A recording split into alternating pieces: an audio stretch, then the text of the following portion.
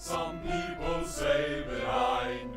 Come all you loyal Britons and watch 'Twas by Design. Ooh. Why, hello there, ladies and gentlemen, and welcome back to another 'Twas by Design stream. I'm your host, Chris, and as always, I've got myself... Oh, oops.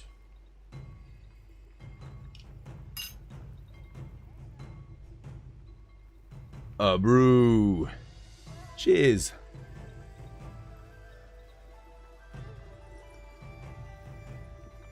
Oh, yeah.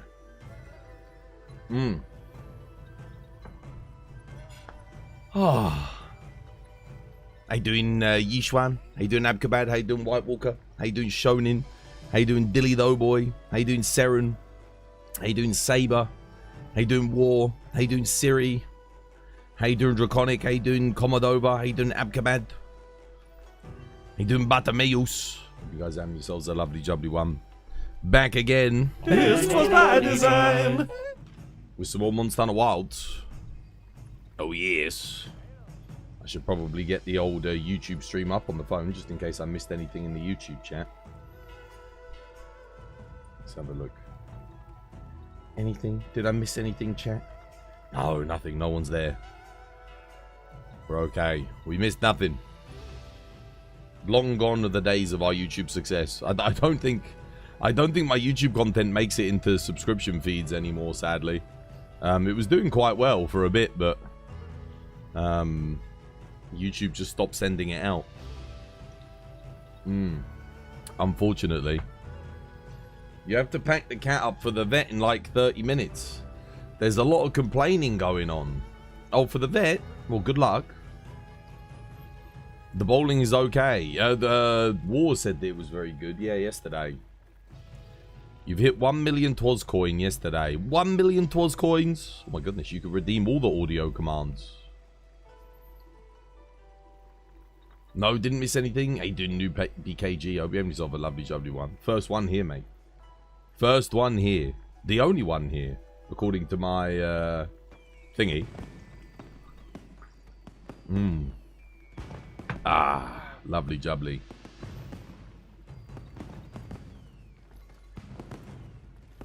What car does a sushi chef drive? I don't know.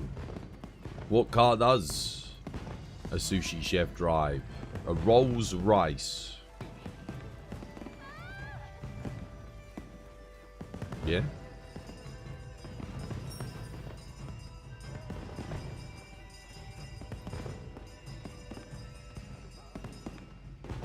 $2.5 million TWAS coins. Oh, it's this one. I swear we only just had this one. Like a couple of days ago.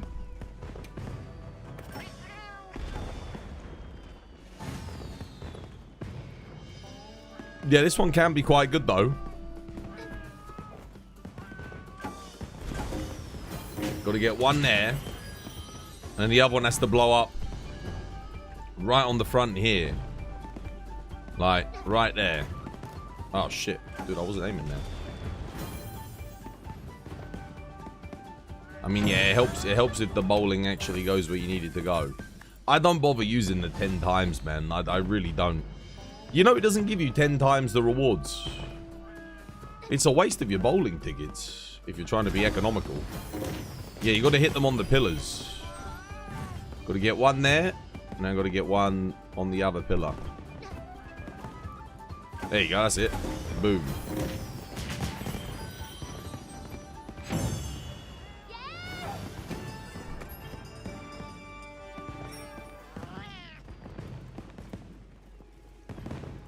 You'll sit here on my quite. What's your quite?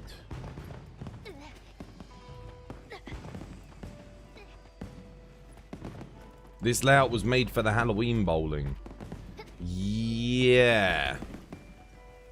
But they changed the mechanics on these barrels. When this festival first happened, these barrels were just normal barrels with a skin on them. But now they're a little bit different because they do actually explode quite a lot vertically. How's the player count been looking during the wait for the DLC? Oh, I don't know, actually. I haven't looked at it this week. How are we looking this week, chat? What's the player count?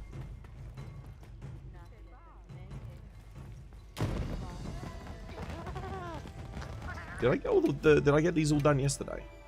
Oh no, I got to do quests in the cliff. That's all right. We can do that. Nice. 9,318 currently.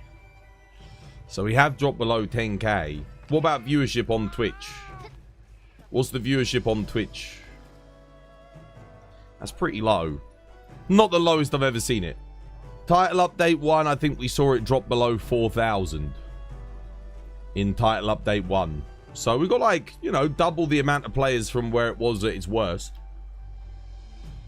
594. Okay, well that is the worst viewership I've ever seen. Not the worst player count I've ever seen, but definitely the worst viewership I've ever seen. 594. There's probably still 500 people streaming the bloody thing. The most viewed stream is 54 people. Bloody hell. That is trash. That is really fucking bad. That's absolute garbage. That is. Yeah, I mean. Yeah. Monster Hunter streamers are playing Outlanders. No, they're fucking not. Not all of them. Not fucking all of them. Alright? Those of us that care about our audience and not, you know, promoting exploitative trash are not playing it. Don't insult me like that, alright? I would never do that to you guys. You always get your content on the YouTube, probably because you're one of the subscribers. That's good. Yeah, I'm glad at least somebody does. Where did you get the KFC bucket? Gift from someone in Japan. No, I can't be promoting it, mate. I can't be promoting free-to-play mobile games, man. Because I know what they're designed to do. And I know the cash shop isn't in the game yet. That's by design, by the way. That's not by accident. Because they're getting all of the content creators to promote it, to look at how good it is without showing you how exploitative it is. And then the second that game goes live, bam! Monetization up your arsehole like you've never seen before.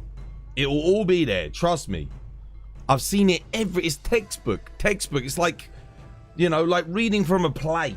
You know exactly what the plot's gonna happen. Pattern recognition 101. That's what they're gonna do. They'll do the rug pull. And you get in there and it's gonna be horrendous. I promise you. I'm not even going to waste my time with it. The same exact thing with Monster Hunter now. The same exact thing with every other free-to-play game since the dawn of time. And just because he's got a Monster Hunter coat of paint doesn't mean he gets a free pass from me. Oh, no. No. That's not how this works. That's not how this works. For me, my principles go ahead of my favorite game. And my principle dictates no free-to-play, mobile gacha, pay-to-win. Never. Never. Never. I'll never do it to you guys. I will never, ever do it to you guys.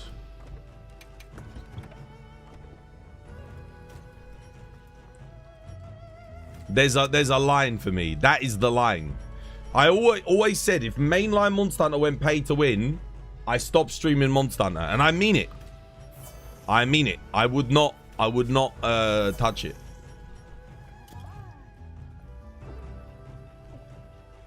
You never played now. You're not playing Outlanders. You don't support it. Don't support it. It's not even official Capcom, man. It's made by Timmy. Yeah. Nah, dude. Trust me. They're showing. Listen. They're showing their best self. You know, you've gone out for a Michelin meal. Alright, you're sitting across from Monster Hunter Outlanders. It's got all of his makeup on. Wearing a beautiful dress. His bust is up. Looking lovely and pretty. Alright? Okay, you haven't got to the part yet where it invites you back to her place afterwards. Wipes off all the makeup. Takes off the dress. Everything falls out. Loose. Comes out looking like that fucking scene in Lord of the Rings, the Fellowship of the Ring, where the cave troll comes in. Boromir, they have a cave troll. You know, you haven't got to that point yet. You're still at the Michelin star restaurant. It hasn't happened yet, but I promise you, it's gonna happen. Timmy, yeah, Timi. Outlanders is going for first impression. Well, of course, because notice how the betas selected all the content creators to show it off and show how good it is without putting the cash shop in the game. Why would you not put the cash shop in the game from the get-go? Unless you're fucking ashamed of it and you don't want people to see it because you know it's going to have a negative reaction. That's why. That's why you don't put it in. You hide it. You keep it under wraps. You say, no, don't look at this. Don't look over there. Don't look at the cave troll. I promise you, man. I promise you. That's what they're doing. It's textbook marketing 101. You guys forget I worked in marketing for a time. I know the tricks. Once the product's on the market and it's got your money, you know, and it's got you hooked in the gameplay loop, that's it. They've got you then. But if you see stuff that makes you not even want to pick up the game, then it's a non-issue, is it? It's like, you know, they for you.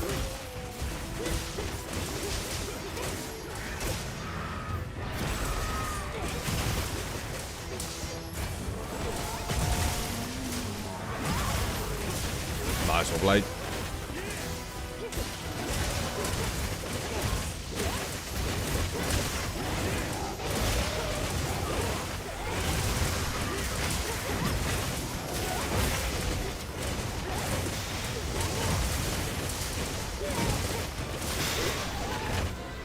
It looks like modded Minecraft. You know what it reminds me of? It reminds me a little bit of Ark Survival Evolved, but with like Monster Hunter combat modded in. That's what it reminds me of.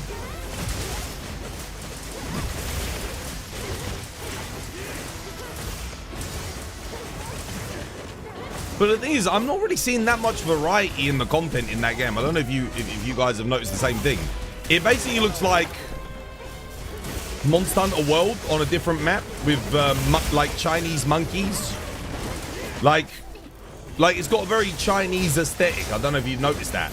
There's like those little monkeys running around that look like capuchins that are collecting like golden stuff.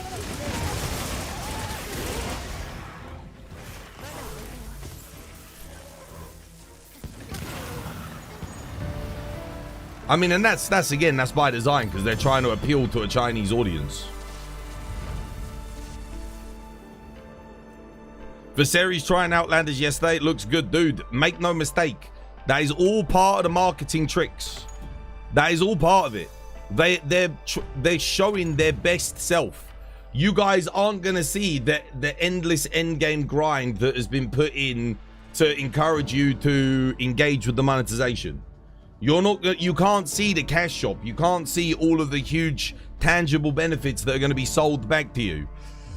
You can't see any of that. They've picked select people that are trusted within the community to promote it, all right? Because they know that those are the people that are going to convince you to buy it. Why do you think they didn't fucking select me? Think about it. I've been streaming Monster Hunter for 10 fucking years. Why do you think they didn't come to me to promote that fucking game? Because I see through all the fucking bullshit. I know exactly what that game's trying to do. And they know I'm too fucking clever to fall for that bullshit. And they know that they'd never be able to pull that one over on me so I can pull it over on you. There's no fucking way. Absolutely not. Yeah, exactly. Imagine talismans where you can buy them. Exactly. And you can buy packs to get talismans. I'm telling you, do not be surprised when that stuff shows itself in there. I'm telling you guys. This is the thing, and this is what I would be sniffing out and bringing to the forefront if they gave me access to that game and wanted me to promote it. I would not be sitting idly by promoting something like that to you guys knowing what it's going to do. Trust me. Nothing that they've done with the marketing of that game is by accident. It's all by design.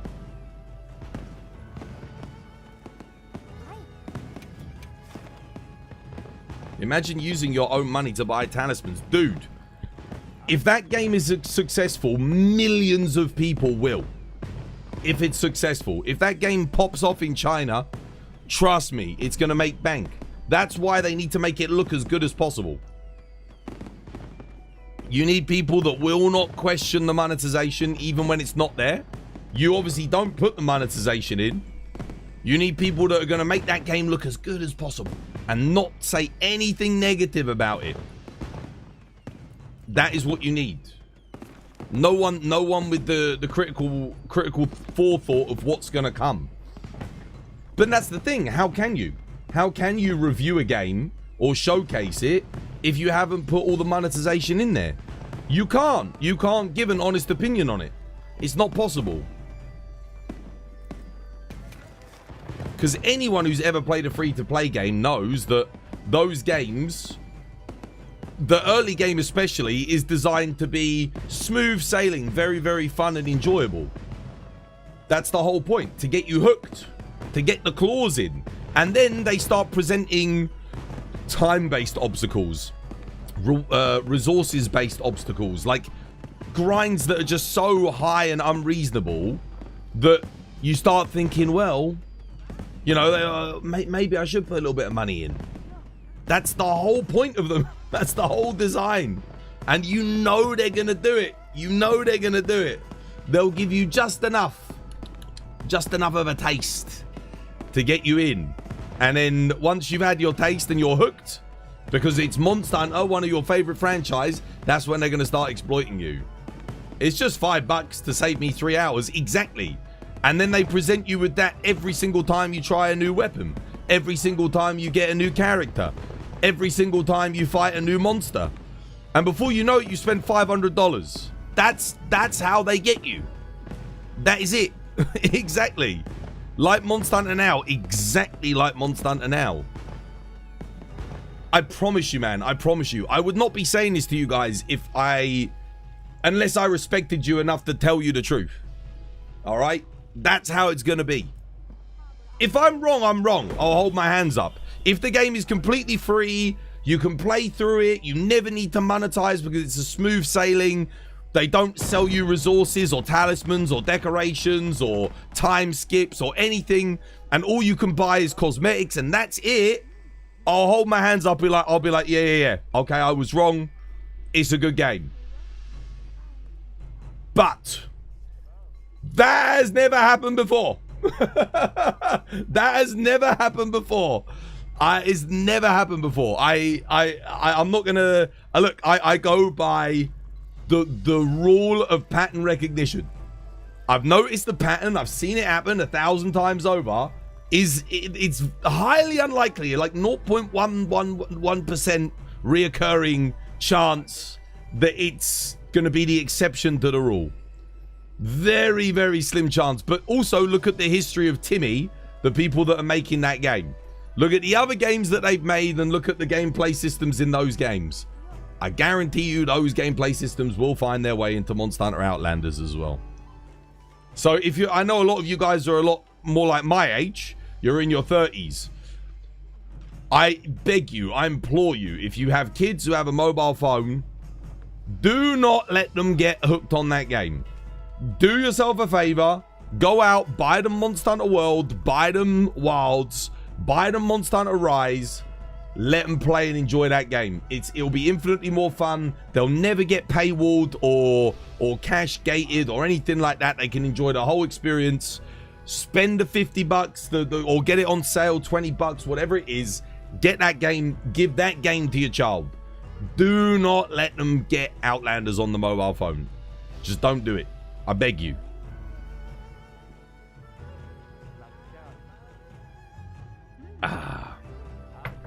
Hey, the 30s club. Exactly. Imagine you need $5 to buy potions or mega potions or anything other. I don't exactly. Well, I don't know what the monetization is going to be like just yet. I can only hypothesize based on historical data from Monster Hunter Now, which is again by a different company. Yeah, that's Niantic, and by Timmy's history of monetization in their games. That's all I've got to go on. But I'm no fool, and I won't be taken for one either. Is there a limit to how many critical decorations I can have? You haven't gotten any more than 3 of each. Nah, dude, you can get hundreds, man. Literally. 50s club, standard. Well, you've seen it all before then, Bagfist. You know, brother. You know, you've seen it all. Flush the mobile down the drain where it belongs. It's not even a problem with it being a mobile game. I mean, sure, I don't like the controls. That's not the issue with me. The issue for me will always be the monetization practices that usually go hand in hand with it being a mobile game. That's what I don't like about it.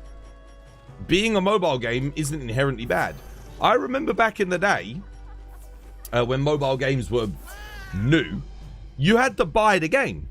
So you'd pay like £5 to £10 to get the game. There was no pay to win. It was just a case of you bought the game and you got to enjoy the game. Whatever happened to that? That was nice. Anyone remember Hungry Shark Evolution?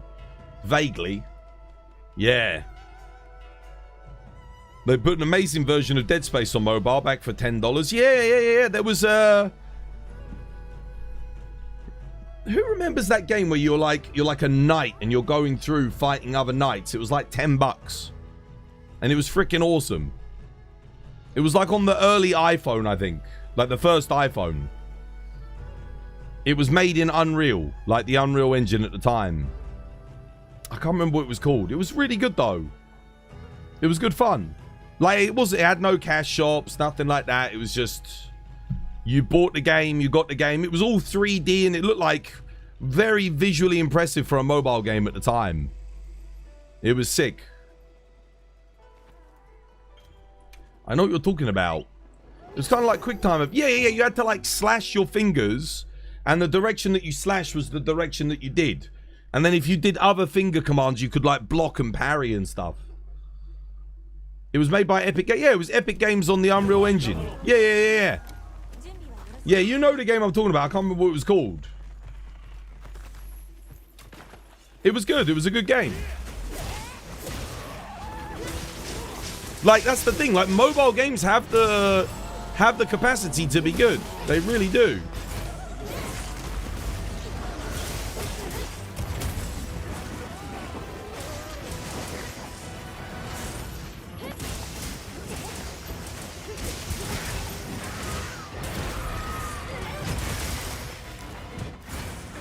Shock Trackman. Lock him down.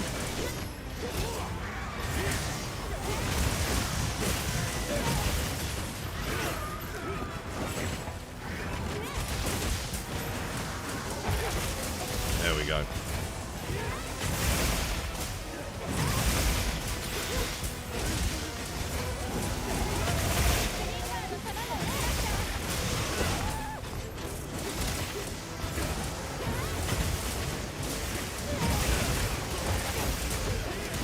Infinity Blade. That's the one. I'm pretty sure that was it.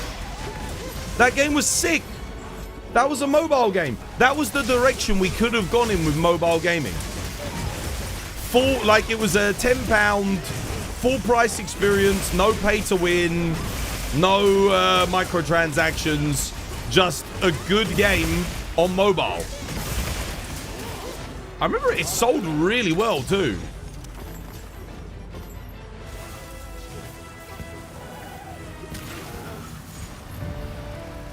That was the game. You loved it. Dude, that game was so good. This is what I'm saying. Like, I'm not against mobile gaming. I'm against the direction that mobile gaming went in. Basically, there were two paths.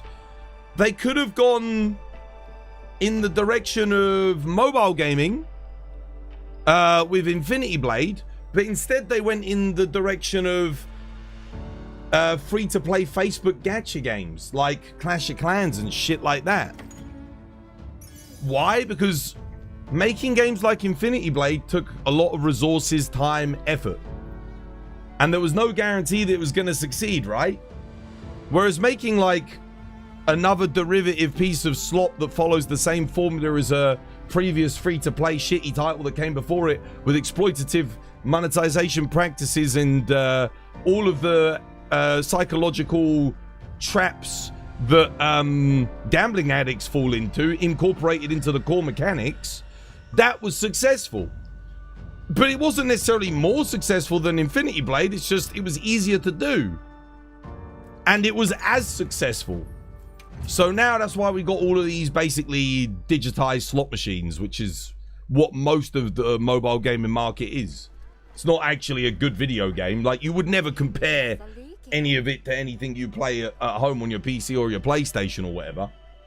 It is, you know, if you go to Vegas, down the Vegas Strip and play like one of these, or you go into a Tokyo gambling center, it's more akin to the gacha gambling slot machines they got in there. That's it. Fighting Odo, I feel like no one ever fights. It's a fun fight for sure. And that's like the best way to get Artium parts. One of the best ways to get Artium parts in the game.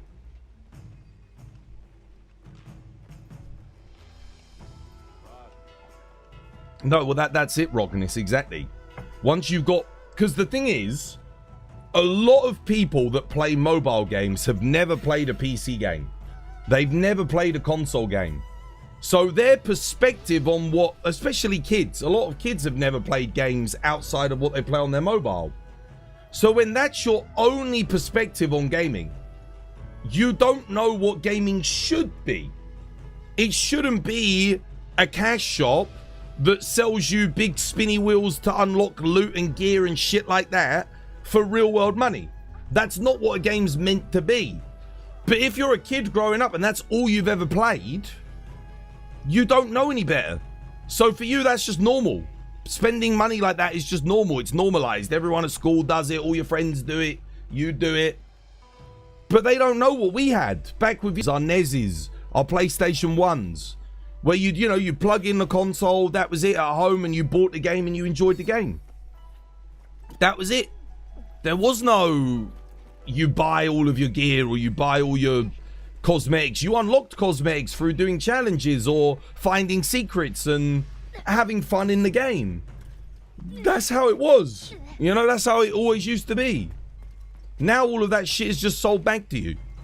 It's sad, man. Those kids will never know the joy that we got to experience in the early years of gaming. All from the Atari all the way through to, say, like the PlayStation 3.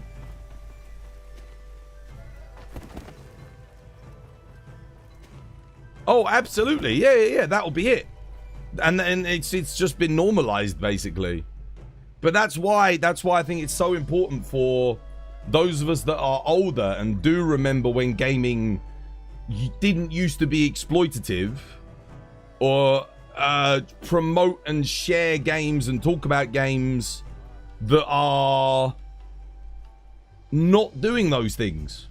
It's so we have a duty, especially us as content creators, to protect our audiences and our audience's kids, you know, from the exploitation of the industry.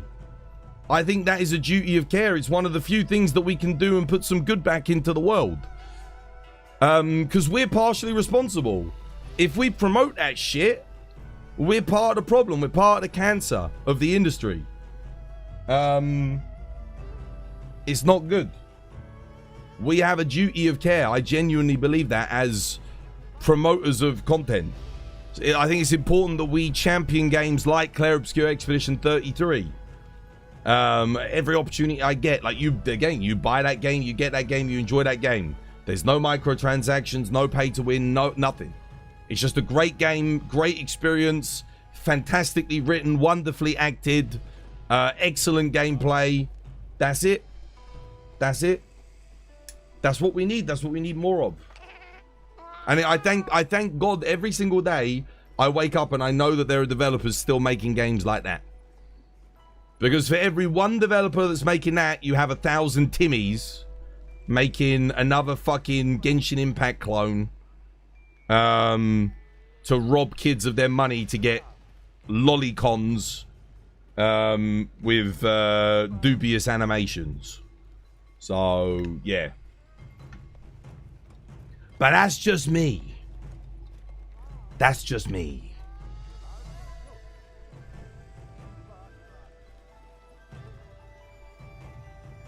And the audience is also to blame as well, in a sense.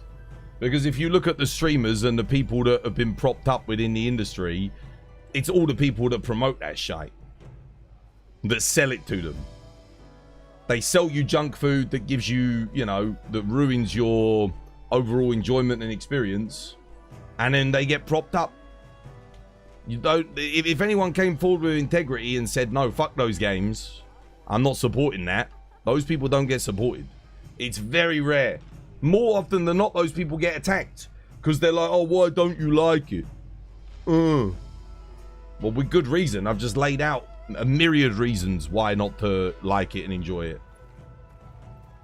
For the more astute amongst us, I think you'll realise old Twosboy's right on this one.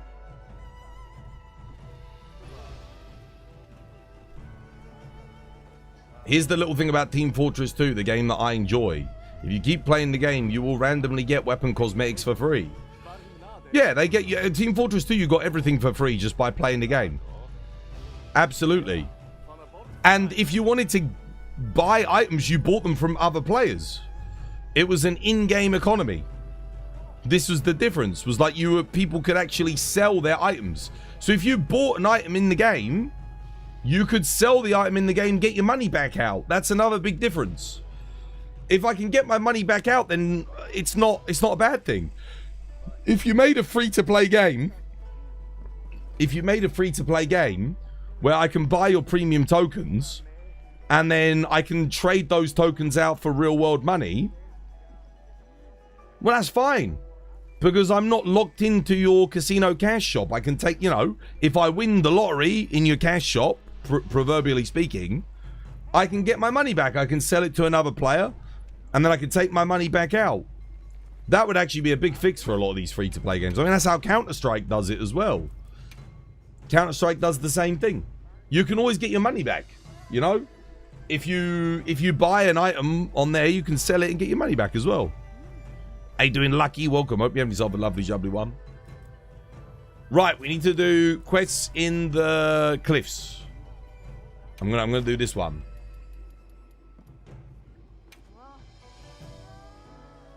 Yeah, I'm good, Slater. How you doing, dude? Hope you have yourself a lovely, jubbly one.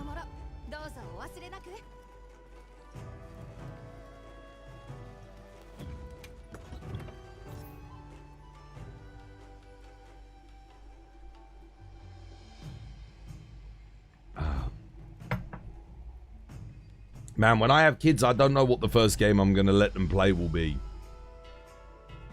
I don't know. I don't think I'll let my kids have a mobile phone, no. Not until they're like like going to high school. That was when I basically got like a smartphone. Was when I went to high school, you know. And I feel blessed that I didn't have one before then. You know, we didn't have smartphones before then. It didn't exist. The iPhone wasn't even a thing. And we had phones, we had mobile phones, but like, what could you play on them? Like very basic rudimentary games. You'll let them watch cartoons. I don't know what the first game would be. How would I introduce my kid to gaming? It'd have to be something good. It'd have to be something really good. You gave your daughter Minecraft on the PC. She loved it. She's 7. That's actually a really good game, probably. Yeah, maybe something like that. Minecraft is a good... The Sims. I don't want to go bankrupt. I'm not going to give them the bloody Sims. Jesus.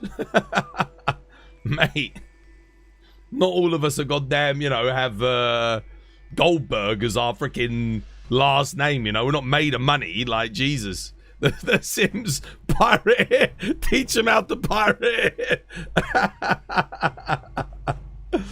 You have $900 of pirated Sims DLC. Yeah, see, bro, no. I'll buy a game for them. I'll buy a game. Like, let them enjoy it. Oh man, we can't all have to take out a loan to play video games. Fuck it, The Sims. It's like the worst game I could get my kids into. You know? God damn.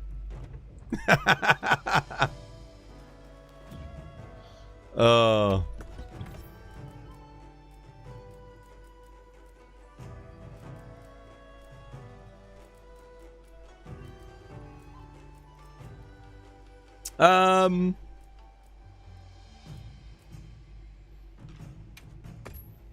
we go, that'll do.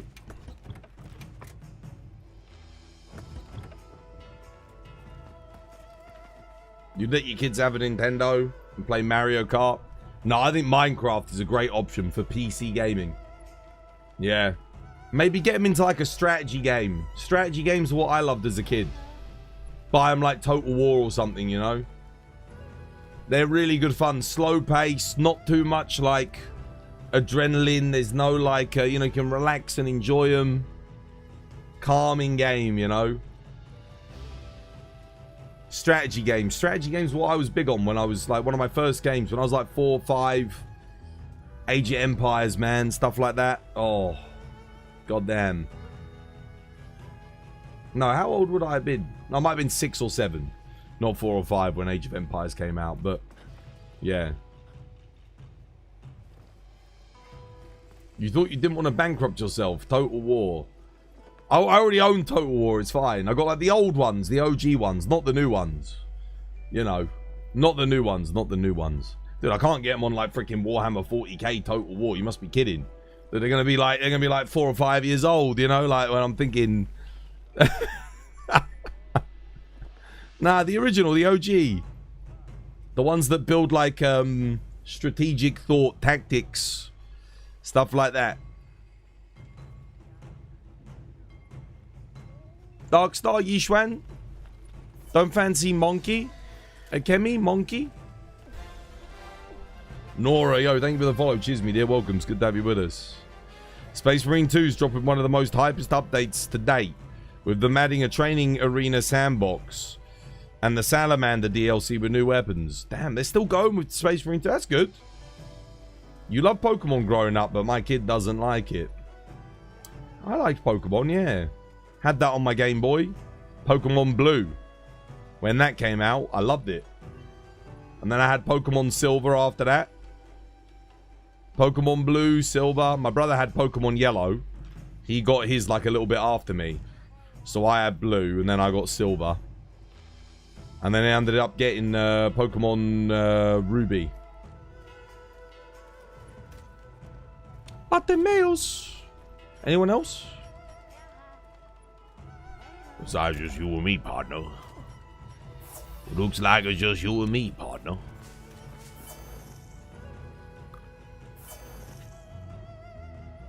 Because it sucks now. I mean, to be honest with you, I'm not sure about... You know, if I had a kid, I'm not sure I'd want to get him into Nintendo. I think I would want to get him into PC. PC's kind of where my love for gaming started. I mean, I had a NES and a Sega Mega Drive. Your kid was watching you play Monster Hunter and they get down hunting the Chatacabra. Yeah? Yeah, I mean, obviously I'd love to get my kid into Monster Hunter, but I feel like they have to be a bit older. 8, 9, 10 years old for Monster Hunter. I think otherwise you're too young to appreciate it. It's quite a difficult game to get into. Intro with Zelda? Yeah, I mean, I've got my N64. Could get them introduced with like the OGs. Get them classically trained, so to speak, when it comes to games. Banjo and Kazooie, Ocarina of Time, Majora's Mask, Lilac Wars, Super Smash Brothers. Alright, looks like it's just you and me then. Let's go, lad.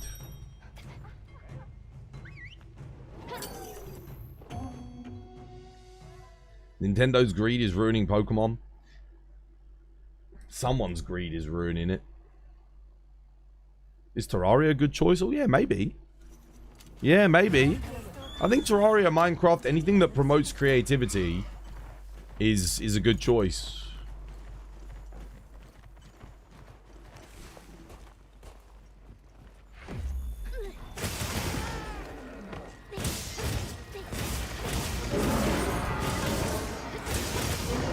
What the hell? Oh, damn, that was quick. Wasn't expecting that.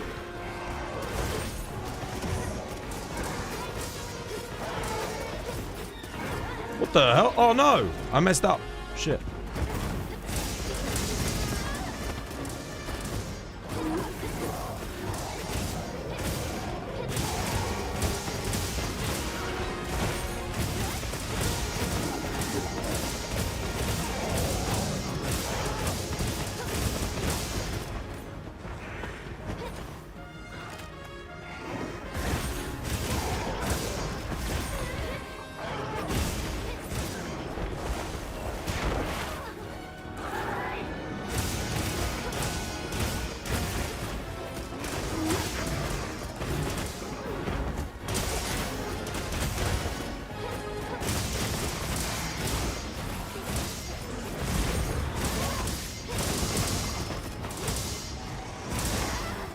That's interesting. I did press the R1 circle. I think I only registered the circle. God damn it. Couldn't block that, sadly. I was underneath him.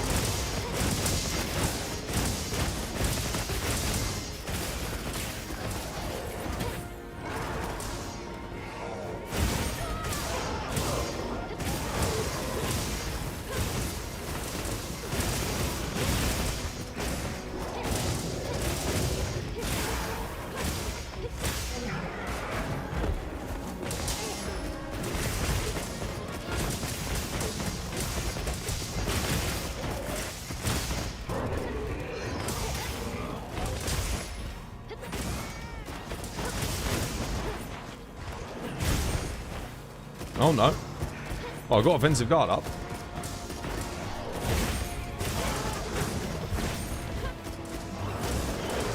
Oh, come on. That was cheap.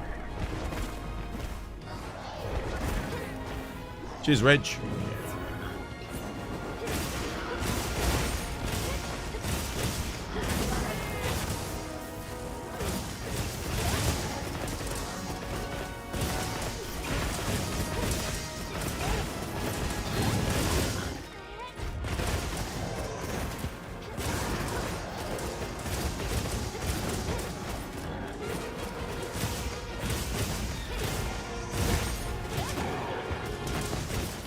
What the hell?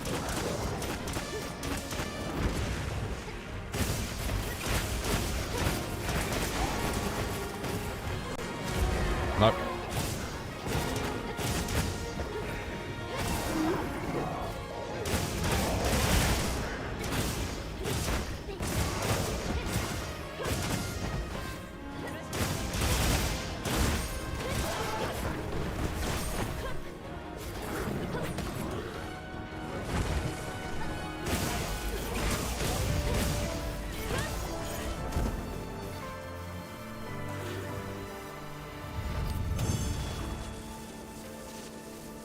Nah, never Roblox, man.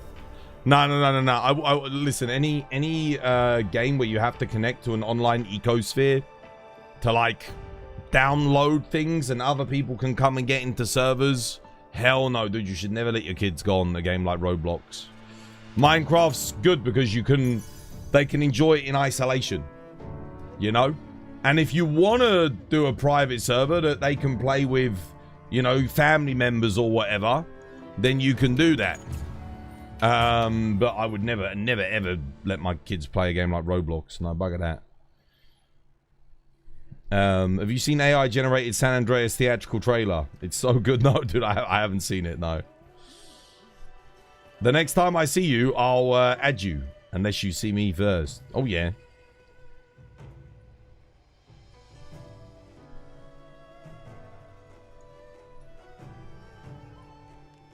No, absolutely, dude. Absolutely. I've seen too many controversies with Roblox because a lot of nefarious individuals find their way into that, which for all intents and purposes is a children's game. I'm not saying you can't play it if you're an adult or whatever, but it's the fact that it is a predominantly child-friendly game and adults find their way into it. I wouldn't trust having my kids on a game like that. Definitely not. Can someone tell me how to insta-knock down Gogma on phase 2? You keep on messing up the lever timing. You don't use the lever. You lock him in place and you go for the arm. And you need to do enough dragon damage to the arm to proc the knockdown. Yeah.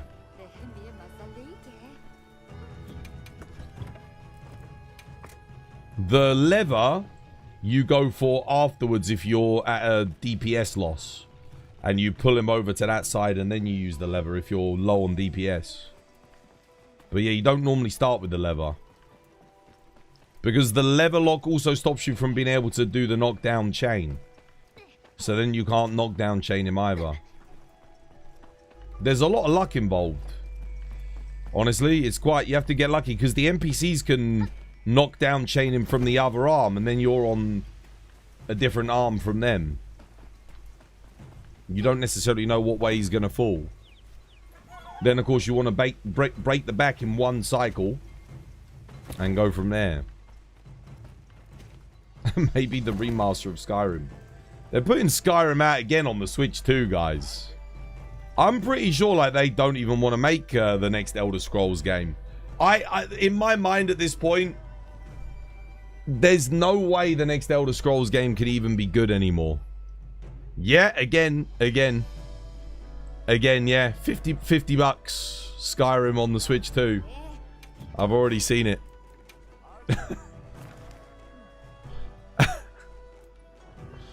That's hilarious, right? Yeah. Dude, the person that bought Skyrim at launch on PC all those years again is just laughing. Like, if you bought Skyrim way back when on PC, you're having a grand old time. You've had that game the whole time. You're still playing that game, modded versions of that game. Console gamers have bought that game 7 bloody times to keep playing it. God damn, dude. Right, what do you want to do? What do you fancy? I mean, I technically need to do another quest in the Ice Shard Cliffs. I mean, I could just do that again. It's fun. Sure, whatever. I mean, it's the only event quest. One more.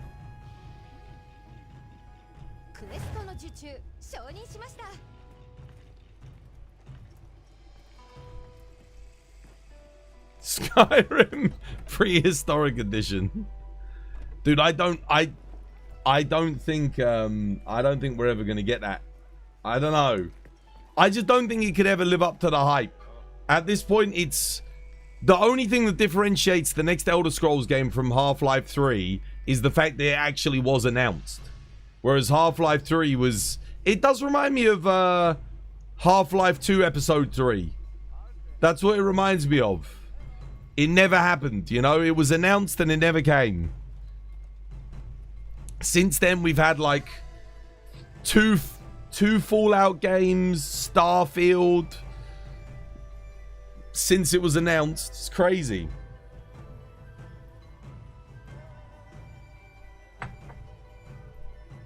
You're just scared after Starfield. What, the next one will just be a barrenest wasteland of a game with nothing to do and just boring quests. Yeah, maybe. There's still a part of me that holds out hope that they're gonna it's really gonna live up to the hype, but the fact that it was being made on the Creation Engine, I just don't see how it can live up to it, like, genuinely at this point. All those Creation Engine games just have a certain look about them that just makes them look like a modded version of Oblivion at this point. Even the new Oblivion looked like a modded version, a heavily modded version of Oblivion. Of the original, rather than like, yeah. Still got that fundamental thing going on. I love Oblivion though. Oblivion is my favorite. For many people it's Skyrim. Dude, what the hell am I doing? Are you kidding me?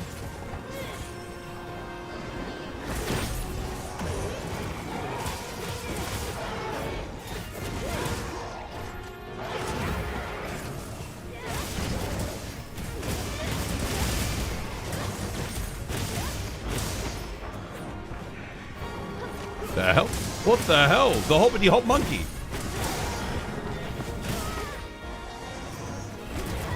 Fuck, he hit one of them, so... Oh, god damn it. Dude, I hate that. When someone, like, fucks up, he'll do the dives instead of the slam.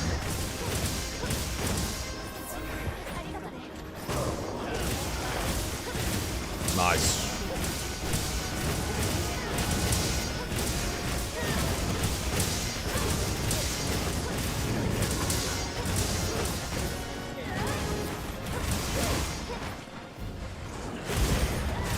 Nice.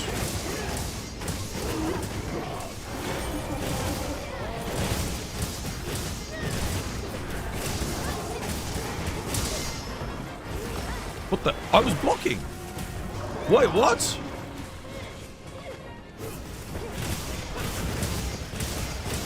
Well, there goes my guts.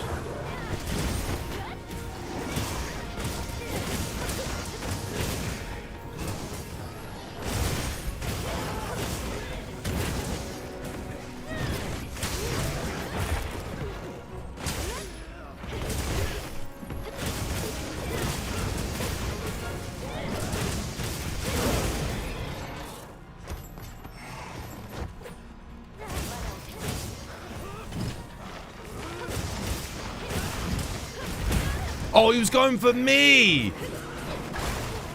I wish there was an easy way of telling where he was going to go for with that.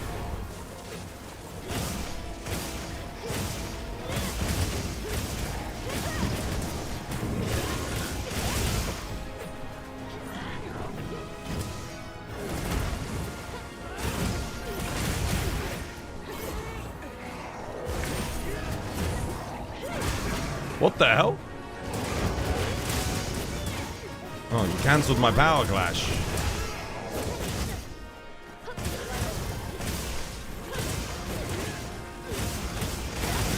It's alright, I got my bonus.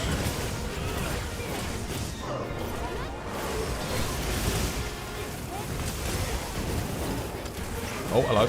Binding counter up again. Nice. That's weird. I actually did block there, but I didn't get the perfect guard. I mean, he didn't even hit me. Weird.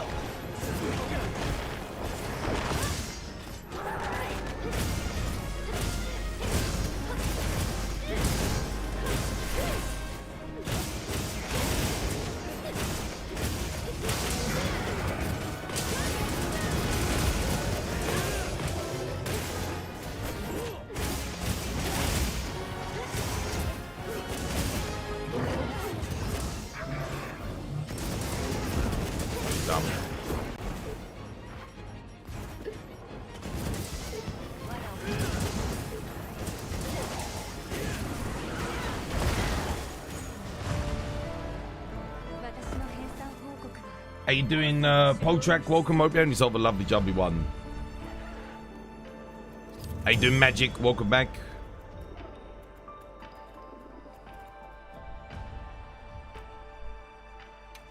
That took so much longer than the last quest.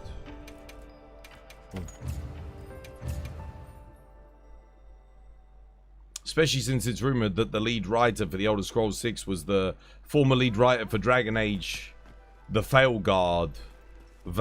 Wait, is it actually? Oh no. Veilguard. Oh no. The problem is, why do they keep hiring the same people that are constantly producing flops? If I was on the Elder Scrolls team, right? I mean, you have to look like back then when they announced it. What games had the best writing and the best stories? Probably like The Witcher 3, Mass Effect 2. Yeah, again, this was announced like 12 years ago now. How long's it been? It's been a long time. It's been at least 10 years. I remember when I started streaming, it had already been announced. So, longer than that. Like, you'd want to hire those writers, right? Those are the people you'd be like, right, we need to get them on board. They know what they're doing. They know how to write a good story, good characters. Like, yeah. Just failing upwards. The problem with a lot of these writers is I don't think they have enough life experience or human interaction to understand how it is that people communicate with one another. So whenever you're playing a game by these people, it feels like it was written by someone who lives in a basement or, you know, a garage or whatever, doesn't interact with other people but spends all their time writing what they think people talk like. That's the issue. And then you've got writers that do things like Baldur's Gate 3 where it's like, it's just incredible. Because people always make the argument, and I freaking hate this argument. They're like, oh, it's because they're focused on diversity and that's the... No, it's bullshit. It's bullshit. Baldur's Gate has massively diverse cast. Massively diverse cast. Freaking Clair Obscur, again, diverse cast. These games have incredible writing. It's got nothing to do with that. It's to do with the fact that a lot of these writers, I don't think they've got any life experience. They don't they're socially awkward people, a lot of them. They don't know. I think you have to have an element of charisma, and you have to be a bit older, a bit more experienced. You got to know how the world is. Because if you spent your whole time reading manga and, you know, watching movies and all this, that, and the other, there's only so far you can go when it comes to writing. You have to have your own lived experiences. Because a lot of the things that they put into these games, you'd never fucking see anyone say that or act like that in real life. And if they did, you'd immediately go, that person's a fucking weirdo. What are they doing? Why are they doing that? Excuse me, my lady. My name is Lord Fugglesworth the Five, and I'm a man, you see, and I'd like to procreate with you. Yes, that is my desire. It's like, okay, all right, well, maybe it was particularly well written, but dude, no one's gonna do that. No one's gonna talk like that. Why are they talking like that in a video game? It's taking me out of it. You know? Let me work it out for myself. Show me, don't tell me. Too much exposition. There's always too much exposition in these games. Like, so much. They won't show me. This is again, Clair Obscur was so good. It never ever tells you what is going on in the world. I don't know if you've noticed that. If you play Clair Obscur, you know. It never tells you what happened with the world. Occasionally people might express what they think happened, or they'll refer to it as something, but they'll never go through and be like, do the whole, this is one of the things that anime does that I fucking hate. Anime, what was it? Gachikuta. Did you watch Gachikuta? It was a anime from like couple seasons ago about like a trash planet where there's these people that live in like these fancy houses floating on a cloud, and they just dump all their trash and it lands on the world below, but they never see the world below. And one day he falls off into the world below and realizes there's people living down there, and this trash that they're dropping off is like killing people and ruining their lives and shit. Well, anyway, right at the start of that, it's just exposition. They're like, this is the land that I live in, and this is what we do, and we throw our trash over here, and the people, they do this and this, and we all feel subjugated by this person. I'm like, dude, just fucking, you don't have to tell us that. Show us. You're an anime. Like, you've got a character just fucking reading off everything about the goddamn world. Like, I don't need to know. Show me. Show me that is happening. It's like fucking, you learn. Show, don't tell. You learn that when you're like 9 years old when it comes to writing. And these motherfuckers are doing it, and you're at the height of your career writing for like prestigious anime studios, and you still don't know how to do that. It reminds me of the Avatar movies. Dude, exactly the same thing. Exactly the same thing. Easy 'twas, giving chat all the best pickup lines.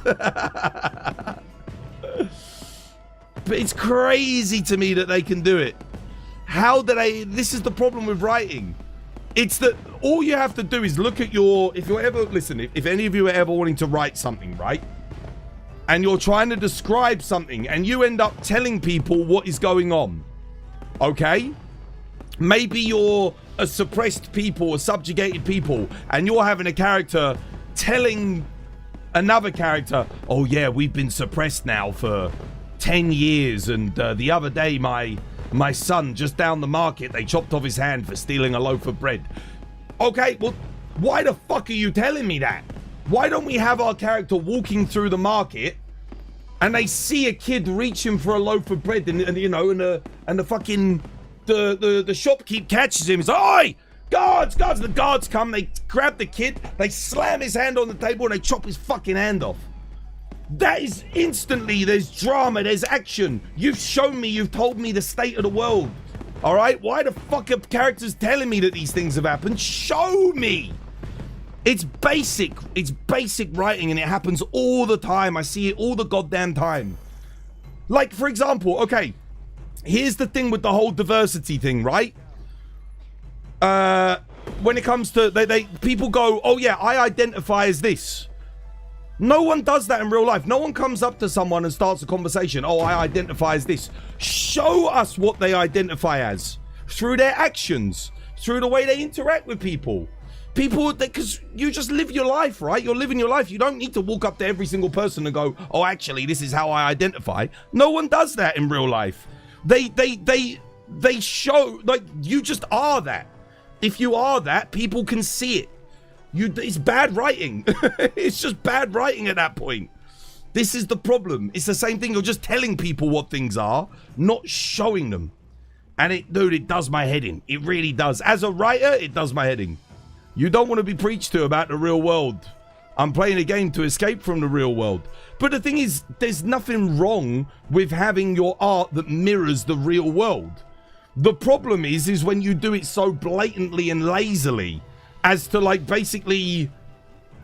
I mean, what's a good example? Okay, here's a perfect example. Did you guys see the film about the guy who keeps getting revived on the space station, and he's basically signed up to do jobs that are suicide missions? Did you guys see that film? It's got Robert Pattinson, he's the main character, and it has Mark Ruffalo playing, like, the world president, who's basically Donald Trump in this thing, right? Did any of you guys watch that movie? I forget the name of it. Something... I forget the actual name of the movie. But does that ring a bell? And they go to an alien planet, and there's these little aliens who are peace-loving, and all this, that, and the other.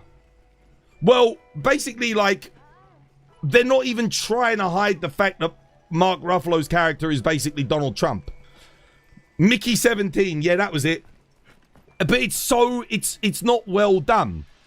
And his character just comes off as sort of comedic. You can't take it seriously at all. He's too... you don't take him seriously. Even though he's meant to be the big bad guy and he's done all these terrible things and all this, that, and the other, he basically just becomes the butt of a joke. So the whole threat of the movie and all the drama and stuff that aligns with that is just gone. Because you don't take this guy seriously because he's not well written.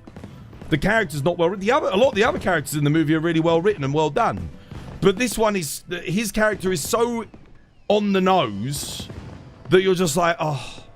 Like, I get what point they were trying to make, but they failed to get their point across effectively because they have a poorly written character. It's so important. It's so important, dude. Honestly, like, and it's always the same bullshit. It's the same fucking writers doing the same thing. I don't know why they keep getting hired, because they can't do their jobs. They're terrible. And all it takes is a little bit of self-reflection on the writing to realize, oh, yeah, perhaps I could do that in a different way. Perhaps I could show the audience this in a more interesting way. But they never do it. They never do it. They're not capable of it for some reason. Shit writers, chat. Don't be a shit writer. Honestly, there's nothing worse than a shit writer.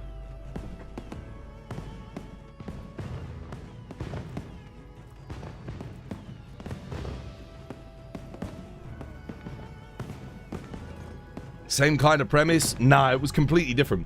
Because Edge of Tomorrow, he actually goes back in time. Mickey 17, he gets cloned with all of his memories. That was the difference. What about mid-writer? Well, I think mid-writing is probably more the problem. If you're a bad writer, then you don't even get to the point where you have any kind of form, any kind of decent dialogue, right? That's the painful thing about a lot of these shows and movies is they're almost good. They're almost good. And then in comes mid of mids with something, yeah, some of the worst dialogue you've ever heard. I honestly don't know how George R.R. Martin does dialogue as well as he does. Genuinely, I think that's one of the examples of just like an anomaly within the sphere. You know? How does Martin do it? I don't know.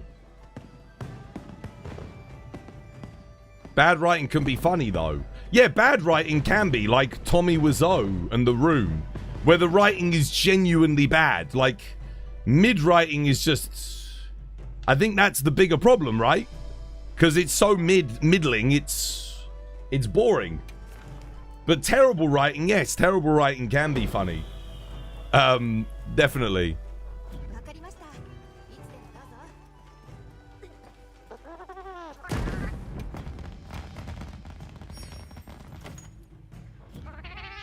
I think that Lord of the Rings show is a perfect example of mid writing.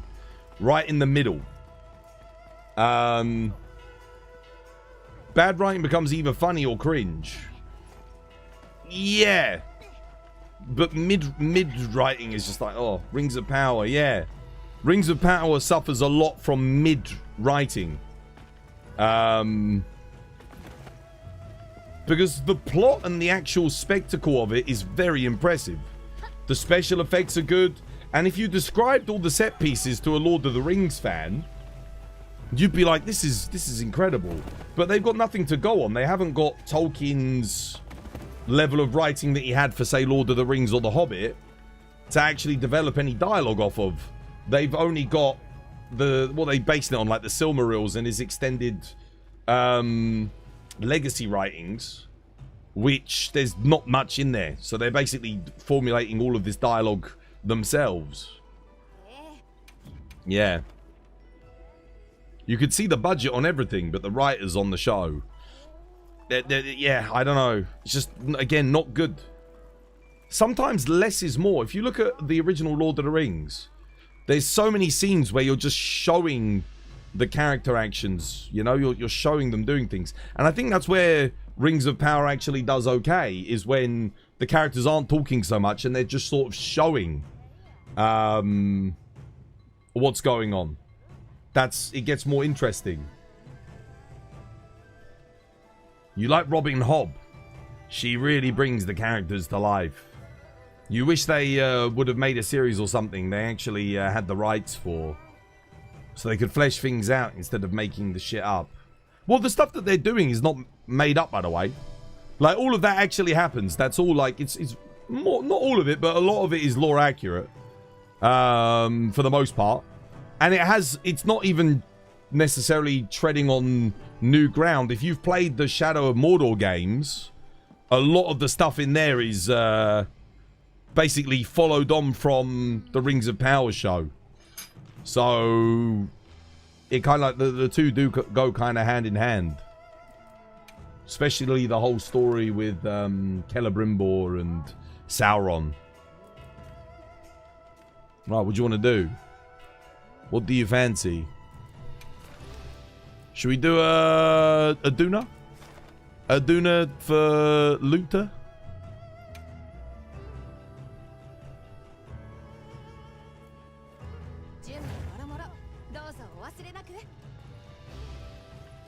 Did you enjoy the Shadow of?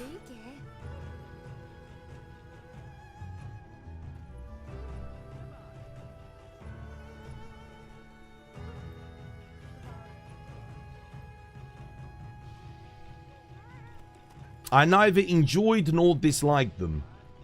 It was a game that I played because I like Lord of the Rings. Put it that way. I didn't think much of them. The combat was basically, I've done this before in Batman. The level design was... The levels were brief, but, you know, they were okay. The story was solid. And the characters and the acting were decent. Like... but the overall gameplay and missions were sort of very run-of-the-mill. The Nemesis system was by far the best thing about it. Absolutely. Yeah. You never took the lore of the Shadow of Mordor seriously. You just like the combat. No, it's I think it's licensed, so it's all part of the extended universe, if you will. Yep.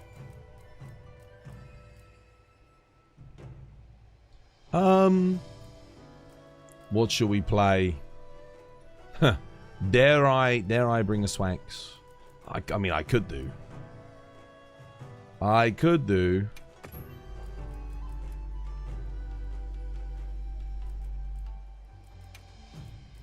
gonna do that. I'll put Maya Walker in. Yeah, they weren't bad. I think the second game kind of lost its way a little bit. It became a bit too repetitive. The first game had some repetitive elements in it. The second game mechanically was better, definitely, but I don't think I enjoyed the story quite as much. Does that make sense? I think the boss fights also were never that good in those games. Like the Balrog and other stuff is sort of a bit meh. You know, but again, it's very hard. For me, boss fights are always going to be difficult to impress me with because I'm a Monster Hunter gamer first and foremost. So that's always going to be a tough... I'll be a hard one to impress.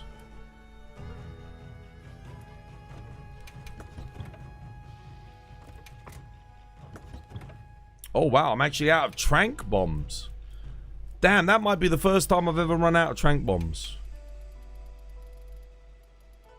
Holy moly. Or at least the first time this year.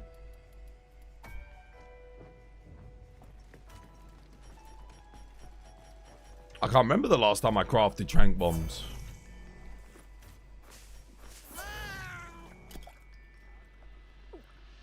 Now no one can use the system. No. No, it sucks, man. It sucks. It's not even that they can't use the system.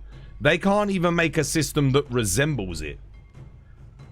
They basically somehow patented the ability to make it so that enemy NPCs react and evolve based on character actions in a video game. That is what they patented. They should never been allowed to have patented that. Never. It's held games back so much because you literally can't make AI now that evolves or changes dynamically with player actions. It's horrendous. Yeah, they should never, ever let... I don't know how they got that patent or how anyone let them have it. I guess because it's Warner Brothers, maybe. But I will always resent Warner Brothers for that.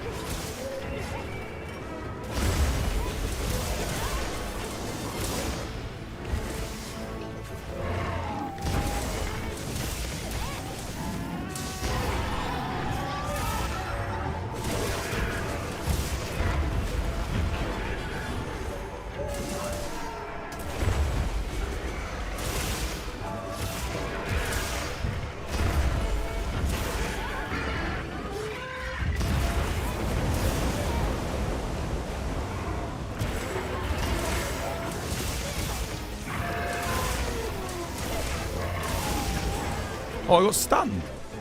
Oh, I'm dead. Oh, cheers, Reg. Bro, what the hell? I'm getting, like, flopped about on... Switch axe and stuns. Like, that counter, if I hadn't countered there, that would have hit me 100%.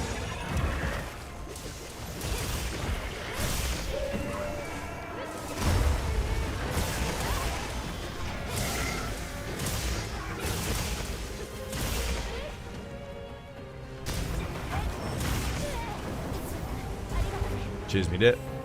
He's really focusing me down, isn't he?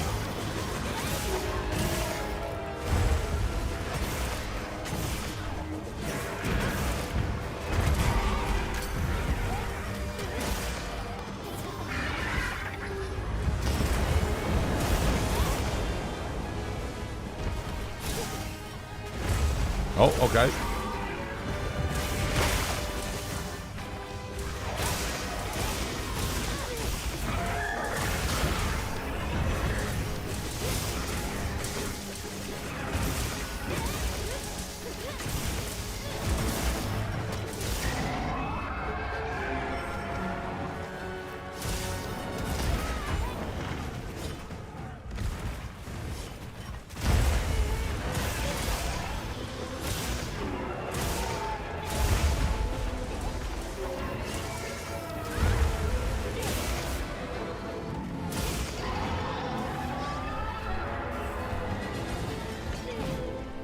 Missed.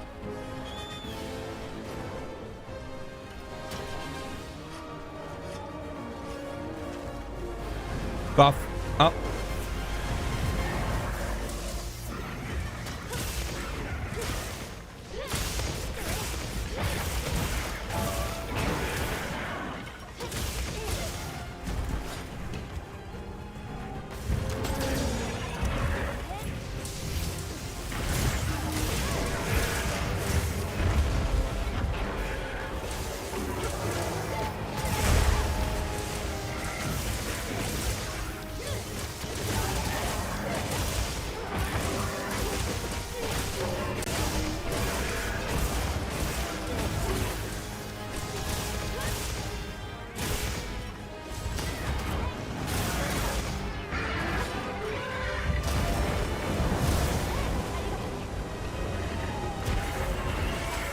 Oh, just short.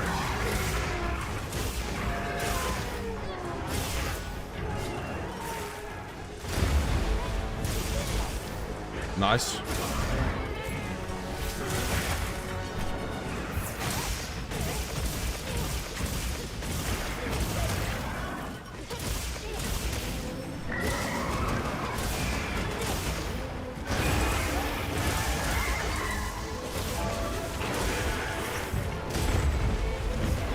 No. Oh, I needed that.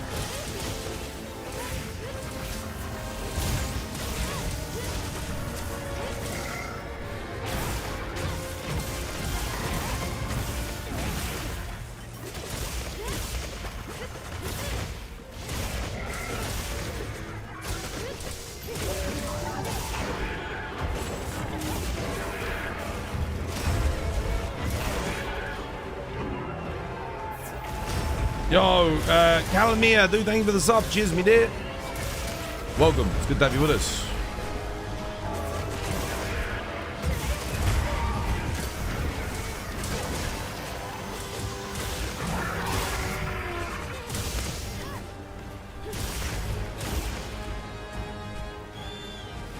What are you thinking?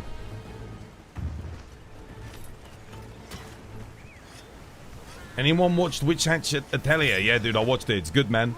I watched it after the most recent episode got like a 9.7 on my anime list, and I was like, what the hell? 9.7?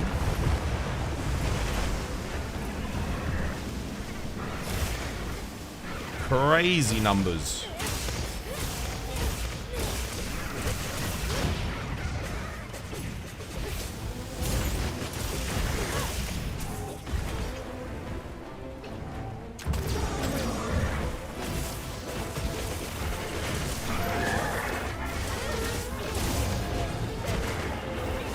The hell?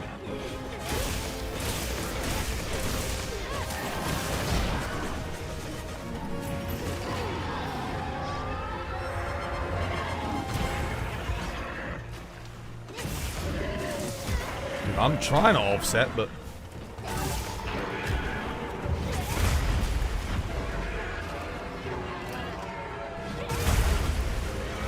oh my god, dude, the shade damage is nuts, isn't it? Cheers, Reg.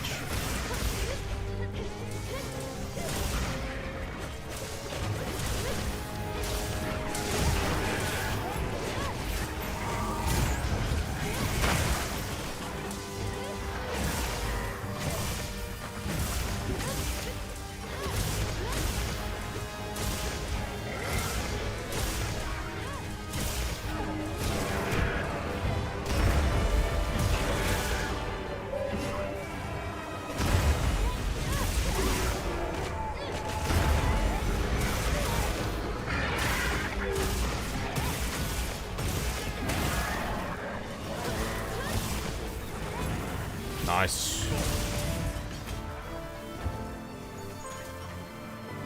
You love it, but why does it have to be weekly? Most anime are.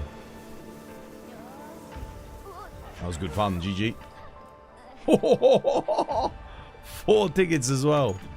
Hell yeah. Oh, what do we get? Anything? Nothing. I gotta go trade in again. Just take that for the trade-in value. Twas looking slick with the swanks. Started off rough. The first 30 seconds of that quest did not go well, and then I got into my rhythm. Right, yeah, let's go here. We'll buy our bowling vouchers, and then we'll go do our thingy.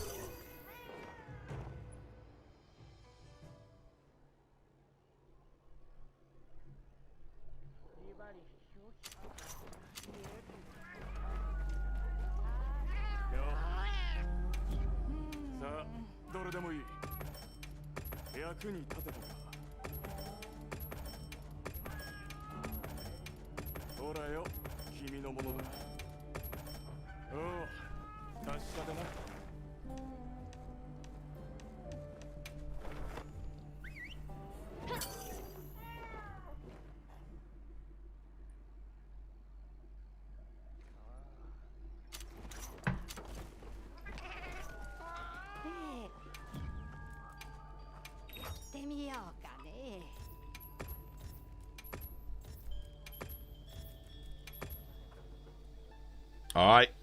Meld. Yes. I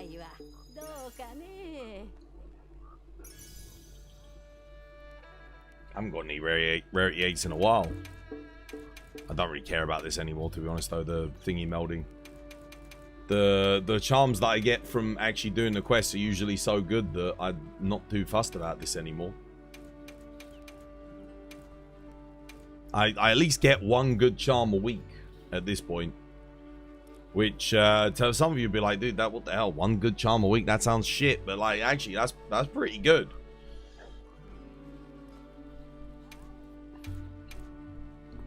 It used to be, one good charm every 2 months or 3 months.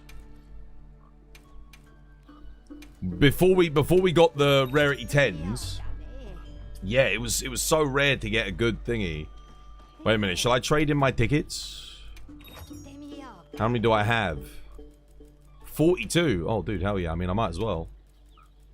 Whilst we're here, might as well.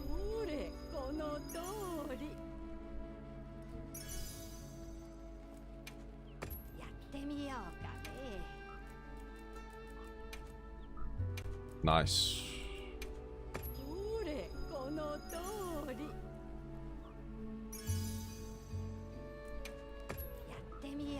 That's all that Rompopolo farming that we've been doing. The Rompopolo's been super generous, man.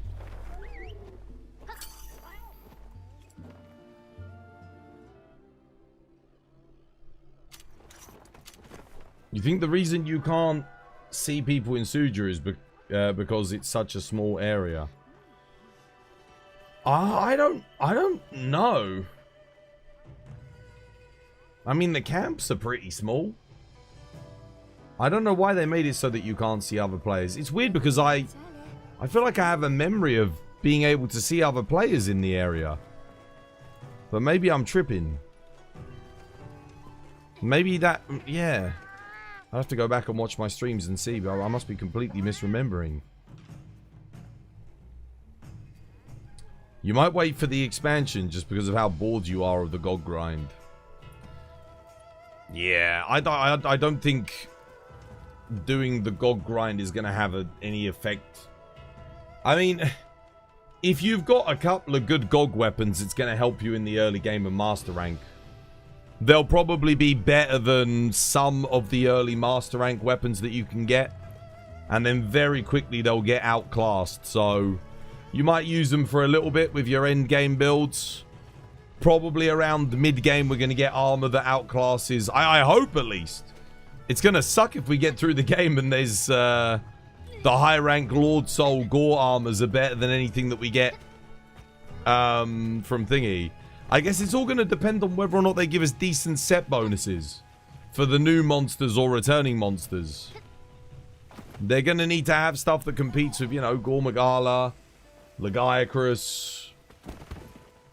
I think Lagiacrus will get outclassed very quickly, though, because it's got that flat damage proc with affinity. The affinity is probably going to be... It's going to be easier to get more affinity because we'll be able to fit more skills in our builds.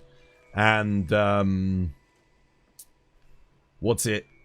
The fact that it's not got that much uptime and the damage proc is going to be inconsequential.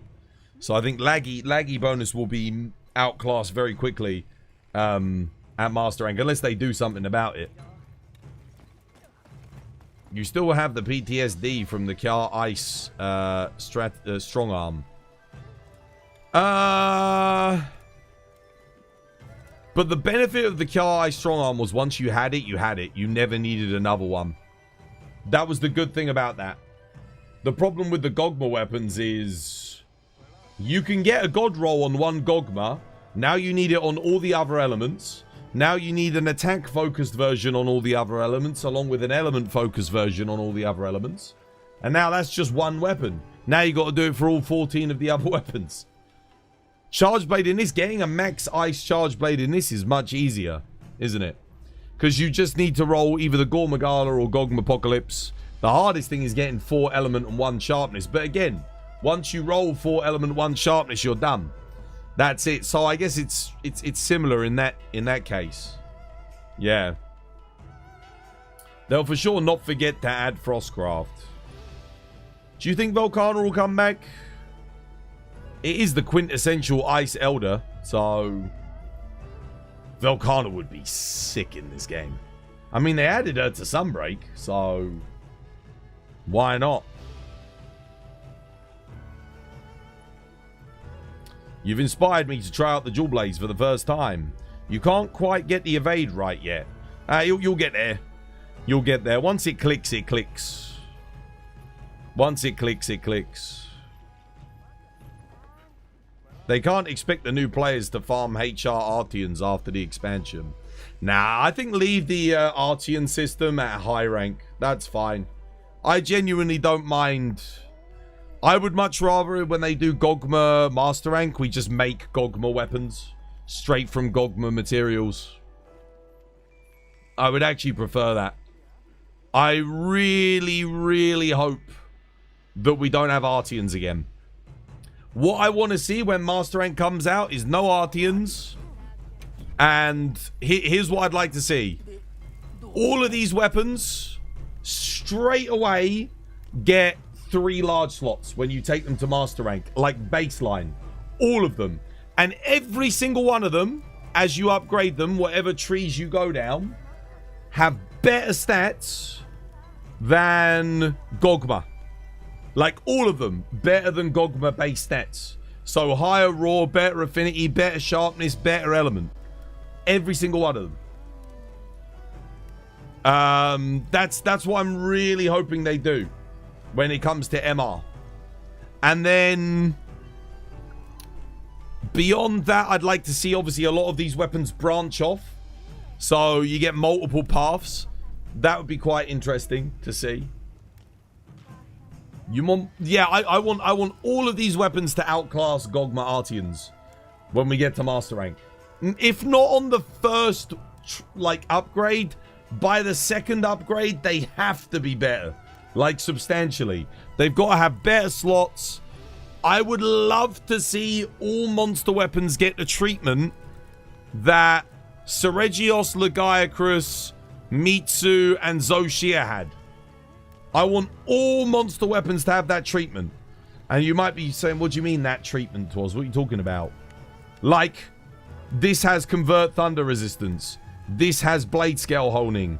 This has Slicked Blade. This has White Flame Torrent. I want all of these weapons to have unique skills. Like, unique skills to that monster weapon. So no matter what, there's always like an incentive to at least try them out. And give them a go and see what the skill does. Because that's fun. If they have a unique skill, that's exciting. I would love to see that. It's something that Capcom have only done since the game launched. It's like they had the idea but didn't fully put it in. Because look, even the event weapons. You got Shattering Reflection, Dark Side. Again, Convert Thunder Resistance, Blade Scale Honing, Slick Blade, White Flame Torrent. It's exciting. It's good. And then you go to like the base game weapons, so everything pre-Zoshia, there's nothing unique about any of them. None of them have unique skills. None of them have any flavor. But then when they got to like these, all of these weapons have flavor. They all have something interesting about them, you know? Some of them aren't particularly good, but that's fine. Like, there was a reason to try them out and just have some fun with them. And that's what it's all about. I reckon this, for me, this block of weapons is how the weapon design should be done going forward. Especially when you look at Shatterseal. Like, Shatterseal just competes. It's got good slots. You know, it does everything right. Honestly, if these weapons had better slots, they would be competing. They would have been competing. They would have been a lot more competitive. But Capcom, I don't know why, they just never looked at the slots as a thing. I guess because they thought, oh, we're giving them equipment skills, we can't give them as good slots. But the thing is, the Artians already had things that allowed them to be better even without the slots already. So the equipment skills didn't really make up for that. You want an Ice Elder and a place in the Windward Plains, not the cliffs. An Ice Elder in the Windward Plains? Well, why not just expand the cliffs to make it bigger? so that we can fit monsters like Zamtrios and that into the map. You don't like Gogma. You feel like the whole point of it is to hunt monsters and make equipment from them.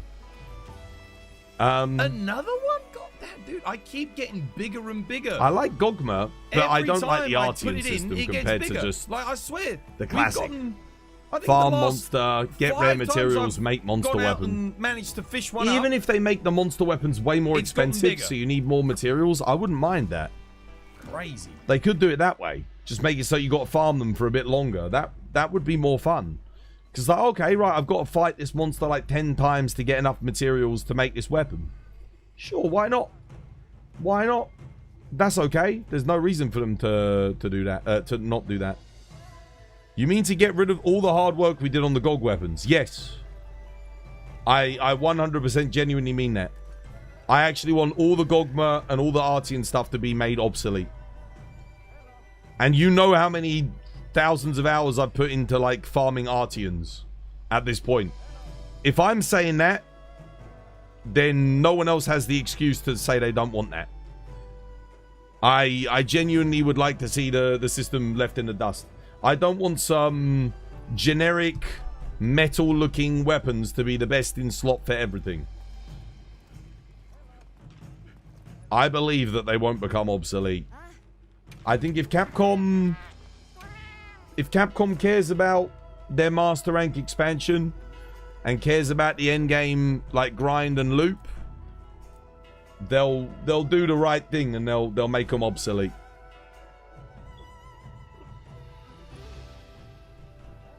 You can't say you agree. You want Artian weapons to still be the best in slot at Master Rank again. Really? You'd rather all of the monster weapons be obsolete and basically be there for nothing but cosmetics. It's kind of sad, don't you think? It was such a shame because we hit endgame in this. You got to like HR 40, all of the monster weapons are outclassed by Artian immediately, like that. Immediately. There was literally no reason to ever touch them. Why don't we just ignore the Artian weapons and try to optimize the monster weapons? Why don't Formula 1 drivers drive Ford Capris? Why don't astronauts ride washing machines with rockets strapped to them? Why don't we go back to using steam trains even though we've got, Hyperloop trains and all this, that, and the other? Same reason, same thing. There's no point trying to use things that are obsolete or worse than the better stuff. You know, if you've got a better system, a better thing, you're going to use it. Artian system has only flaws, but even a random roll is far superior. Yeah, exactly. Even if you roll like freaking, I don't know, 2 affinity, 1 attack, 2 sharpness, that's better than monster weapons because you got the 3 slots. Straight away, you can get all of the essential skills. A lot of the monster weapons, you can't even get the essential skills on them. And not to mention, all of them have extraordinarily low element values. I think, I tell you what, I can show you guys something right here. So, you know how important element is on Charge Blade, right? Let's have a look at a typical Charge Blade build. So let's use, I don't know, let's just use this one. Okay, so 816 water element, right? That's base. That's my base element on the build down there, okay? So let's have a look at, like, the water Charge Blade element in the game. 350 element file. Sure, it's got a high raw, but it's got blue sharpness. So who cares if it's got a high raw because it's worth 10% less than that anyway. So you're minusing 25 effective raw because it doesn't have white sharpness. So already you're down to 216 effective raw because it's a blue sharpness. So it's already not that much worse in terms of raw. You've got negative affinity. Okay, so it's worse on affinity and then it's worse on element, the one thing that matters. So already it's like, okay. And are there any other water charge blades? I guess we got... That's... What's that? That's Artian. That's it. That's all you get. That's all you've got for water element charge blade in the base game. It just can't compete. It can't compete. And then you look at the slots. You can't even get in all the element skills anyway. You've got power prolonger. Well, I need load shells. I need element. I can't get focus to charge up faster. Yeah, I'm not going to get power prolonger. I can't fit guard up in if I need guard up, which you do against Gogmazios. It's just, they're just terrible. They're awful. Now, if this had 3 slots, I mean, it still wouldn't be good, but it doesn't compete. It doesn't even come close. And you can do the same for any charge blade here. So what we got? We've got a dragon charge blade. 630 base without any skills in it, right? 630. Let's look at a dragon here. That's impact file. We want to look for element file dragon. Where's element file dragon? There's only one. 350 again. 350 again. Okay, it's got white sharpness, it's got a bit more raw, and it's got positive affinity, but that doesn't matter. I've got over 100% more element on my element. It can't compete. Again, it just can't compete. And once again, even if it was competing on stats, I don't have the slots. I can't fit in all the... I don't need offensive guard on element file. Offensive guard doesn't affect element file. It only affects the physical hits. So again, he's giving me a skill that's completely contradictory to the entire way that I play the weapon. It's already dictated that. It's taken away slots from me and given me a skill that makes no sense. That's another big problem with a lot of these weapons, is they take away your slots to give you a skill, but the skill isn't even useful. If that had Dragon Attack 3 in it, it'd be like, okay, then you can make it work, because that's a skill that you have to have. Now I can put my load shells in, I can chuck in guard up, power prolonger, focus, and something else. But I think one of the perfect examples is, where is it? Where is it? Lalabarina Charge Blade. So it's got lower raw, it's got good affinity, and it's got some paralysis, right? When the game came out, a lot of people were using para charge blades. Look at what it's got. Crit draw, crit status. Crit status is absolutely freaking awful in this game. It is horrendous. It's so bad that unless they rebalance it, I don't think we're ever going to touch it in Master Rank. But it's got crit draw too. What charge blade are you using crit draw? What playstyle? Why? Even if... Okay. Even if this had crit status 3, it would still be a bit like, okay, crit status kind of sucks, but if they buffed it, it could be good. But it's got crit draw 2 on it. Like, dude, why do you need that on a fucking charge blade? Why did they put that in? But even then, it wouldn't have been good, because if we look at the Artian, let's go to Artian Para. I don't even think I've got an upgraded one, but we can look at the basic one. Look at the difference in stats. It's got, okay, I've got 200 less element, right? But it's got a higher sharpness, higher raw. It's got a little bit less affinity, but that's not a problem. You could get 100% affinity very easily. But it's got less status, but again, it doesn't matter, because you're not, if you're using this, you're not using it for the status. You're using it for the high raw to boost the impact file. The status is just a bonus. And actually, having higher status is worse, because it will interrupt your KO with a para, which you don't want. You want to be able to para KO, para KO. So having a lower status value can be beneficial. Just, yeah. And it's got the slots. I can fit in, I need artillery, I need load shells, and I need crit boost to make this work. I cannot fit those all in the Lalabarina Charge Blade. I can get load shells and artillery. I mean, I could put one level of crit boost in, I guess. That's it. But already then, like, my attack's already 10% lower than what I've got on the alternative. And now I'm losing another 6% on the crit boost. So it's just like, it's just a no-brainer. It's a no-brainer. The balance was so poor on the Artium weapons versus the monster weapons in base game. It was really, really bad. So Capcom seriously need to take a look at that and not make that mistake again. What do you think is the best light bow gun? Artian. Any Artian element light bow gun for any element.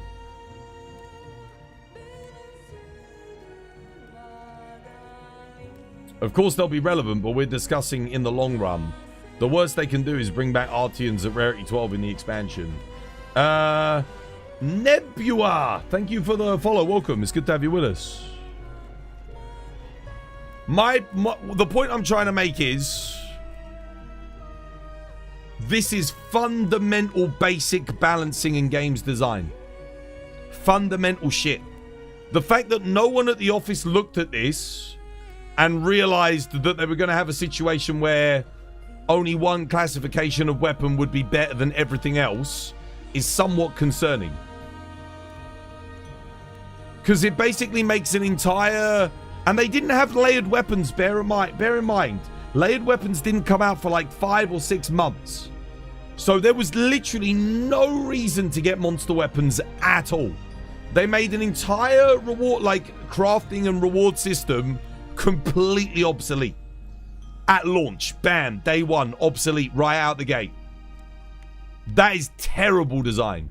Now, obviously, they added layered in, so there became a reason to get all of the weapons for cosmetic purposes, which is good. But no one ever thought to go back and rebalance them and add more slots. At least if they'd added more slots, some of the monster weapons would have seen some use, because they actually can compete stats-wise.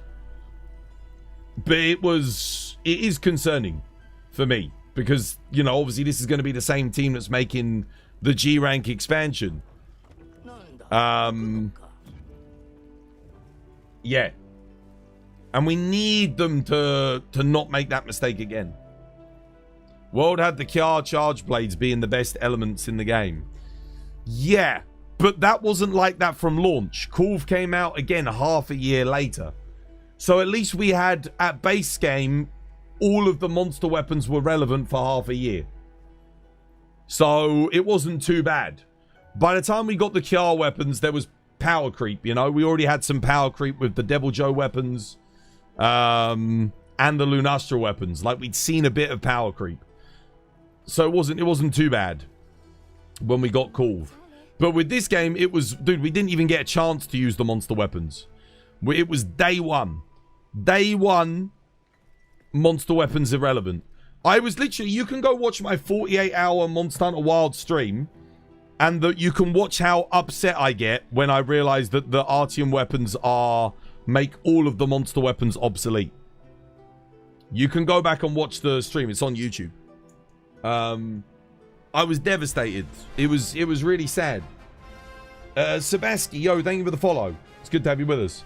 I think Rurikan did a poll on Twitter recently, and 90% of people said they want the Artium weapons to become obsolete, which is fantastic. Artian is straight up the best option across the board for all weapons? No. It wasn't at launch. There were a couple of exceptions. The exceptions being Switch Axe for Power File, Artian, some of the hunting horns, because you couldn't get all the best notes on the Artian hunting horns, and Gun Lance. You had the Arkveld Gun Lance that was just so overpowered compared to every other Gun Lance. Like, you couldn't even get the same level of raw on the Artian Gun Lances. Those were basically the exceptions. For every other weapon, yes, the Artium was the best option. So, like I said, the only exceptions being Switch Axe, Hunting Horn, and Gun Lance. Oh, and some bow guns, because of spread shot and pierce shot. So light bow guns, heavy bow guns. Some of the bows as well. You couldn't get power shot on all. Sorry, you couldn't get close range coating on all of the bows. So there was some. There was like 2 bows, I think, that were better than the Artian counterparts. So that was it. Other than that, Artium was best in slot for everything. Yes. Yeah. Like I said, light bowgun, heavy bowgun, a couple of bows. Literally a couple. Hunting Horn, yeah, a lot of the other Hunting Horns were better because you could get, like, attack up large. The Arkveld Hunting Horn is the obvious one. Like, that was just so much better than anything that you could get. Both of the Arkveld Hunting Horns were really, really freaking good. Right, let's do a workout.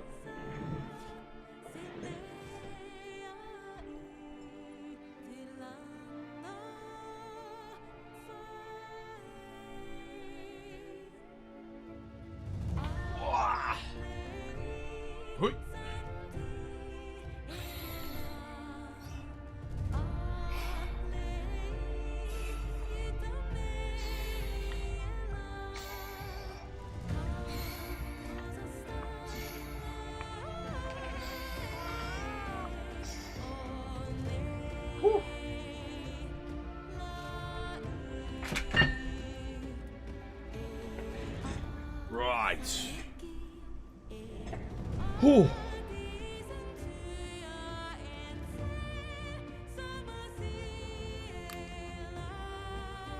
They usually learn from their mistakes. You're sure they'll do something? I think they will. Yeah, because Capcom are very good at listening to people in the community. I've expressed my thoughts at length on this. Other people have expressed their thoughts and feelings on it as well. I think they're very aware of, like, we want to see the monster weapons shine. So here's the thing. Once the game came out and we started getting the other monster weapons. So when we started getting, oh, let's have a look. I'll go to the shop. It's easier for me to show. So once we started getting, I'll just use Greatsword. When we started getting these weapons, Shatter Seal, Shadowbringer, Laggy, Seregios, this kind of stuff, some of them did compete with the Artians. Especially if you look at this. I mean, if you look at the Raw, the Affinity. If you'd given this 3 large slots, you would have used this over the Artians. Especially on anything that was weak to Dragon. You just would have done. But I think this gives me hope. This, above everything, gives me hope that Capcom get it. Because if they didn't get it, this would have been Shattering Reflection, Focus 3, Large, Medium, Small. But notice how they gave it 3 large slots. This, because they gave it 3 large slots, they gave it an equipment skill that is essential to Greatsword in Focus 3. You have to have that. And it got a bonus skill. That gives me hope for the future of Master Rank. Like, genuinely, it does. And the reason why I say that is because they gave it 3 equipment slots. And if they'd just done that for all of these weapons, even now, some of these you would still use. You'd still consider. They'd still be relevant. So I think they finally get it. I think they finally understand. Dude, if this had 220 raw, it would really compete with the Gogma. It already does compete with the Gogma. But I think it might be just better in general, or almost on anything, if they gave it 220 raw. That's how close this is to being, like, genuinely best in slot all the time, every time. Do you think we're going to have OP weapons? At Master Rank, I don't care about OP as much as I care about just keeping the monster weapons relevant. I mean, look at poor old Gogma, right? Like, it never stood a chance. It's got decent stats, but then they put crit element on it. And then you got these terrible slots. Well, now I have to put focus in there, and then I can only fit crit boost in. So I can't get guard up if I need guard up on a matchup. I can't get offensive guard to boost. I can't get crit boost level 5. Yeah, like, it's little things like that where it's just like, damn, man. I get that they wanted to, like, create some variety, but when you... The problem was a lot of the equipment skills were bloody useless. Obviously, that's very good, crit boost, but then It's only got 200 base raw. So you're already running at a deficit of like 10%. If we look at this compared to, say, Zoshia, that's at 220. So a 10% base level damage reduction, it doesn't make up for it even if you give it a good skill. It's just not enough. So hopefully they'll look at that. I really want them to focus on the balance when it comes to weapons and stuff. We'll see. We'll see what happens. I need to go get myself a cup of tea though, guys. It's tea break time. But no, it was a good chat. I'm glad we discussed it because hopefully Capcom's listening and they can take that into consideration. You were shocked when they gave that new sword 3 level 3 gem slots. Well, it needed to have it. Otherwise, it would be dead content on arrival. Completely obsolete. The good thing about it is if you don't have a god roll on your Gogmazios, it's pretty damn good. You know, you can still use it. You're not going to lose that much DPS. It's just a solid pick. And it's just general purpose. It's good because it's elementless, so you can kind of use it wherever you like. Alright, I'll be right back, guys. I'm going to go grab myself a cup of tea. I'll see you in a second. This was by design.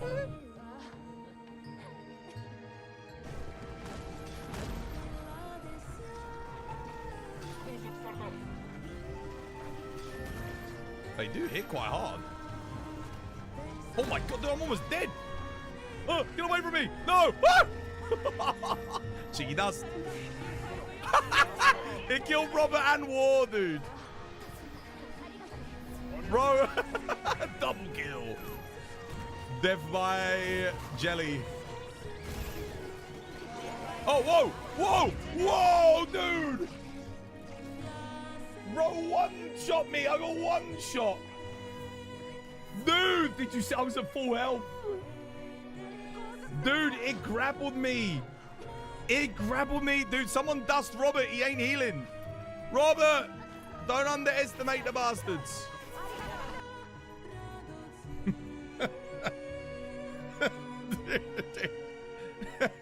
It just feels like I've entered like a little cult room, you know, like a little cult tent. Ah, I see. It's what? Critical failure. God, that's like my first roll of the day. What?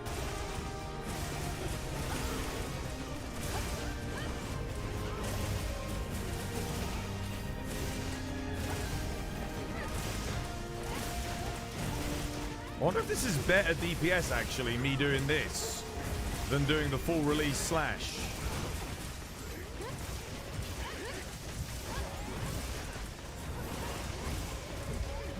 I'm going to see here, actually. It might be when I've got the corruption mantle on.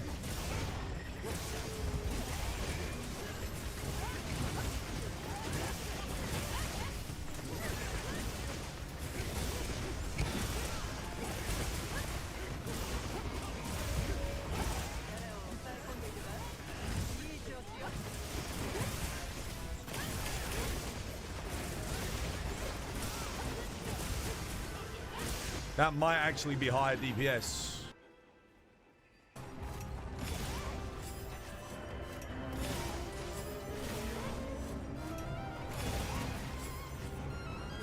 Oh, that was really dumb. I shouldn't have done that. That's too risky. Oh, but Reg had my back. Dude, Reg, thank you, Reg. That was incredibly risky. On that level of health.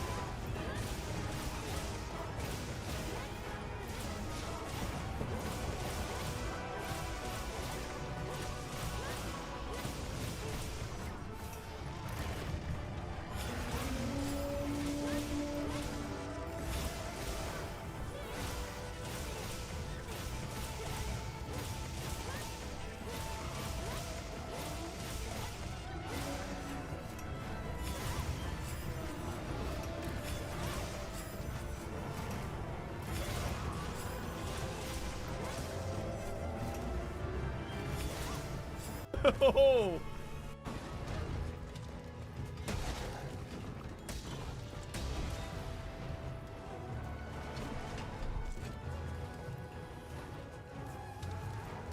It's all converged for the kill. Oh, good here. Oh, how did he miss? Oh, I would love to watch that back frame by frame. What does Affinity do? Mate, you know what Affinity does. Don't pull my leg. Don't pull on my Johnson. You know what Affinity does. Do you actually not know what Affinity is? Affinity is your percentage chance to crit. It's your percentage chance to crit. So if you have 100%, you are always critting because you have a 100% chance to crit. Oops. Drop it.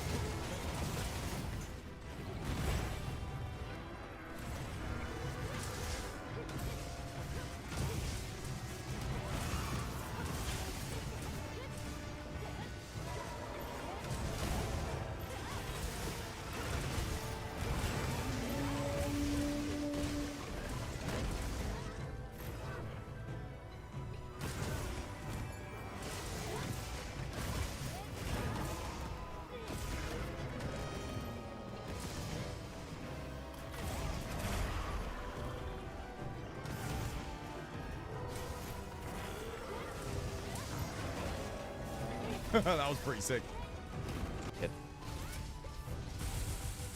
Oh, sorry. Just call me Tiger Woods, mate. I don't know if I want to. Oh my god, stop it.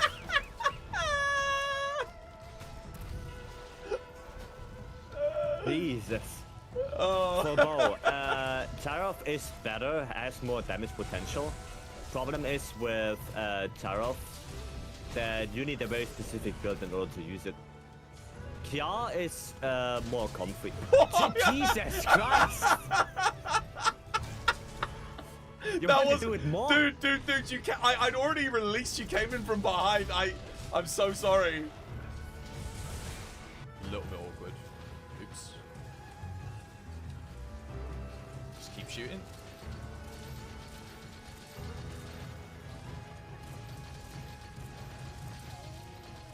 Wait, what the hell? Oh, the Delixes killed Grami. They also killed Jarhead. They also killed Seb. You guys, just all three of you died to Delix. Yeah, twas ban. Get out of the Discord, my man. And if you come back, I'm gonna give you a smack with my twas ban hammer. Yeah. There you go.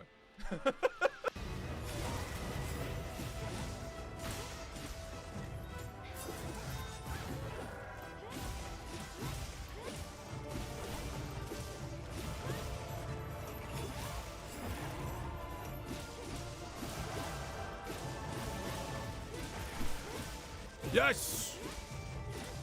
We're on form. Let's not fuck this up.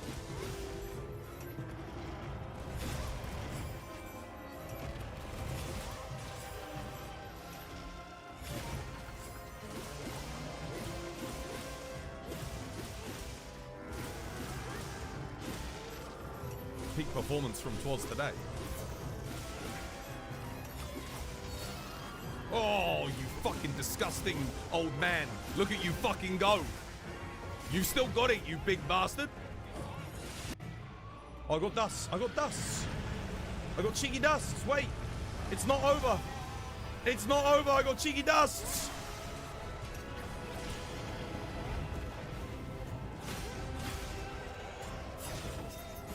Yes! Challenge complete! No deaths! All the way! Fucking yes! Get in! Holy shit! Dude! Oh my god, 10 stars though for the finale. There we go, done. Oh, fuck yes! Rock this, dude. Thank you for the 5 gifted. Megapots, yeah! My little bootleg builds. Woo! Dunskies. No.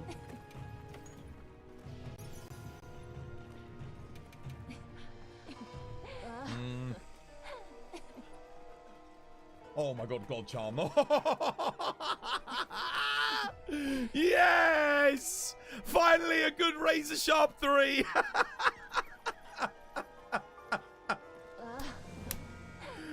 Holy shit, I didn't have a razor sharp 3.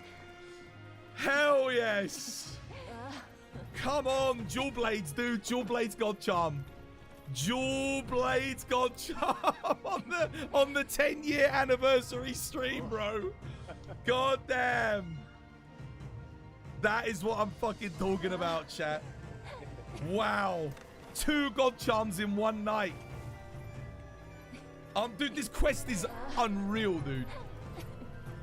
Hell yes. Holy crap. What a shame.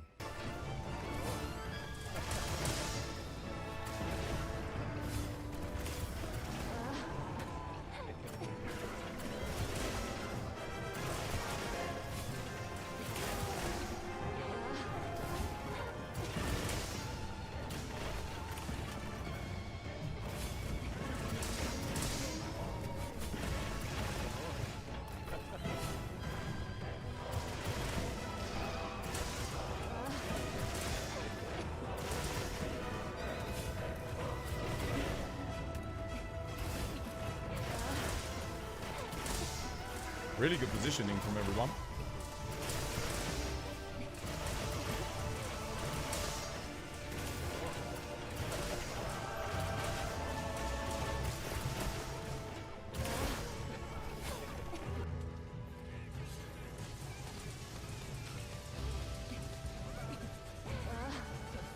Play it safe, free knockdown. Oh god, that's some rough move RNG there. Wait, do we not have a weak spot on head? Oh, we do. Oh, man. Oh, right. This was by design. Feel somewhat more human now. Let's get the old YouTube back up. Yeah, I mean, it is a shame, though. It is a shame about the monster weapons in base game. It is one of the few negative elements of Wilds, definitely. I don't think you can... for me, I'd say...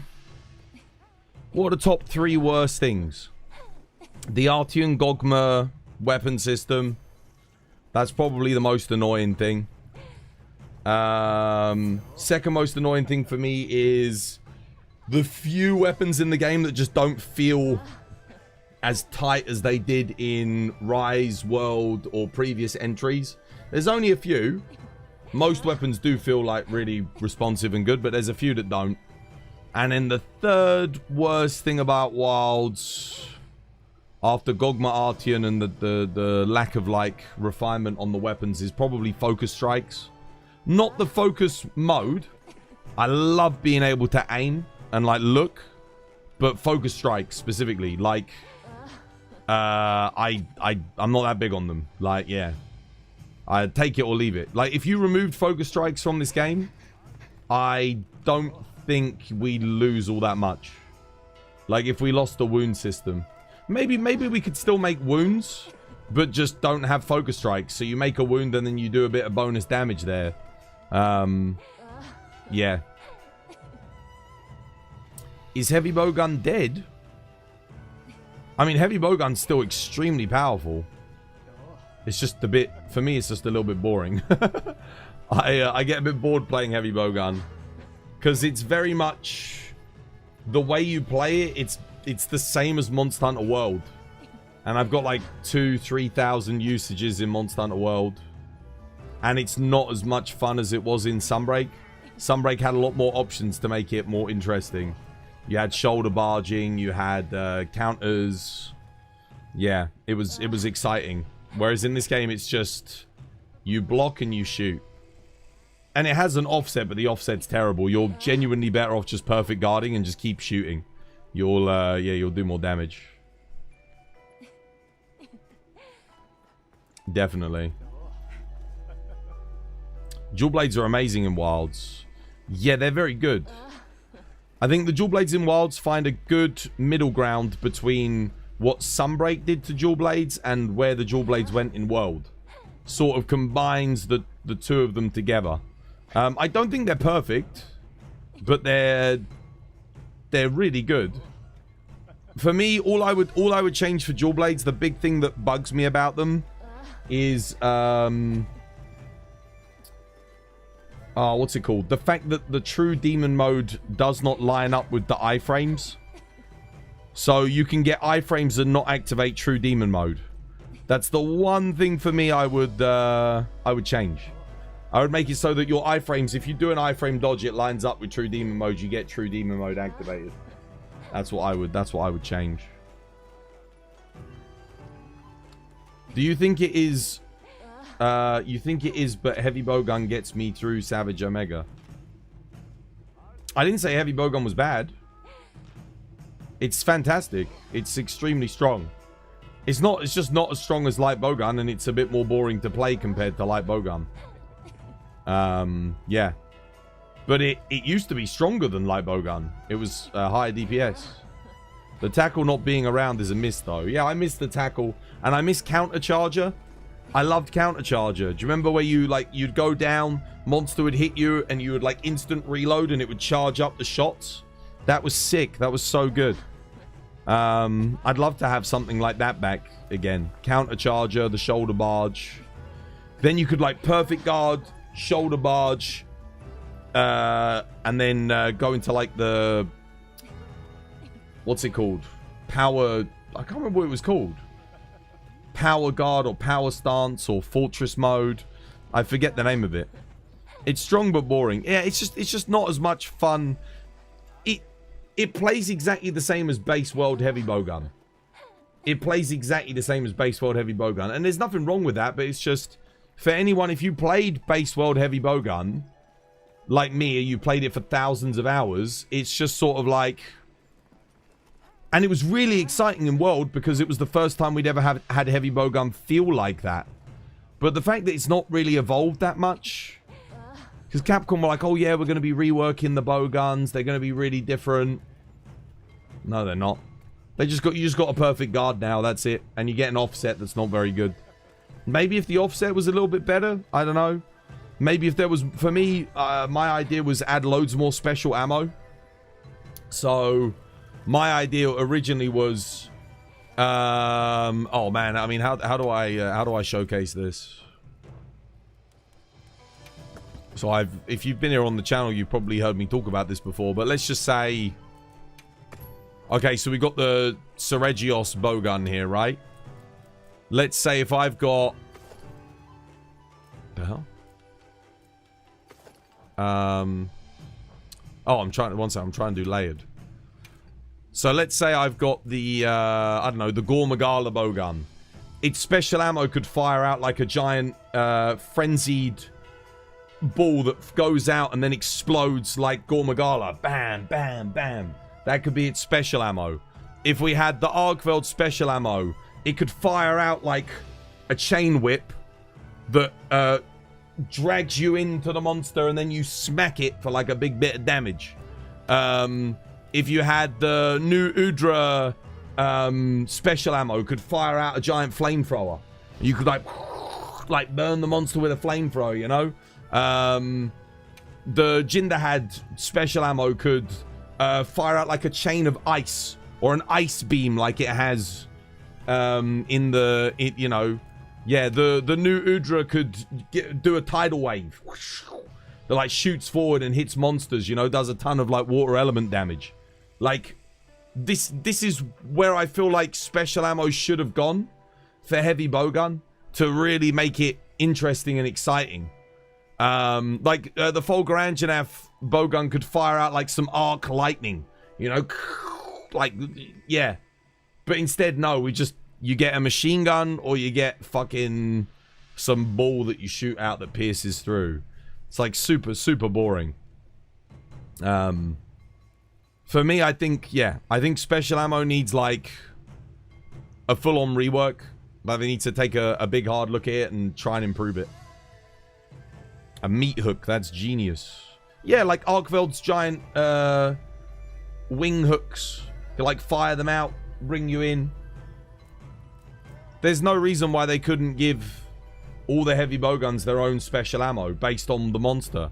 Rompopolo could fire out a giant poison mist, you know, for its special ammo. Chipsaros could fire out like little flash grenades for its special ammo. that will flash the monster even if they've been flash bombed. So, you know how you can use flash pods? And once you've used like 3 of them, the monster can't be flashed anymore. Well, maybe this could get like a little flash grenade that works regardless of that. And maybe it does some damage as well, I don't know.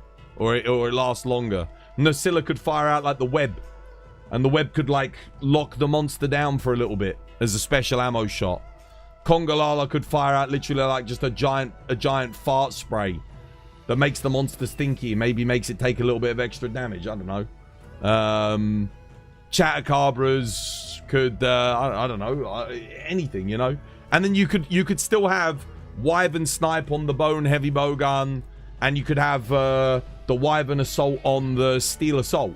So you could still have the Machine Gun and the Wyvern Snipe. It's just those are unique special shots to these heavy bowguns. And then all the other monster heavy bowguns could have their own type of special shot. The Rathian could fire out like, I don't know, a poison needle or something.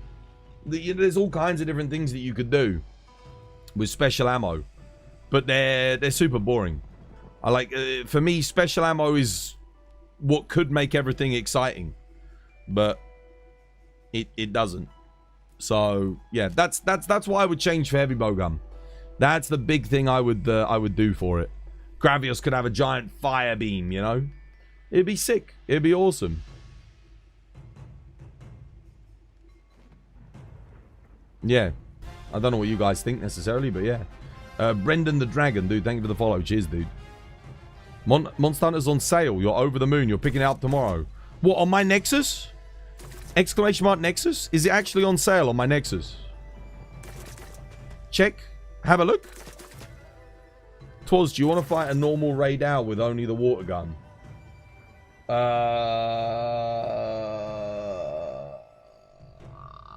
Let me think.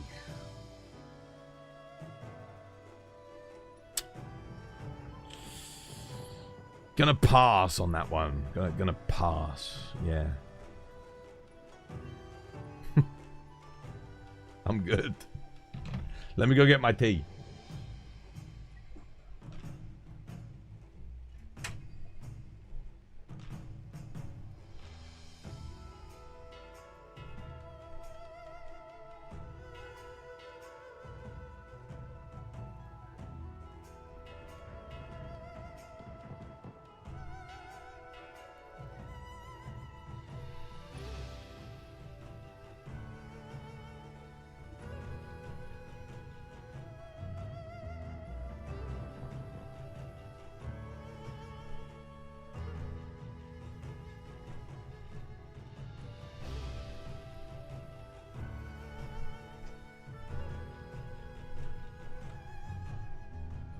Oh, we got tea.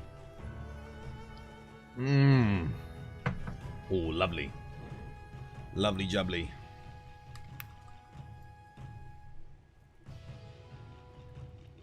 Yeah, now, fighting monsters with water light bowgun, emote, been there, done that. 50% off on the Xbox store. Is it on sale on my Nexus? Exclamation mark Nexus?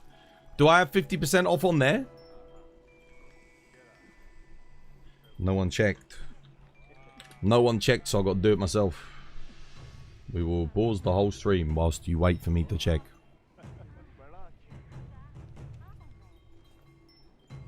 No sale whatsoever. Nothing. Still 70 bucks and 90 bucks. Dude, see, this is the thing that's fucking crazy to me with Monster Hunter.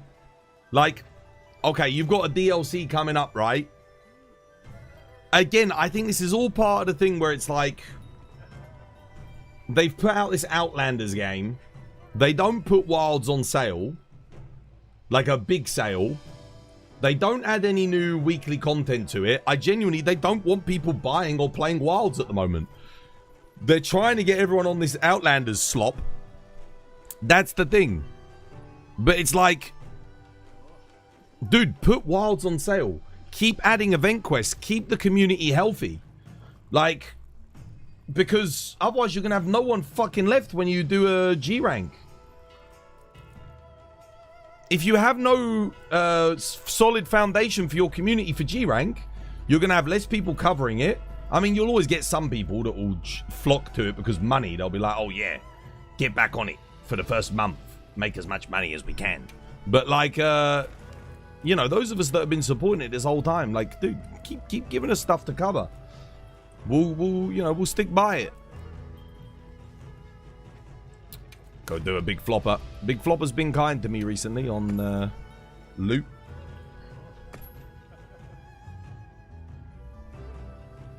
Let's kill a monster with Akuma gear. Nah, I'm good, man. I've already fought everything with Akuma. I've been there, done that. I did that when Akuma came out. I've killed shit with light bowgun that I can do. Again, been there, done that. It's not as much fun as... I mean, it's fun. The novelty wears off quickly. But you guys, by all means, if you've never done it before, go do it. Go have some fun. Knock yourselves out. Go crazy with it. Be my guest. Arrivederci.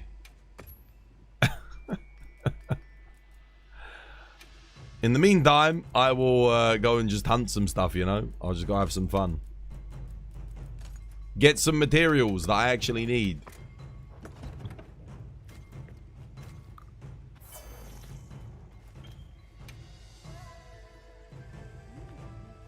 You literally just finished your Wilds roguelike video. Thank you for the great content and entertaining.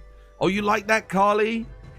Damn, man. Oh, you're one of the few people to watch it. I appreciate it. Thank you. I think a couple of people have said they watched it. Yeah, I appreciate it. We had like 15 comments on there, so I know at least 15 people watched it and enjoyed it. Yeah. Cheers, me dear. Thank you. I'm glad some people liked it. I do that took so long to get that together. Like the video idea, coming up with the rule set. Then we recorded it in one stream, so the recording didn't take long. Gave it to Gowdy. Gowdy spent a few weeks putting it together. I did all the voice line recordings and stuff, and gave Gowdy some content to put the title card and stuff together. Yeah. Let us in. Let me in. Let me in. Not by the hairs of my chinny chin chin.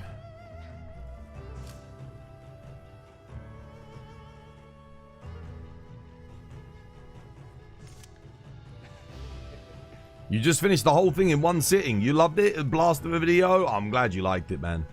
Yeah, I wish more people would see it, but YouTube hasn't been pushing out my content recently. I have been invited to leech. No, dude, I joined this when they were only 2 minutes into the quest. I wasn't trying to leech. Look how long I've been sat here waiting for approval, man. So it'd been another 3 minutes. I could have been in there helping them fight the bloody thing. Nah, fuck this. Right. Fuck them.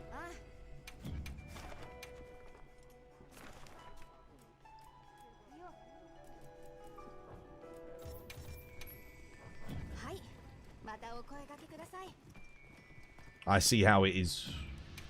I see how it is. Don't need to tell me twice.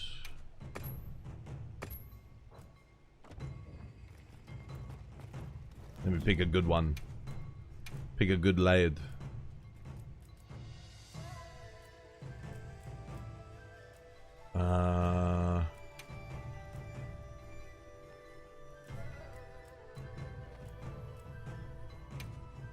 Yeah, go on then.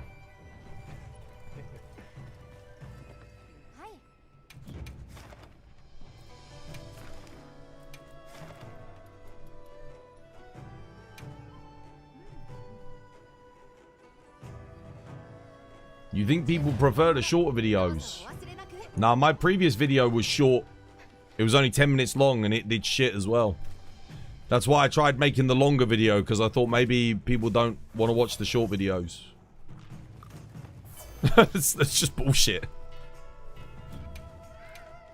No, it's just my content didn't get pushed out by YouTube. I literally looked at the analytics and the metrics. I looked at them.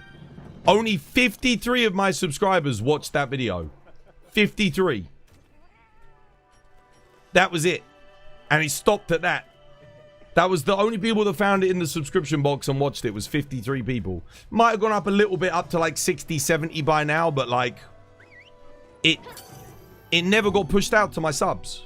Or either that, or everyone saw it in their subscription boxes and just went, meh. So either people didn't want to watch it, or it, yeah. Well, actually, I think it only, yeah, I don't know. Either way, that's super weird. Normally, I have like 500, 700 of my subscribers will watch something, you know, that 10%. But this time, no. Oh shit, I forgot to freaking play the, goddammit. Whoops. A bit slow on this one. Slow on the start. It was YouTube, man. I don't think YouTube sent it out to people. A lot of people didn't even know that I'd made a video.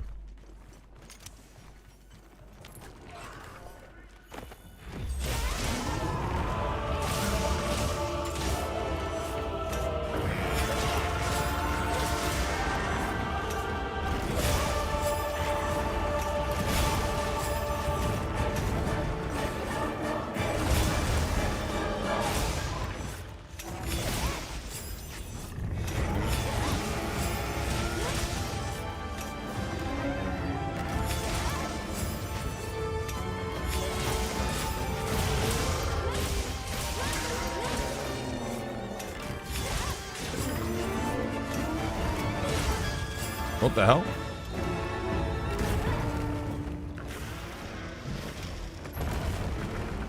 It wouldn't even... I pressed triangle there, but nothing happened. I was just stood there like that, and I pressed triangle. Did nothing.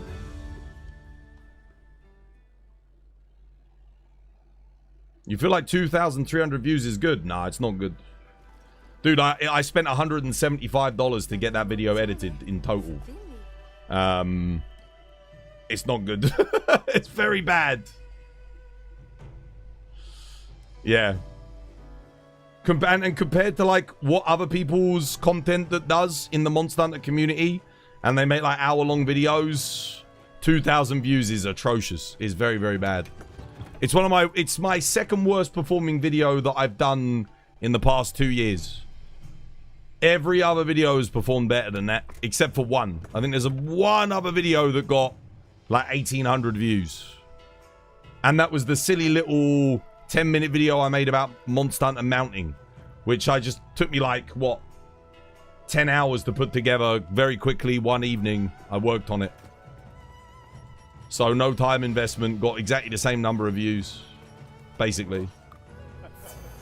No. It wasn't worth it. Like, I won't be doing that again.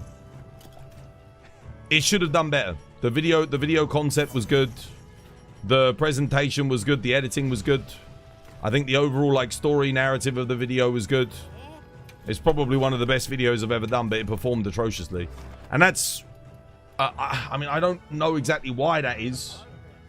The main reason I think it is because my subscribers didn't watch it, like it, or comment on it. For the most part. Except for, like, 53 of them. So when I first put the video out, having a metric of, like, less than 1% of your viewership watch a video... That's really bad. Like, that's really, really bad.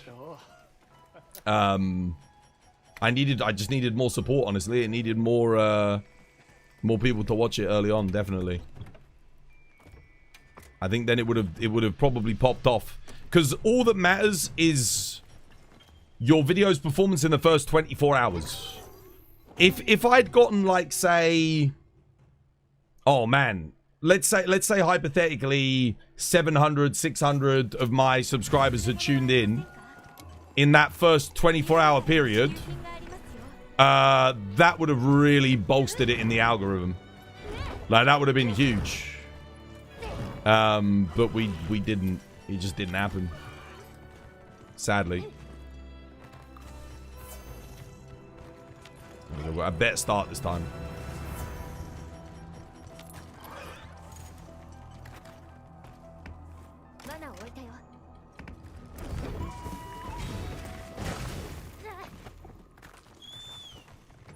Yeah, with a video like that, it's got to do good in that first, when you first put it out.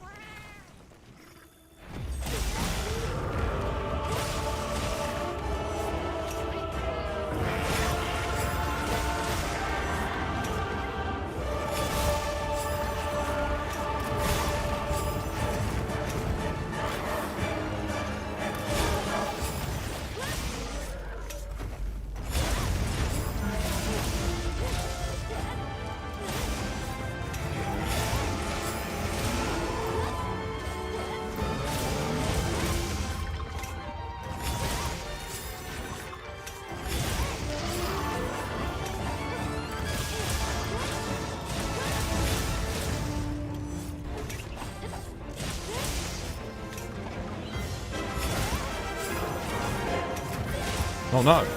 The hell?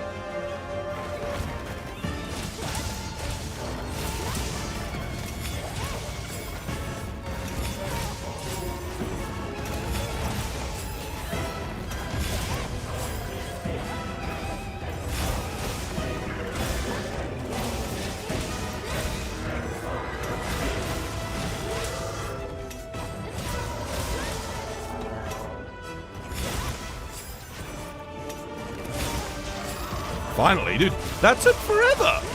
The first wing didn't take any time at all. The second wing, oh my god.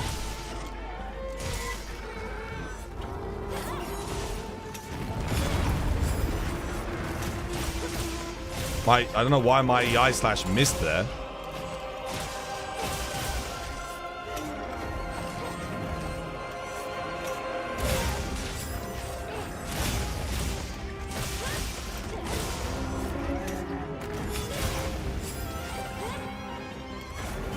Why did I do that? What the fuck am I doing? Why did I do that?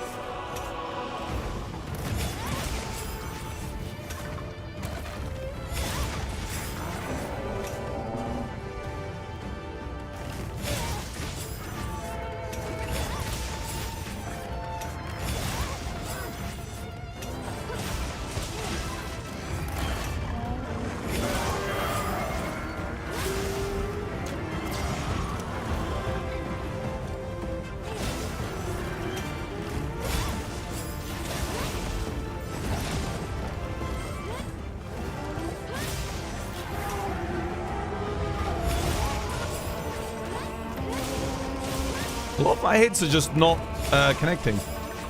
Noticing EI slash is just not making contact. Slash is not making contact. Bit odd.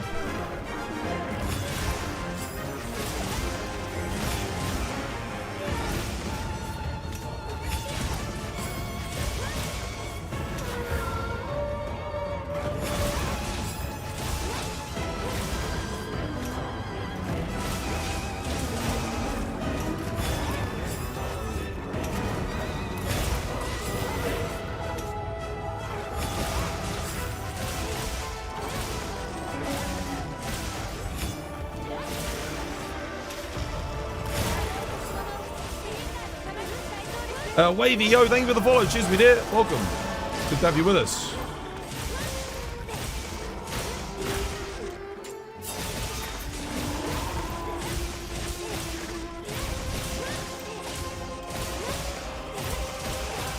This wing's still charged up. Got to decharge it.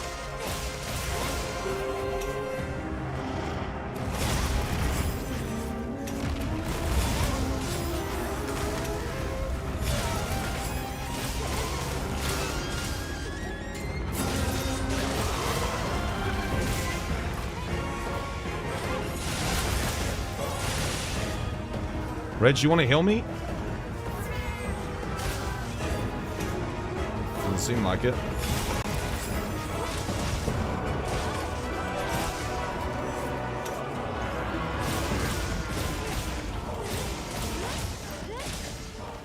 It's a bit of a slow area one, honestly. Wasn't that good. I mean, it was okay, but...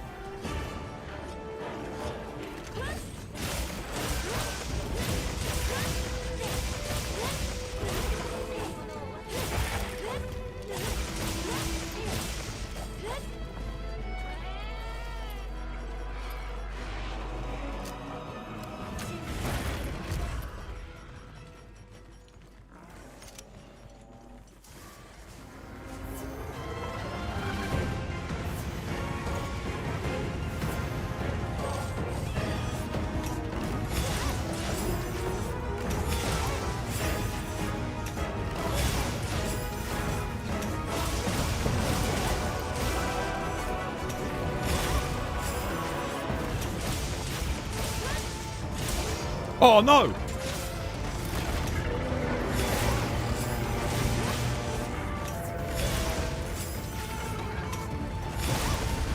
Focus strike whiffed.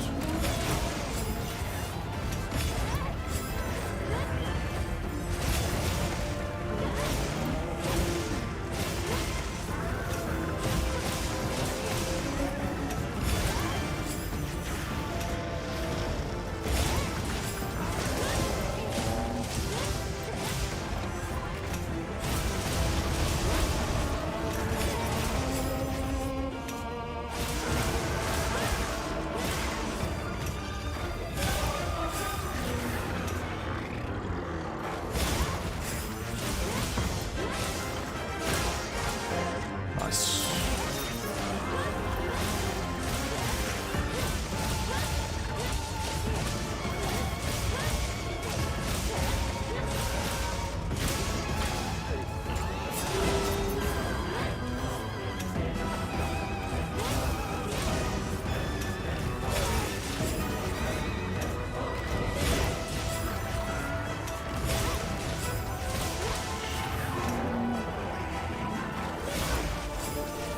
Oh, damn, okay.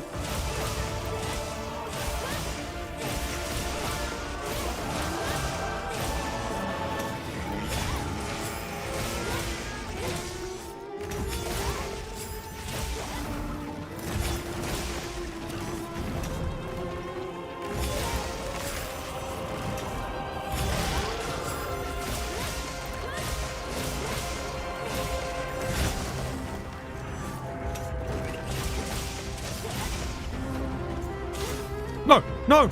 Ah, oh. Whew.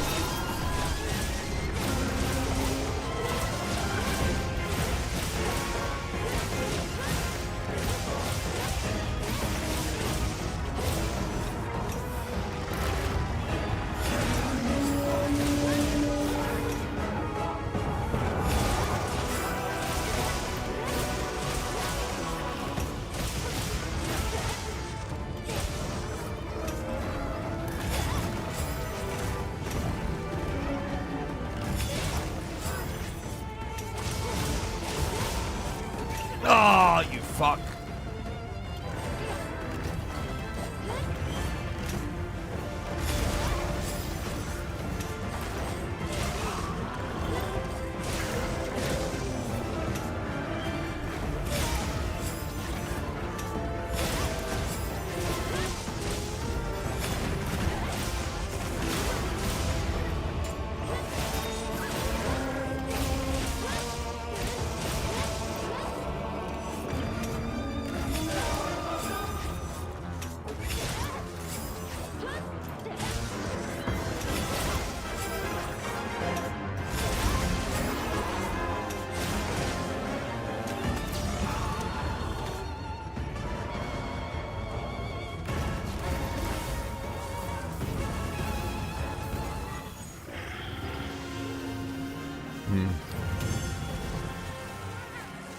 Bit of a slow area one. Bit of a slow start. 9:53. I think that's a new PB. Dude, that did not feel that fast. Oh, dude, the rewards are trash, man. Oh, my God. Terrible loot. I think 9:53 is a new PB for me. I think that is. On longsword.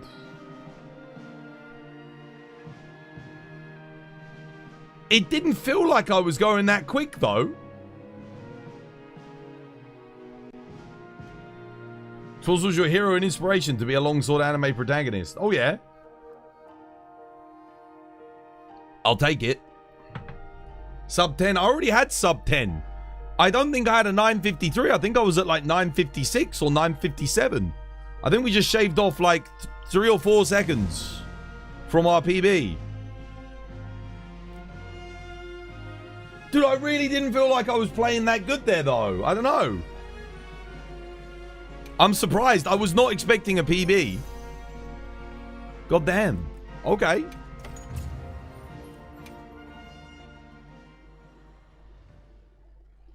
What's a good time to beat Arch-Tempered Darkveld using IG? You find it difficult to get 18-minute runs? Well, I'd say look at the speed runs, see what they're doing, and then add a few minutes onto that. So look at the non-heroic speedruns for IG. See how fast they're going. Add a few minutes on. Like 3 or 4 minutes. And that's probably a good run at that point. Because you're obviously not going to play as clean or as good as a speedrunner. But if you add a few minutes on, that accounts for any mistakes, lack of like max builds, because they're going to have max gear, max builds as well. You got to bear that in mind. I don't have a max build, so I lose a lot of damage just from not having that. You got 1,000 raid out, dude. Nice, well done, congratulations. How you doing, KLS? Welcome back. Hope you have yourself a lovely jubbly one. Can I get some help with some stuff? What do you need help with? So long as it's not 10-star GOG. Or proof of a hero, because, yeah. But if it's something else, I can probably help with it. You need some event gear. Okay. Which event gear do you need? Which one do you need? The gala suit. The gala suit. Is that from, I think you get that from this one, right? A Flash of Brilliance. Why not 10-star GOG? Because what normally happens is the person that's struggling, it's a long quest. You won't get any knockdown chains with them. You're going to go in there. It's going to be 15 minutes, 20 minutes to get to the final phase. And then they're going to triple cart. So I just make it a general rule not to help. I help with 9-star GOG. If I've got the team for it, definitely. But 10-star GOG... Why do you... I'd literally genuinely ask, like, why do you need it? Just for the guild card emblem? Well, the guild card emblem signifies that you're able to do it, right? So it's like... You don't really need it, man. That's all it does. It's just bragging rights, man. If you need materials, just do this. It just makes all the sense in the world. There is sadly no reason to do this. If this gave like 3 times the materials as this, all right, fair enough. Maybe I go through helping people with it, but it doesn't.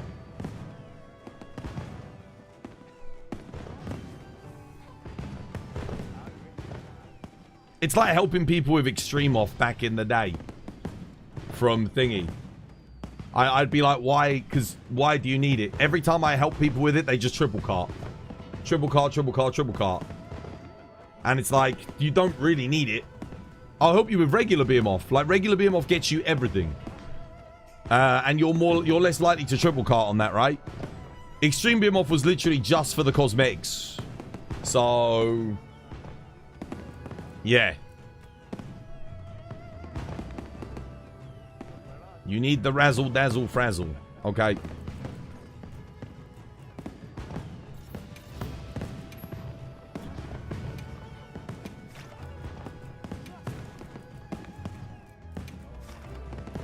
Can I get 2 helpers for razzle dazzle frazzle?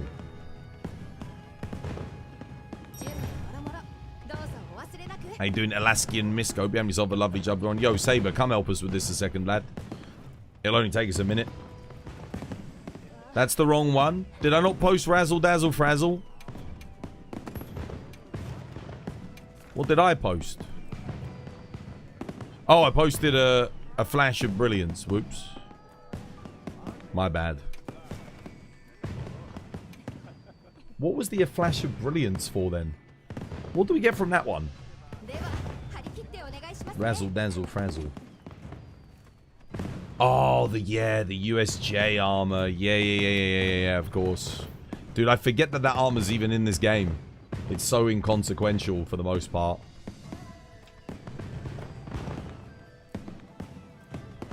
They should have given us that armor like 8 months ago. Even then it would have been like outclassed by a lot of stuff. Nah, that one was too... It's nice for the layered though.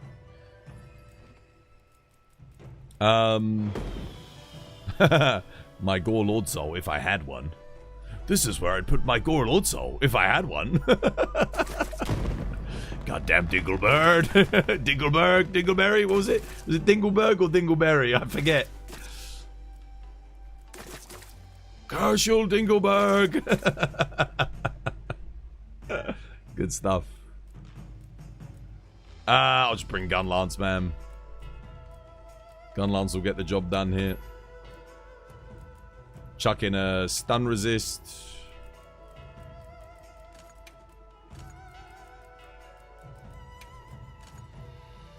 Sorted.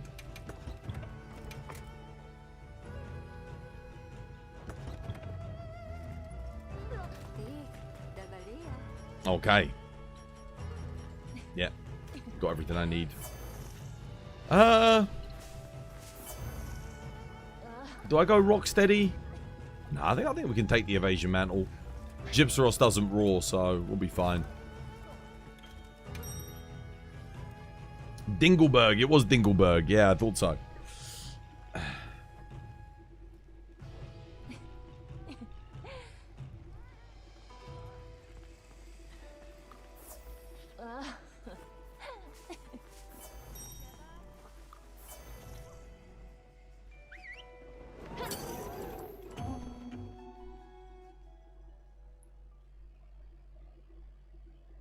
You haven't played in a few months.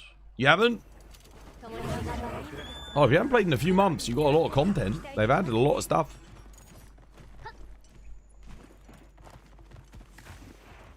Tiny.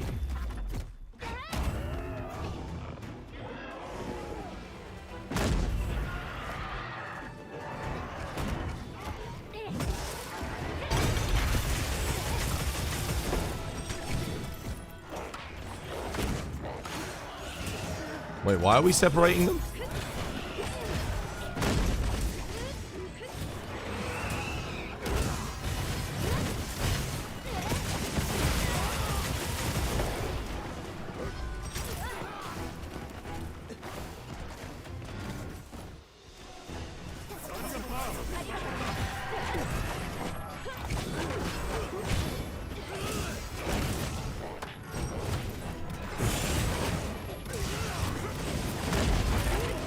Oh my god, holy crap.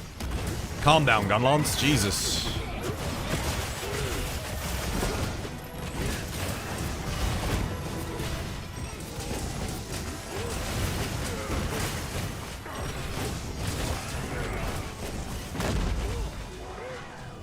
Who's the Dinkelberg of the Monster Hunter community? Oh shit, I don't know. Good question.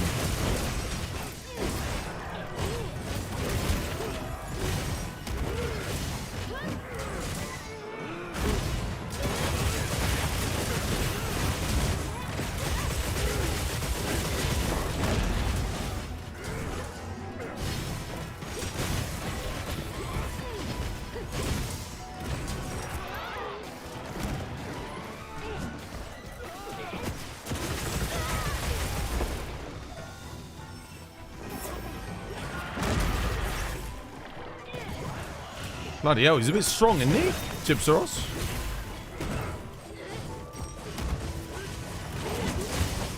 He's done. Capping.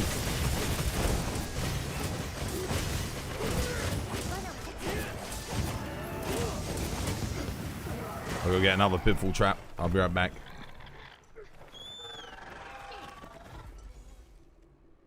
It's an 8-star. Yeah, I know, but like, oh, I guess, yeah. Makes sense. The other 8-star Gypsaros quite tough, isn't he? Let's just grab this quickly. Get some pitfall traps again so we can capture the next one. Come in. Let's buff everybody.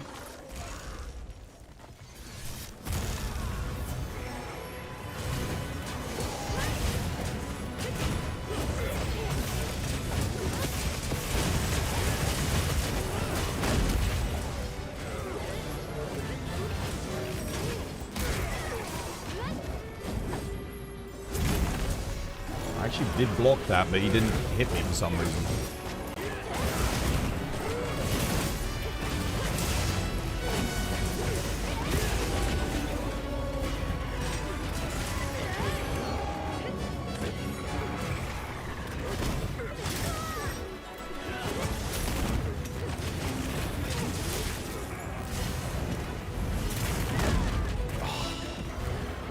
So dumb.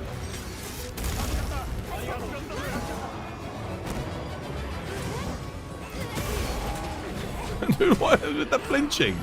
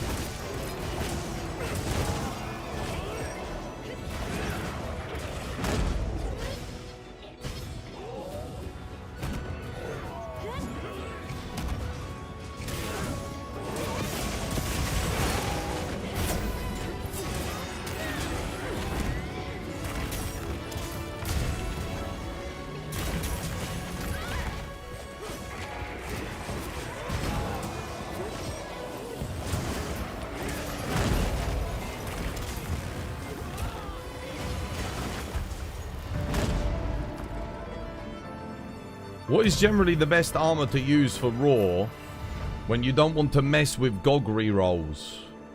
Helping out a friend. Oh. What if you just want something... I mean, you're going to have to... Like, the easiest thing to do is just get Gogmagala bonus. That's it.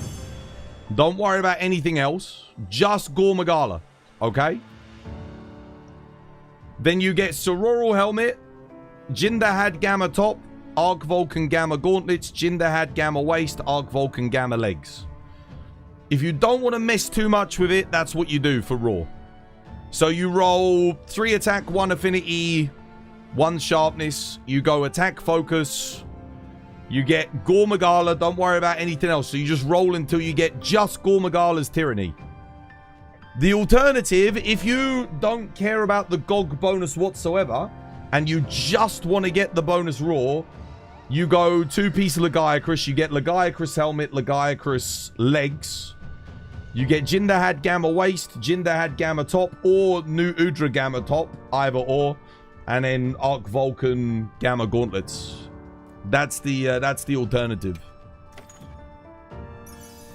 But generally speaking, you should at least invest the time required to get Gogmagala's Tyranny, at the very least. That should be like your baseline. Or, I mean, if you're playing Gunlance, you need Ebony Odo's whatever. You need 3 more tickets. You need to make sure you're using Lucky Voucher, yeah?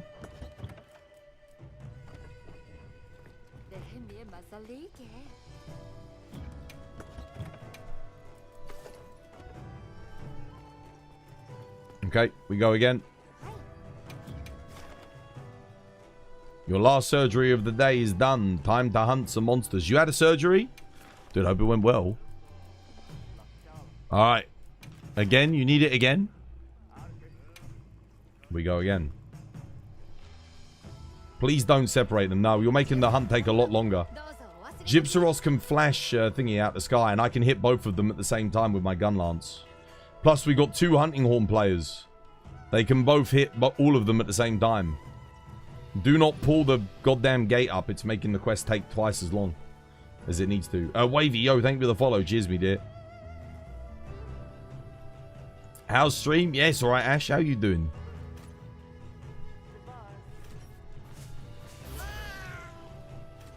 My DPS literally doubles if you let them stay together. Because I can hit both of them with the Wyvern Fire at the same time. And Hunting Horns as well. Almost doubles.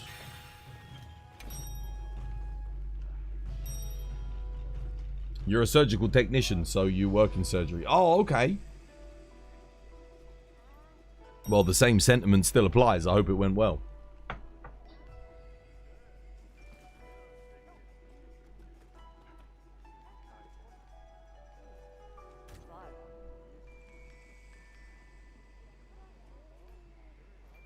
It's also because you play many weapons. What about Element Charge Blade? Same. Gogmagala. If you roll Gogmapocalypse, it's fine too. You can keep that as well. There's a build for both. But I'd say just get Gormagala's Tyranny. But you have to have... Charge Blades, you've got to have 4 element, 1 sharpness. You have to have 4 element. Yeah, the sharpness isn't as important. You can get like 4 element affinity, 4 element attack. The ideal is 4 element, 1 sharpness.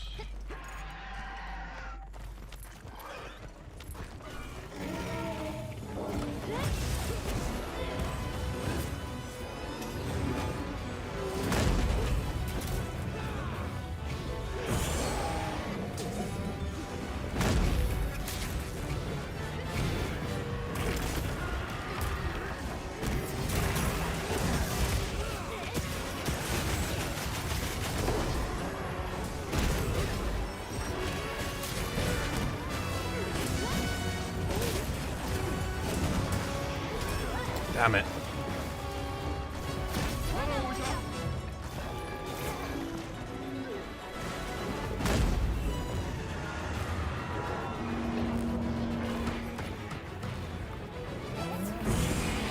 I just wanted to roll there to get the thingy. Why is it being all like that?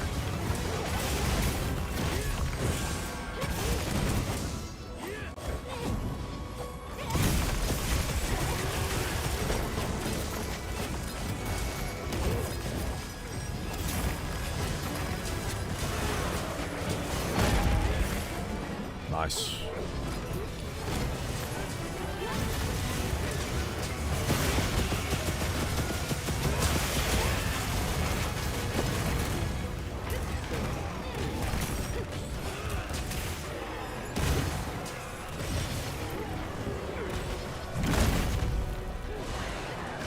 Kaboom.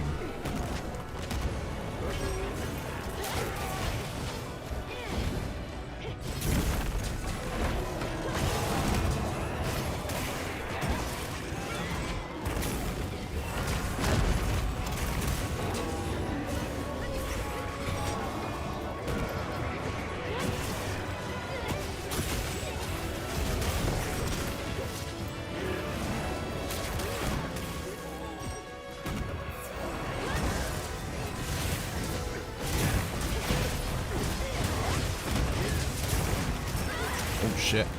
Oh wow, what the hell? Wait, dude, holy shit. That was a lot of damage.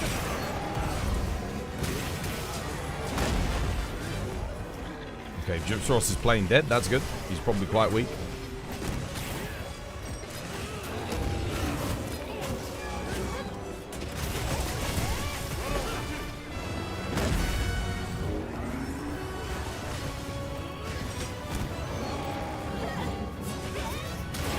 Damn it, should have delayed.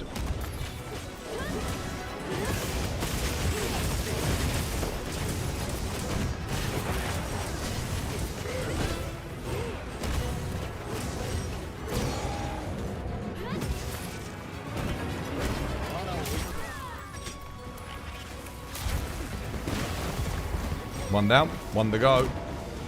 Angry chicken.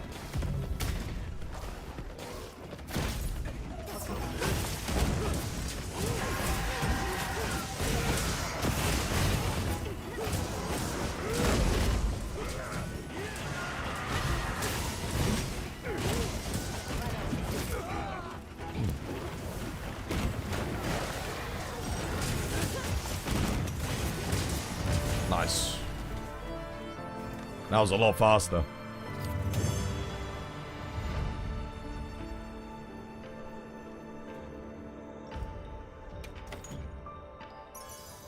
How many tickets you get that time? Did you get lucky? Did you get 2? Mayhaps. You got 2? 2 to go? Okay, nice. Let's go again. Razzle, dazzle, frazzle. Alright, use another voucher. Let's do this.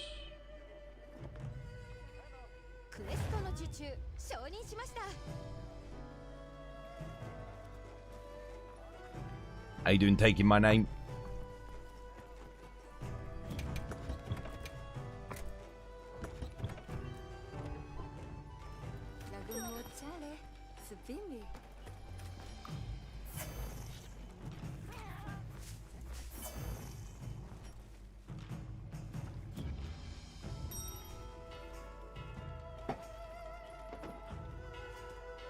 Oh, man.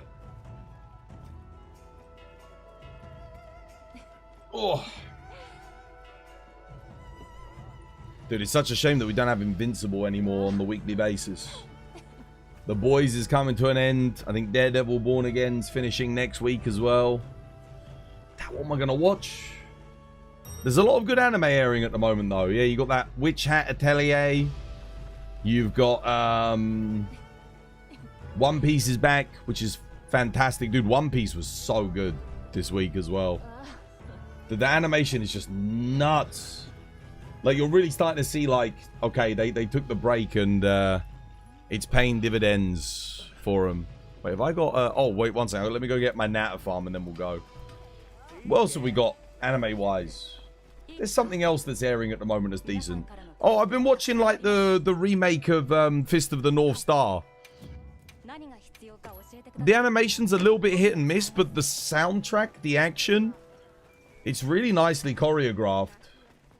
And the voice actors that they've picked for it have been excellent. Like, the voice acting's been great. Yeah, I really feel like it doesn't feel like a cheesy 80s anime anymore. I mean, it still has that essence to it, but it feels a little bit more deep. And I think the people that are doing the animation are the same people that did the JoJo's Bizarre Adventure intro animation sequences. It really feels like they've copied that animation style. So I actually quite like it. I think it's quite visually appealing. Oh, yeah, we got the finale for Bleach, haven't we?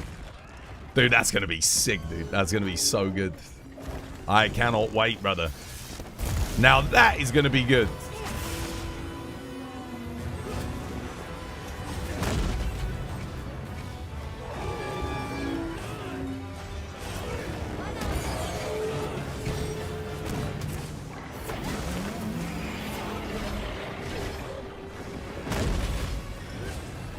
Boy, damage.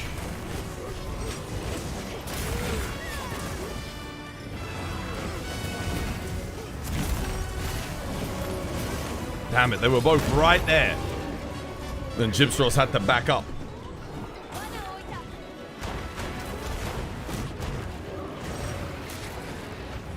They're divided. It's what we don't want.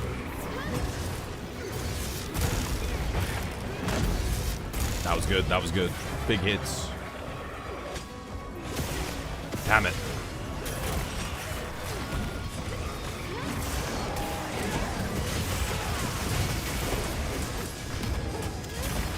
Oh.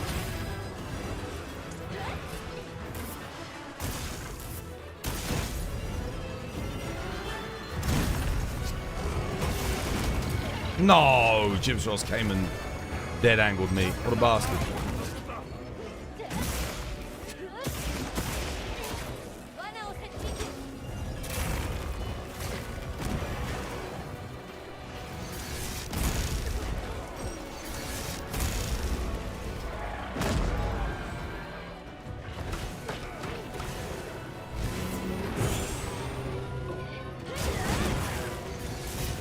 Oh, come on, bro.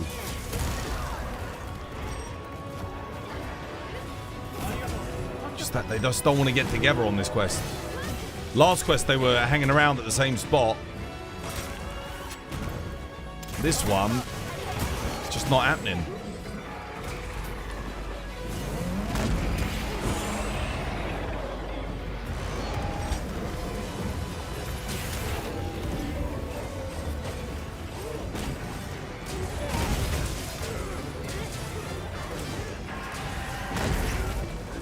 That was good. That was a good hit.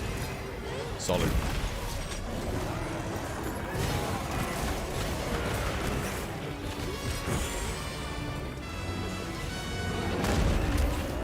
Oh, okay. Okay, now we're getting somewhere. Now we're popping off.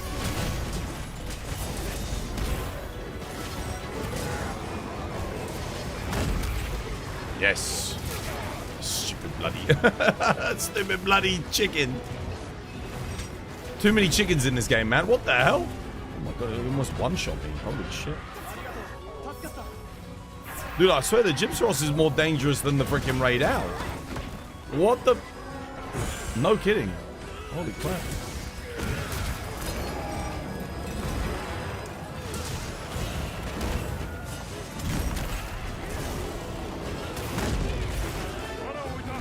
Okay, one's done. Is that Raid Owl done, or? Yeah, it looks like it. Raid Owl's done.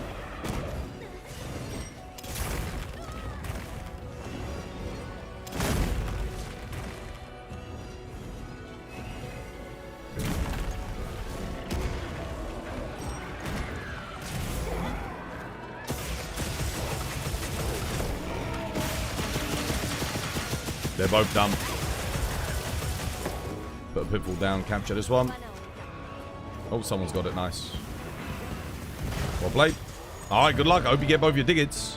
What build would you recommend for a sword and shield late game?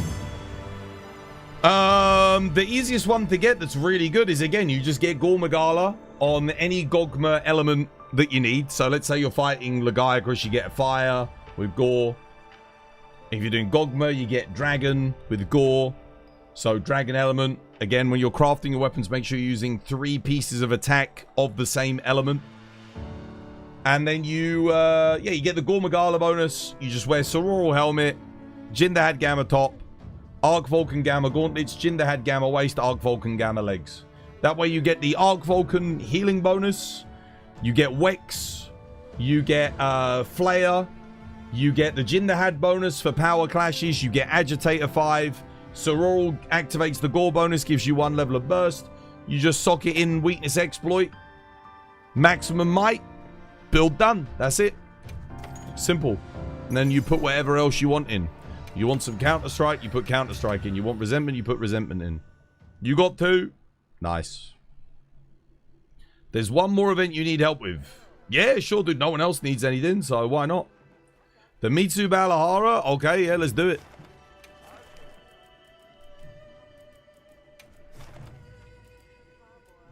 Nice. Yeah, let me get it up. Do I play more Gunlance or do I play something else? That's the question. Gunlance is slapping here. When both the monsters are together, it really comes into its own. Like, you charge up twice as quickly, you're hitting twice as much. Then there's 10-star Rompopolo, but you hate him. Or what, you need that for the helmet? Do you only play Longsword? Or are you open to trying other weapons? Longsword's a terrible matchup for that monster. That's why you hate it. Are the arena quests worth doing? All of these ones, they all give unique items. Some of them give, like, a lot of bonus loot as well. So, yes. Some of them are worth doing just to get the items for cosmetic purposes. If not, the other reason to do them is to get them for the unique items that they drop. So some of them will give you, you know, bonus Artian. Some of them will give you bonus Hunter rank. Some of them will give you whatever. A lot of them have reasons to do them. Mallow Tusk, thank you for the follow. Welcome. It's good to have you with us. Cheers, dude. Thank you for the support. Now, I've already got 2 people playing Hunting Horn, so there's no point playing Hunting Horn. Yeah, I think I'll just play more Gunlance, honestly. I mean, the Gunlance is getting the job done. I'm having fun with it. I don't play it that much. Where you at? Saber, Bart, you want to come help with this one quickly? We're doing another one. I could use some doots again. You've got a fire and a dragon longsword. A spread light bowgun. Oh, so you play light bowgun? Dude, get yourself a Gogma Artian water light bowgun then. Do that. And then Rompopolo becomes a joke at that point. Do you have a Gore build? You're trying to get earrings with the quest. Earrings? Earrings from... Oh, the Sororo earrings? You mean a build to beat Gore? Well, what weapon do you play? How you doing, Monkey? Welcome back. I hope you have yourself a lovely jubbly one. Safi Aqua Shot. Yeah, it's pretty much what you're doing, yeah. Bartimaeus, Saber, you guys coming? I need your help, guys. Again. How you doing, Greedy? Welcome back. I hope you have yourself a lovely jubbly one. Big Popper, what weapon are you playing? It's all great. how's everyone? Yeah, no, I'm good. I'm good. You're playing dual blades. And you need a build for that. Just go... Gogma legs. No, wait, let me think. Gogma waist.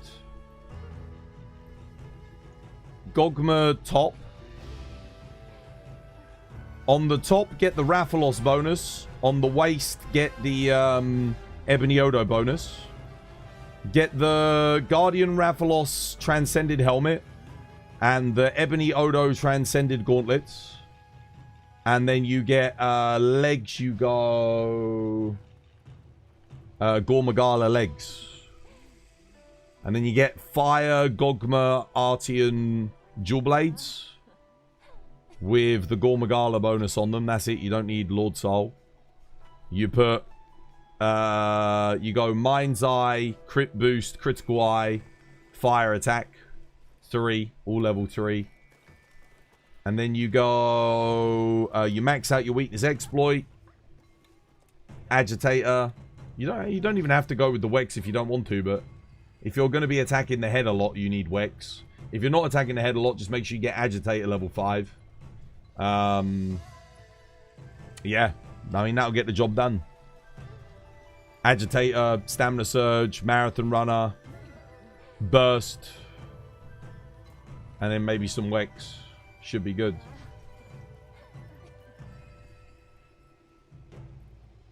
Where's War? You need him to mute Bartimeus. Why? Dude, who in the world made that emote? Pineapple on pizza? I quite like pineapple on pizza. I'm going to be honest, though. These days, like, I only ever order margarita. I go to, like, some nice Italian restaurants. I just get a margarita pizza. If I go to a party and there's, like, 10 different flavors of pizza, I'll eat everything. I don't really mind. But if I'm choosing, I'm always just getting... I'm going with the basic. I've just learned to appreciate the simple aspects of pizza. I feel like that was the whole thing that the Italians were going for when they invented the damn thing. Just keep it simple, you know? And I think simple works. Saber, you coming? You want to come help? Well, help again? Did he say he had to go? What do you mean pineapple on pizza? Or tuna with beef ribs? No, I wouldn't have tuna with beef ribs. No. Tuna doesn't belong with beef. Nah, nah. I mean, is there any fish that belongs with beef? I guess lobster. Lobster thermidor. With like a nice cut of Wagyu. With some butter. That can go down pretty good. But that's shellfish. I don't know. Lobster isn't a fish. It's shellfish. I mean, it's a crustacean technically, but I would consider it seafood. So the argument I was thinking of was like, is there any seafood that goes well with beef? Yeah. Bro, 10% of your audience is Italian. Be careful. What, mine? No, not 10%. 10% of my audience is, or 11% is German. I've got 7% is British. Italian's like 4% maybe? Maybe even less. Bro just obliterated every Italian in chat. What? By saying I like margarita pizza, that's my favorite?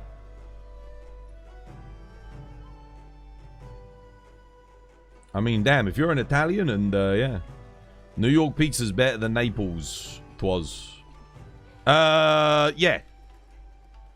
I think for me, having been to Italy and tried their pizza and been to New York and tried, you know, John's Bleakers, I think New York kind of got... New York's done something with pizza, man. Yeah. I preferred that to... That's not to say that all American pizza's better. I think on average, if you go and get pizza in Italy, it's going to be better than the average American pizza. But there are places in America, like Michelin places, that are doing pizza just... I don't know. They've elevated it in some ways, or their style of pizza is so damn delicious. I would say it's nicer than a standard, you know, like your Neapolitan, your best Neapolitan pizza. Even your mum can outcook 90% of human beings outside of Italy. Well, why aim to let your mum outcook 90%? You should be aiming to outcook 90%. I don't believe you've tried true Italian pizza. Of course I have. Of course. There are restaurants here in London owned by Italian people that make Italian pizza as well. You can even get it here in London. And it's pretty good. Yeah. They're fake Italians. I mean, they're from Italy. They're making Italian-style pizza. And I've been to Italy and I've had Italian pizza. It tastes very similar, you know, to what I've had. The Neapolitan style is probably one of the easiest styles of pizza to replicate. Yeah. Easiest. Yeah, by far. Absolutely. Because it's just simple Italian pizza. It's not super complex. There's not like some crazy science going into it. This is the thing that the people are doing in New York, a lot of them. Not all of them, but a lot of like the really popular places. And I'm not talking about like Joe's Pizza. I'm not talking about like dollar slice places. I'm talking about the place where you go in, you have to book, reserve 6 months in advance, and you build an entire trip around going there these days because they've gotten so popular. 'Twas come to Naples, I offer you a pizza. Look, listen. I will like it, but it's going to be Neapolitan. I know what a Neapolitan pizza is. It's going to be delicious, but it will not be New York pizza. It will not be that John Zablika's style of pizza. It won't beat it for me. With the firm base, the crunch on the crust, soft, fluffy inside texture, delicious. Again, the ingredients are imported straight from Italy. Obviously, it's not as good as getting it straight from, but yeah, that's crazy. Dude, have you had it? Have you had it? If you've tried it, if you've been to New York and you've been to Italy and you tried it too, unless you've done that, you can't compare it. Because you're just thinking about it. You're not actually using your real lived experience. You've been to New York, and have you eaten at John Zablika's? Have you had pizza there? Have you tried it? I had an uncle that used to live in New Jersey, all right? We went and stayed with him. He took us, we went into New York a couple of times. We went and tried the pizzas. Incredible pizzas in New York. You can't. Dude, where the hell is Saber? Dude, where you at? I'm waiting for Saber. Fuck it, I can't be bothered to wait for him anymore. He's taking forever, dude. Honestly. I'd have better luck going to Italy and waiting for the snail to turn up to end my immortality.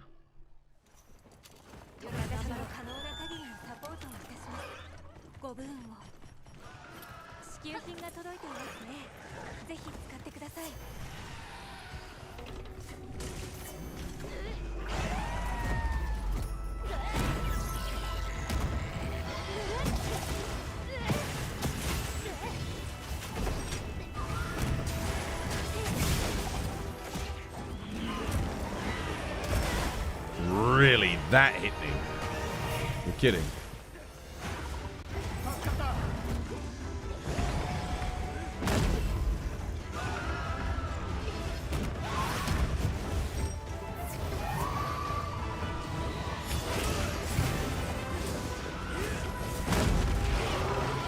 Big boy damage. Oh, dude, it's me too. Gets me on that.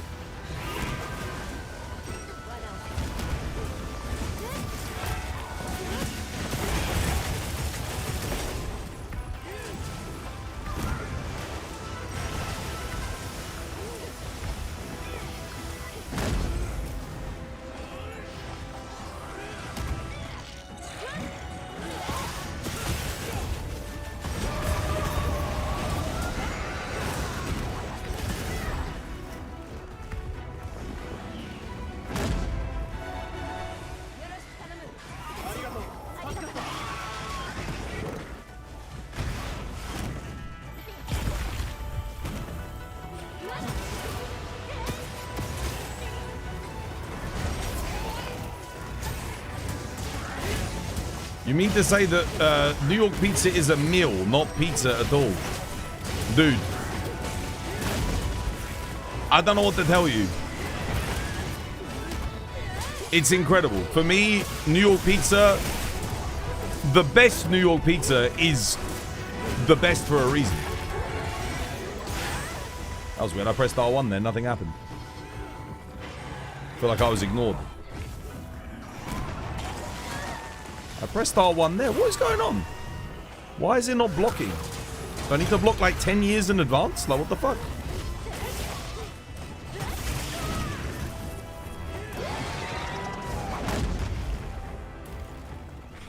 Odd.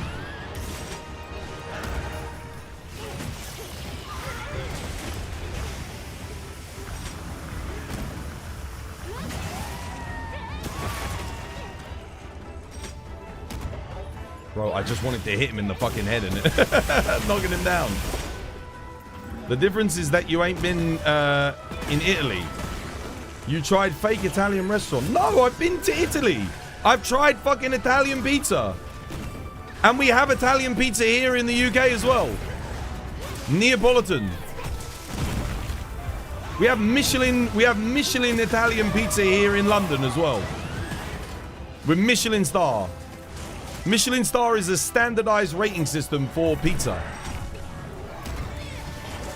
And it's very nice. It's very good. But I prefer what I tried in New York. New York style pizza was incredible. That was my favorite style of pizza. That was better than any Neapolitan I've ever had. For me.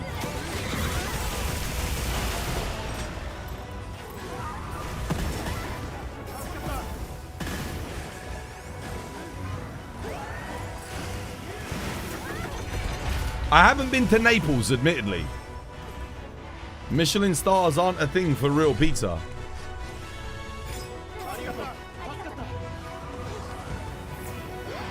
How can you get a Michelin star if you're making bad pizza? Tell me this. How can you get No one's going to give you a Michelin star if your restaurant is producing bad pizza. You're not going to get it. It's impossible. Same with curry. If you've ever been to a curry house that has a Michelin star, it's in like the oh my goodness. Doesn't matter where you go in the world. You've been to a gourmet bullshit restaurant that served you something that was named pizza by them. It had tomato, it had cheese, it had breaded dough, and it tasted delicious. I don't know what to tell you. But it was not what I experienced in New York. New Haven has the best pizza in the entire country. Connecticut is the pizza capital of the US. I've heard good things about New Haven pizza. Isn't that where there's that guy, the gastro scientist dude, who's been doing like some crazy things with pizza in like the past 10 years? Not even 10 years. It like popped up like 5 years ago. I forget his name. There was a Netflix documentary about him. I've always wanted to try that pizza. You got one, you need two more. Jesus fucking H. Alright, okay. We go again. Where's Bart? I need 2 hunting horns, man. Speed this up a little bit.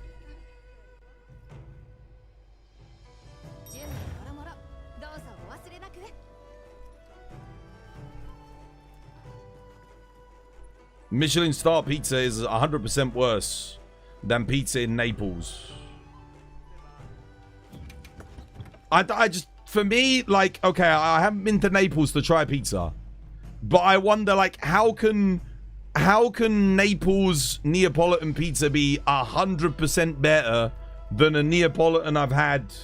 I'm sure it's better. I have no doubt it's better. But then, for me, the pizza I had in New York that I tried, like the premium shit, that was 100% better than the Neapolitan I've had in a Michelin star restaurant. So that means what you're saying is that pizza is 100% better than the best pizza I've ever had in my life.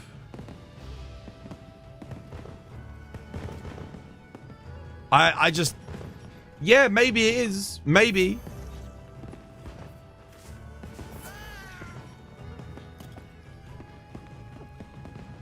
$200%. You want to do a bet? Well, no, because I'm not going to fly out to fucking Naples. To come and have... I'm not going to fly out to Naples to eat a Neapolitan pizza. Do you think this is? I'm not made of money. I'm not fucking David Portnoy.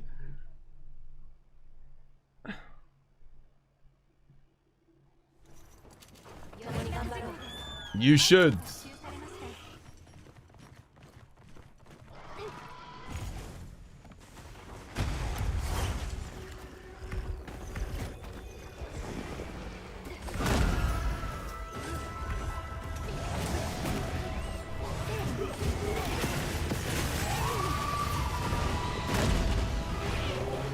Big boom.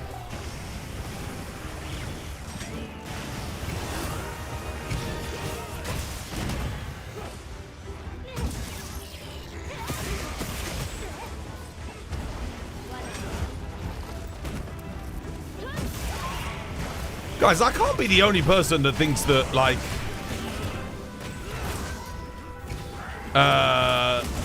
that's had, like, both Italian and New York style pizza and preferred that New York style. I can't be the only person. These places are made and, you know, it's made and owned by Italian Americans. So, you know, they still got, like, their heritage. It's not like it's made inauthentically or anything like that. They just got a different way of doing it. It's like, have you ever had Nepalese Indian cuisine? I think Nepali Indian cuisine is better than authentic Indian. Like, their take on Indian cuisine, for me, is better than the original. Like, they've taken it, elevated it, improved it.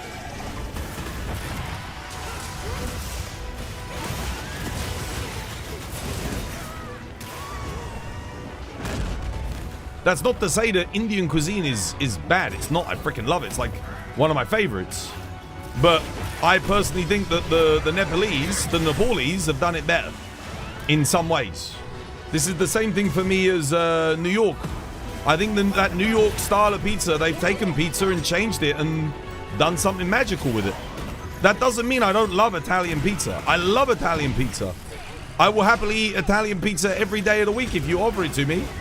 But I can't get that New York pizza anywhere else. I've never even tried anything close to it. I can only get that if I go to New York.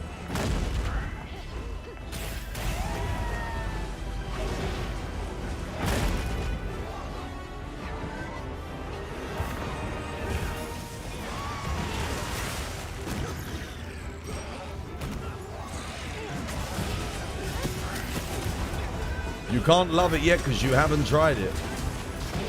So because I haven't been to Naples, I haven't had Italian pizza. That's what you're saying. I can't get good Italian pizza in Rome. It doesn't exist in Roma. It's not there. They don't make good pizza there. Their pizza's shit. No, Rome pizza is bad. Rome pizza, all of it's bad in Italy. Okay, all right, fair enough. You need to taste South African food. It's the best you would have ever had. I haven't tried South African, no.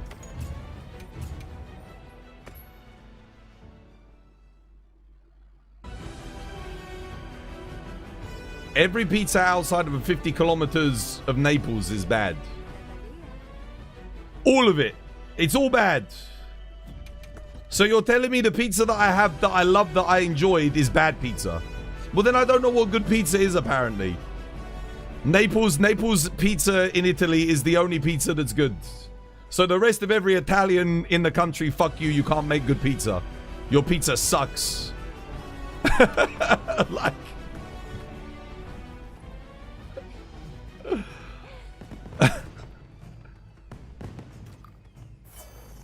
to me, it was lovely. It was delicious. I enjoyed the pizza I had there. I thought it was really nice.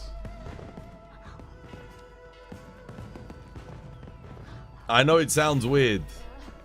So why don't the people at 51 kilometers just copy what the people in Naples are doing then? Why don't the people at 55 kilometers outside of Naples do that then? If it's that much better. If it's like 100, if it's 200% better as you say it is. I mean, it's the same country. They could just do it. It's not about the people.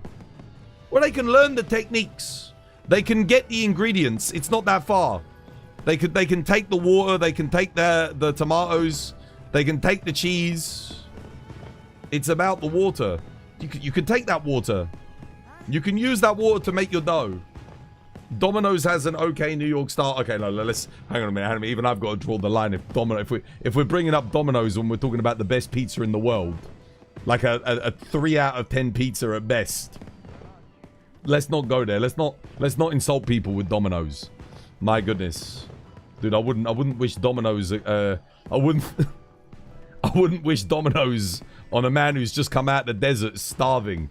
You know, like has been outside of humanity for fucking 20 days, has turned to skin and bones. I wouldn't wish it upon him. Like, no. No, Domino's is horrendous. That's some of the worst pizza I've ever had. Pizza Hut, Domino's. Nah. Even the best chain pizza like Papa John's is at best like a 4 or a 5 out of 10. At best. Like, and even then, like, that depends, because you could go to one Papa John's, you get a 3 out of 10, another one you get a 4 out of 10. We're talking about pizza that's like a 9 to 10 out of 10, you know, like as good as it gets. There's a very big gap between that and yeah. The best pizza and the best English breakfast is in Korea. We chopstick in everything. I've never been to Korea, so I can't comment.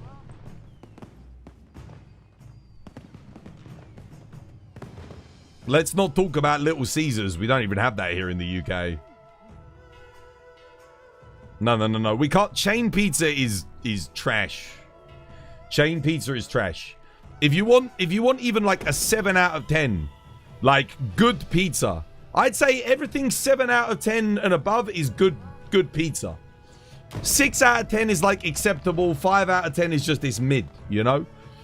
But if you want to get like a 7 out of 10 pizza, usually the restaurant's got to be, it's got to have like something going on. They've got to be, you know, making the dough, culturing it. They've got to have their own little techniques, you know. Perhaps they're looking into the water, like Monkey says, you know, using specific water, spring water or whatever type of mineral water it is that gives them like that special dough. They have to be paying very close attention to the type of tomatoes they're using. They can't be too acidic. They can't be too bitter. They can't be too sweet. They've got to be, especially if it's here in the UK, you want to be importing those tomatoes probably from Italy. Like, because Italy does do a lot of exports on, like, delicious tomatoes.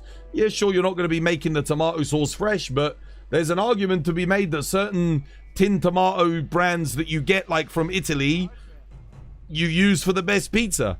Your cheese, your mozzarella cheese, it's got to be, like, fresh mozzarella. You got to dry it yourself. You've got to be doing it yourself. You can't be doing that shredded stuff, the dried mozzarella. I mean, I guess you can, maybe at a 7 out of 10. But if you want to start going 8 out of 10, 9 out of 10, you've got to be using the fresh ingredients. You've got to have the best quality olive oil. You've got to have the best, like the best, freshest olive oil that you can possibly freaking get. Like the highest quality with the best flavor. Whatever you're making in your sauce, if you're keeping it simple with just tomatoes, if you are using herbs in the sauce, they gotta be fresh basil, fresh oregano, fresh herbs, not like dried herbs.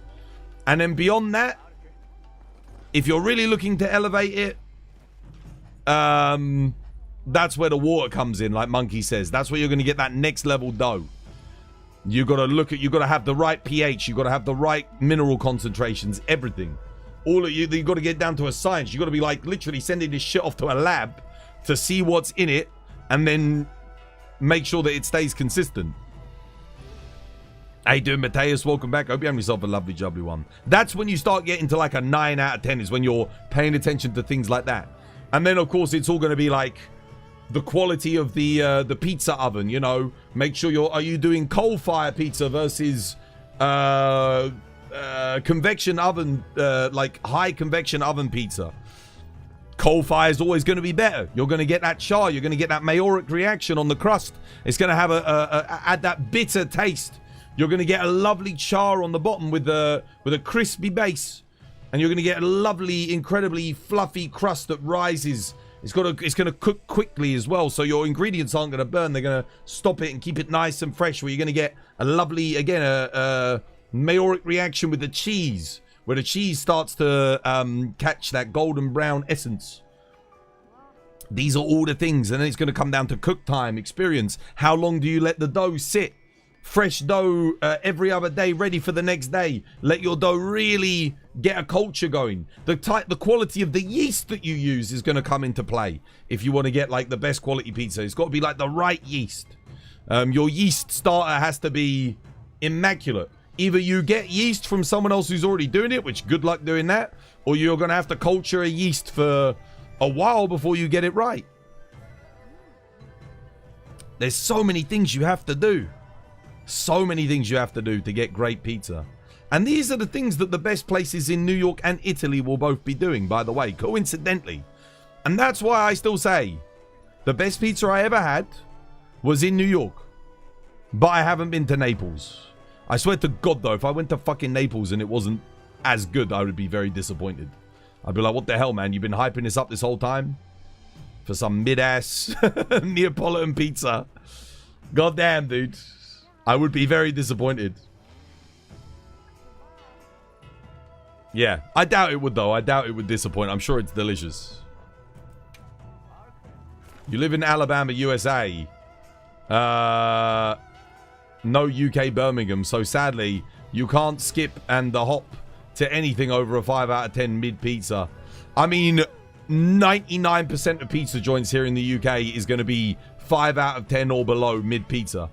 There are a few authentic Italian pizza places where you have an Italian chef, Italian owner, run by an Italian family, and they will be like really good, like 7 to 8 out of 10 pizzas. You know, they'll be in that sort of range. They're never going to be as good as what you can get in Italy, where you've got like 8 to 9 out of 10s. But that's what you're going to get.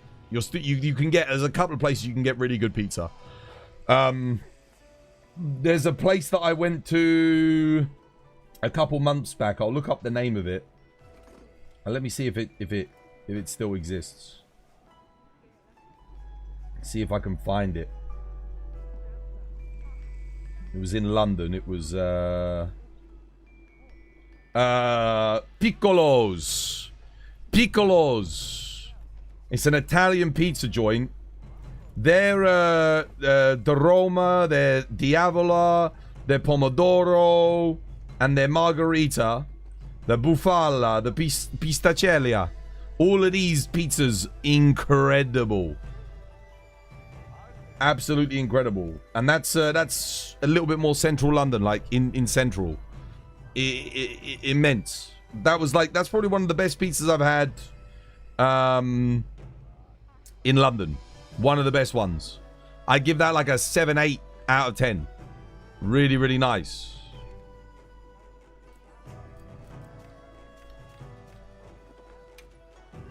Did he get all the tickets he needed?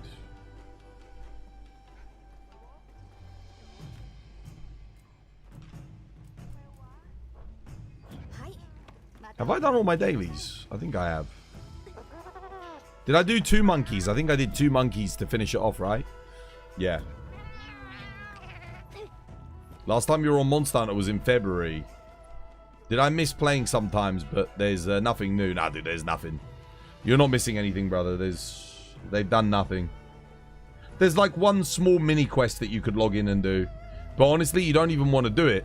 If you actually don't do the quest, you get more benefits than if you do the quest. Because you can leave Poogie in the water and then you can use your net for the fishing. So, yeah. You'll definitely keep that in mind if I ever visit. It sounds great. What's that? Piccolo's? Piccolo's Pizza in the UK. Yeah, I mean, it's not better than anything I had in Italy or the New York style pizza. But it was... For London, all the places I've had pizza in London, is one of the best. Maybe the best. Yeah. It's just an Italian family-run little business.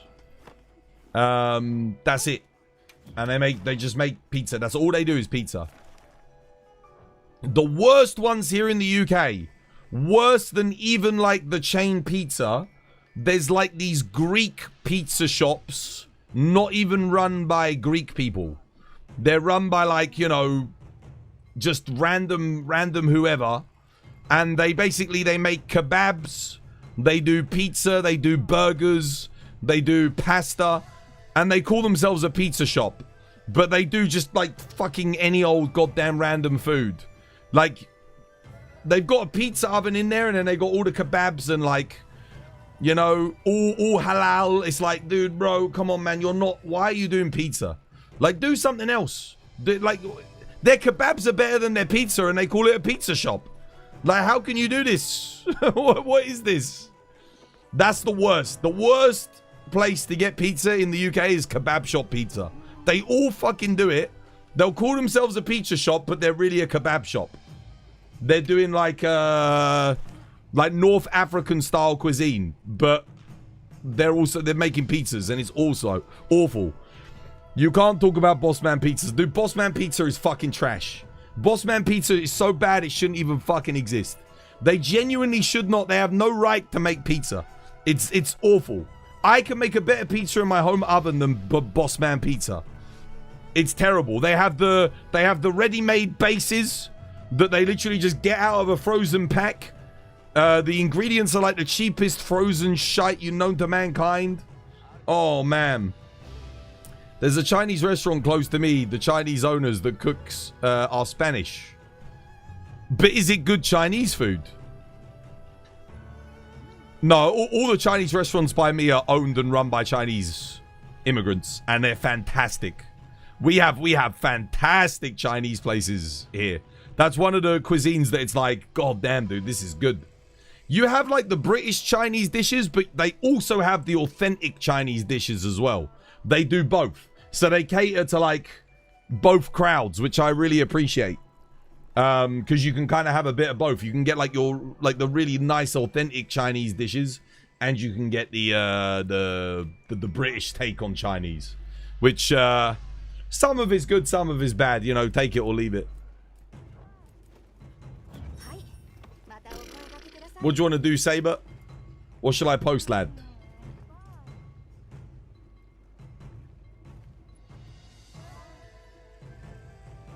But they taste the bomb when you're hammered. Yeah, that's the only reason why their businesses work, is because you come out of the club at like 3 a.m. and they're the only place that's open. But you would never buy pizza from a Bossman pizza shop. You're gonna buy a kebab. Because that's what they have best. They got, you know, a big doner. You're gonna buy a kebab. If you're buying pizza from Bossman, if you're buying a burger from Bossman, you're setting yourself up for failure. The thing that they have usually, or you get like a doner meat and chips to absorb all the alcohol. What do I want to hum?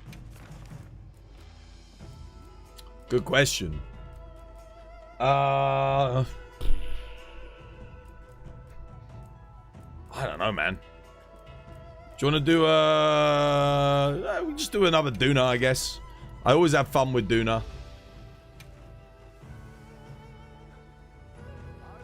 If you want to play a game with a rich storyline and decision making that really impacts the game, you should try Star Wars: The Old Republic. I've played Star Wars: The Old Republic. Yeah. Knights of the Old Republic. And I've played KOTOR 2 as well. That was back when BioWare were at their peak. When they could do no wrong.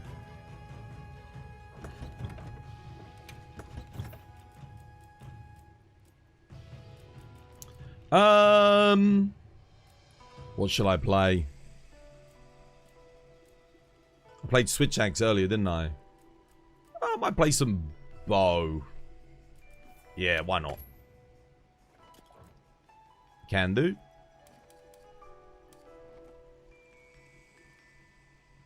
Yeah, good enough. That'll get the job done. Take the dash juice.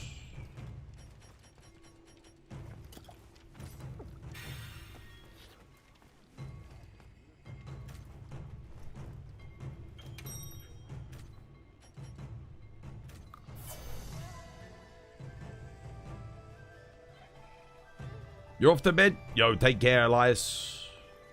I'm glad you got your tickets, dude.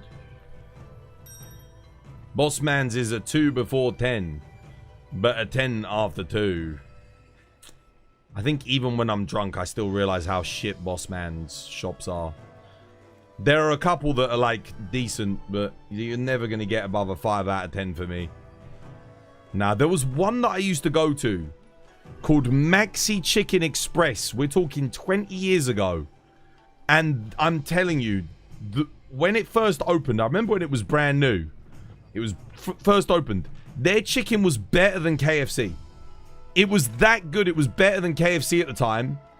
It was better than Popeyes, any other fried chicken. Their fried chicken was magical.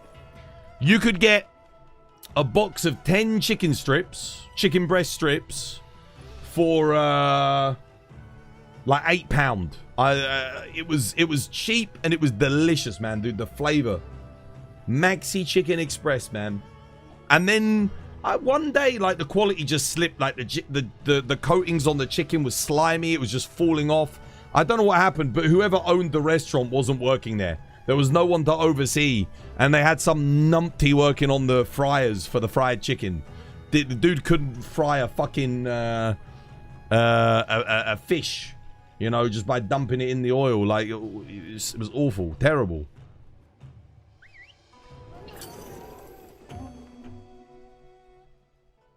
Bloody nah. Poor Maxi Chicken Express. It was really good. That was a boss man shop.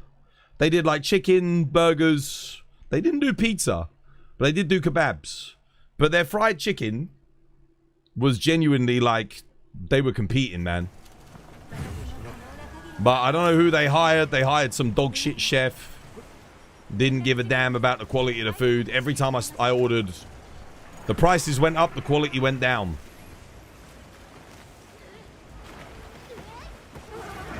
Dead, mate, dead.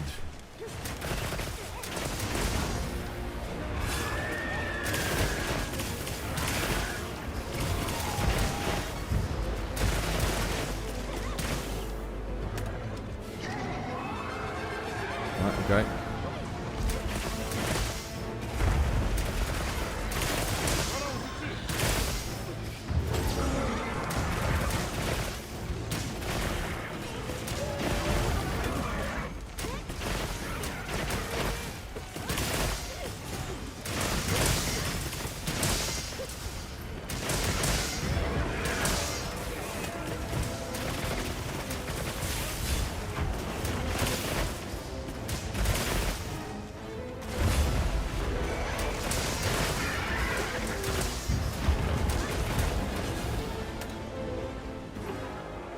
Imagine if you didn't have to reload bow every 10 shots.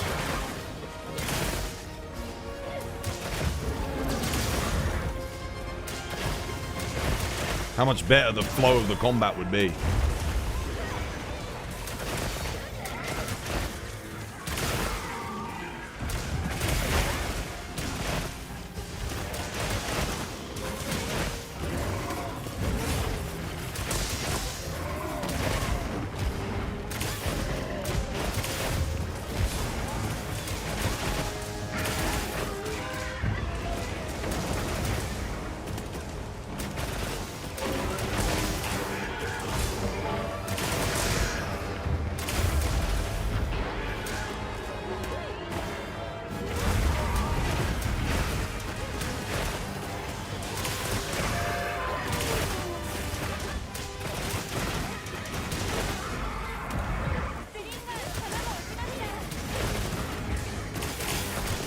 Just eat banana, very healthy.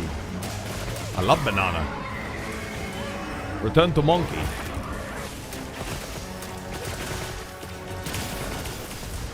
Oh, hello. Oh! Okay, well, he's definitely not targeting me there.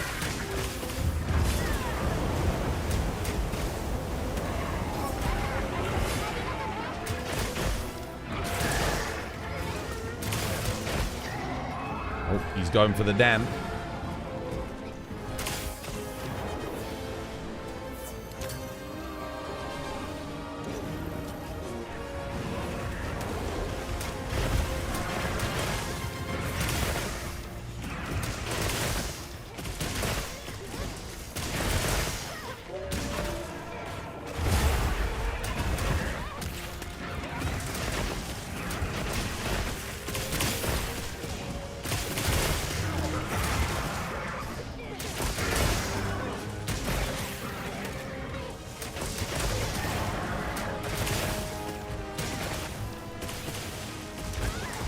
Oh, hello.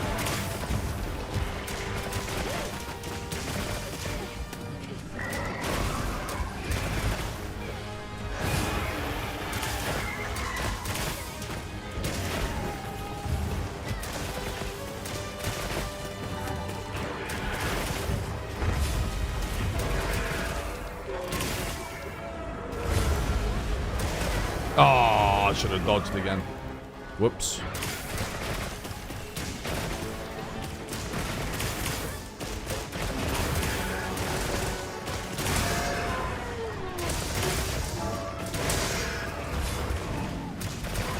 Oh, double dodge. Damn.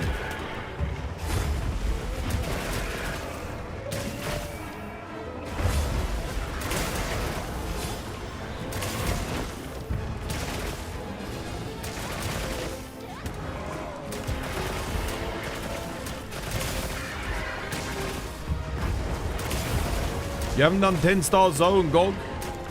10-star Gog, not worth it, but you do get a title for it. Like a title card. But it's... What the hell? Did he actually hit me with that? Okay. 10-star Zoe's pretty good, though. 10-star Zoe's really good fun. Good fun. Genuine, like, up in the challenge level. The loot is decent. Much better than Gog. Like, the time invest is much better.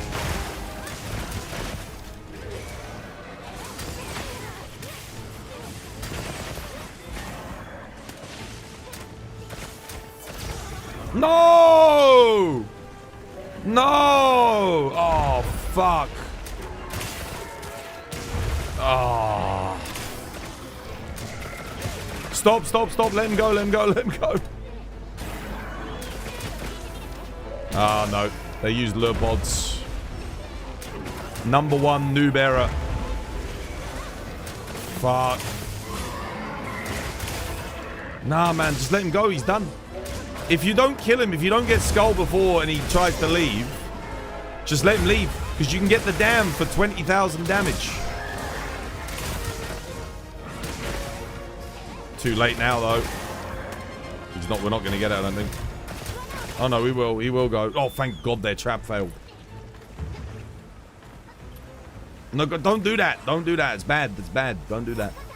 Let him go. Let him go. It's much faster. Saber will put it to sleep.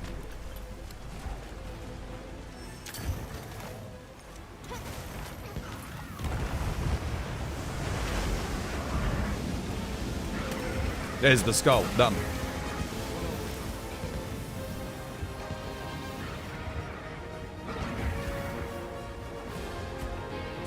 If he has a skull, then obviously capture him, but never lure him when he tries to leave. He can glitch and he'll end up going all the way around the map. He can glitch and just keep going up and down the waterfall endlessly. Never, never, never use lure pods. Never, never, never.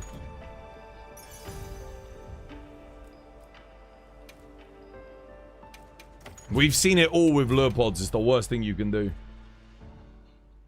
Do you have any make or break suggestions you need to see in the expansion? Rebalancing and refinement. Those are my make or break. If the weapons come back and all the weapons that are super weak and all the moves that are super weak are still shit. What's a good example? If TCS is still as underpowered as it is,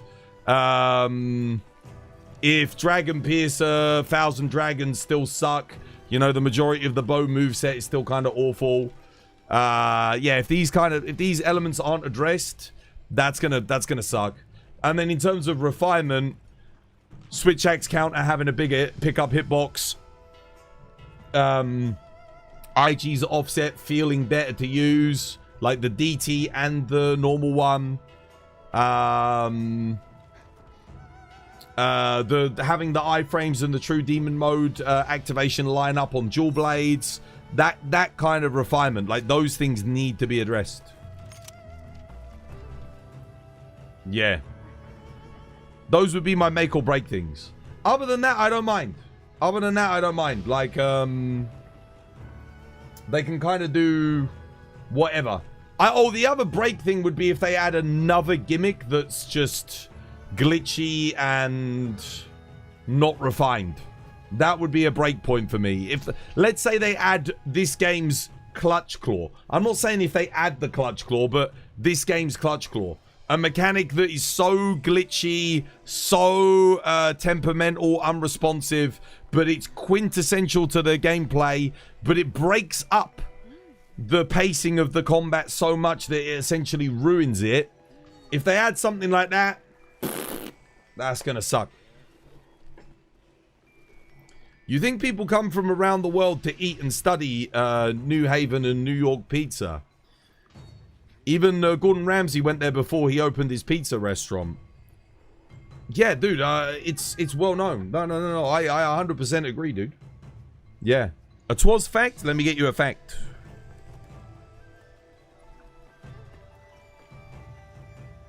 If we were to get new moves, what are your top 3 ones? Water Strike on Hammer. A counter for Insect Glaive. Some kind of counter. An aerial counter would be nice. And what else?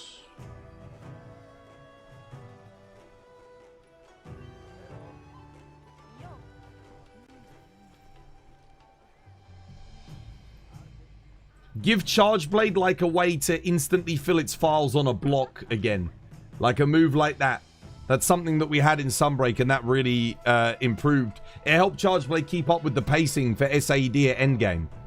So, yeah. Something that just improves the pacing. I mean, Charge Blade's pretty good, but I'd love to see that come back. The counter on Insect Glaive and Water Strike on Hammer are non-negotiable. That needs to happen, then. The world's hottest ice cream, which contains peppers 100 times hotter than the jalapeno, is called the Devil's Breath, and it's made in Glasgow. I feel like we've had that fact before. I'll give you another one. The Russian intelligence service keeps Hitler's teeth in a cigar box. There you go. That's a fact. Right. I'll be right back. I'm going to go get myself a cup of tea. This was by design.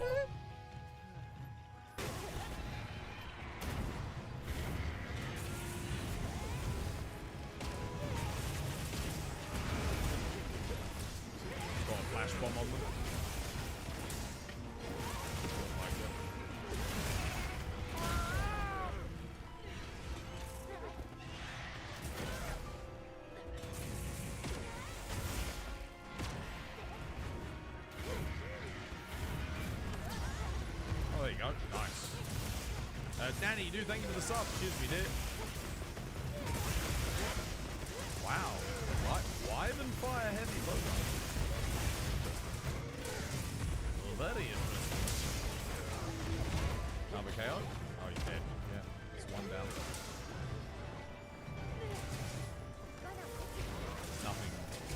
Nothing special about these two, I don't think.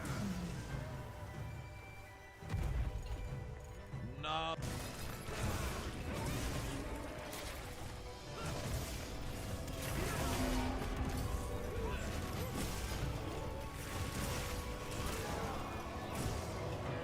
Dude, I've always had a trouble with these balls.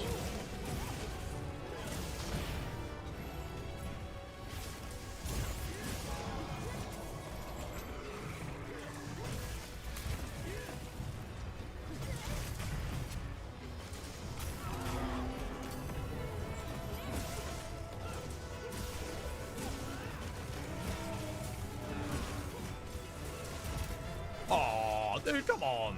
Really?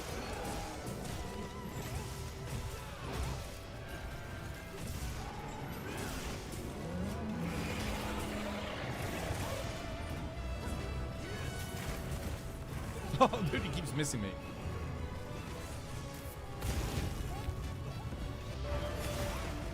Elon, what a great guy. What a wonderful guy, Elon. I like him a lot. He's got lots of money, lots of zenny. I said, Elon, do you think there's monsters in space, Elon? He said, yes, there's monsters in space. Valstrax, that son of a bitch. We're gonna go and get him. We're gonna get SpaceX. We're gonna go up there. We're gonna find Valstrax. We're gonna hunt him down. There'll be nowhere to hide once Elon gets SpaceX on the job. Let me tell you. But the thing is, it's gonna cost billions and billions of zenny to get up there and hunt Valstrax. I said, Elon, don't worry. You've got my support. He's got my support, ladies and gentlemen.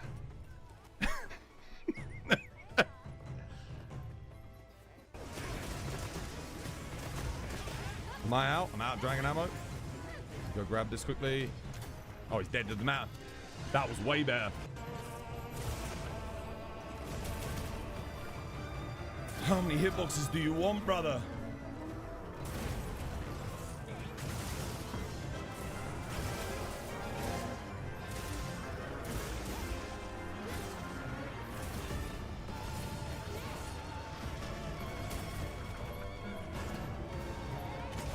Oh my god.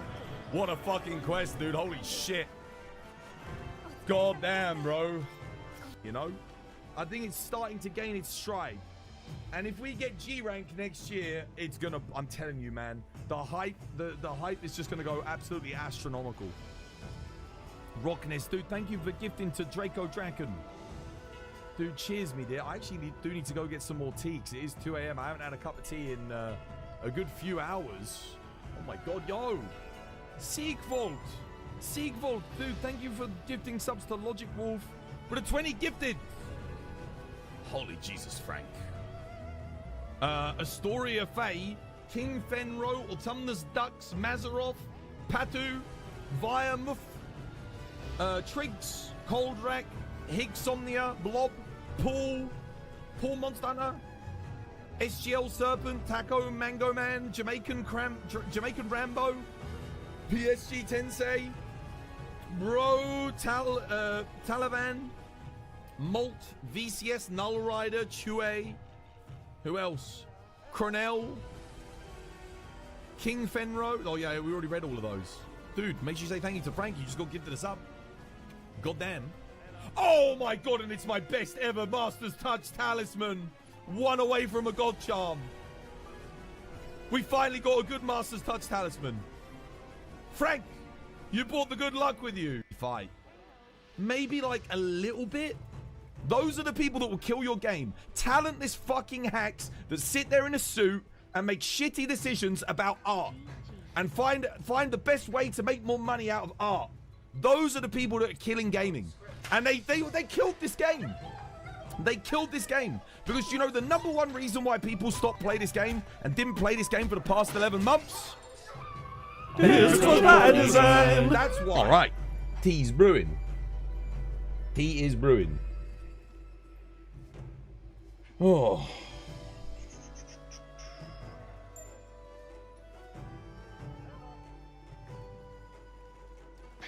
There we go. Lovely. Is there a squad for HR 999? Yeah, squad 1.1. Can check my charge blade build. I mean, I can do. If you really want me to.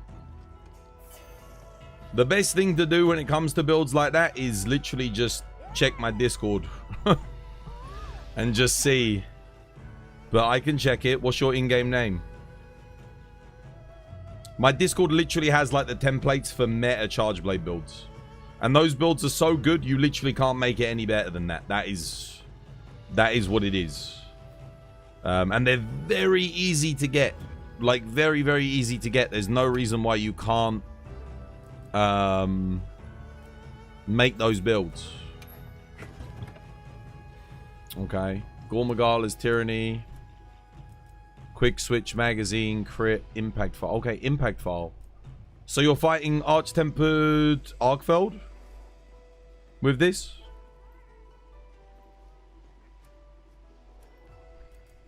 Magazine, Crit Boost, Quick Switch. Okay, yeah. You don't want Flair 3. Not really.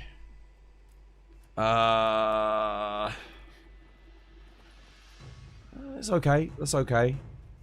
I wouldn't bother with this. If you want Flair, you can run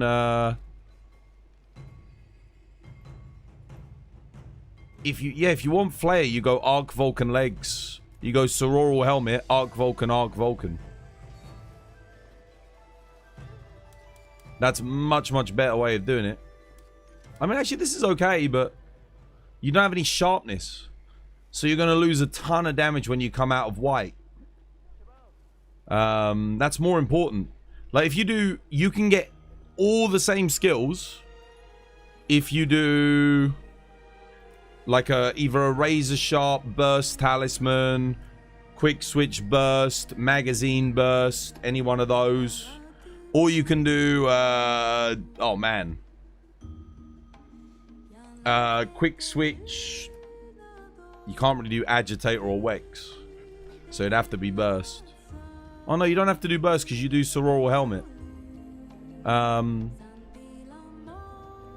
Yeah, quick switch, wex, magazine wex, razor sharp wex. All of those work as well if you've got them.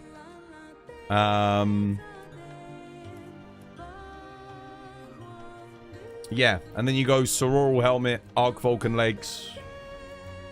You might have to sacrifice something if you don't have a God Charm, but that way you don't have to run the Flayer 3 talisman. The difference between Flayer 4 and 5 is not that big. I think you get 100 extra damage on the proc, but the weak spot creation is still the same. But it means you can run a better talisman. You've got no impact file. Oh yeah, shit, you need dude. You're running impact charge blade with no artillery. You have to have artillery. Artillery is like where the bulk of your DPS comes from. Sorry. Yeah, no, you need an artillery. So yeah, it's got to be rapid morph, load shells, or artillery. I guess you have to forsake the sharpness, but you could get another sharpness EX if you re-rolled this a little bit. Like 2 sharpness EX, that would help. But I guess yeah, that would be your best option. Dude, yeah, you have to run artillery. 100%. I think I've got a build. Oh no, because I don't have Gogmazios, do I? Or do I?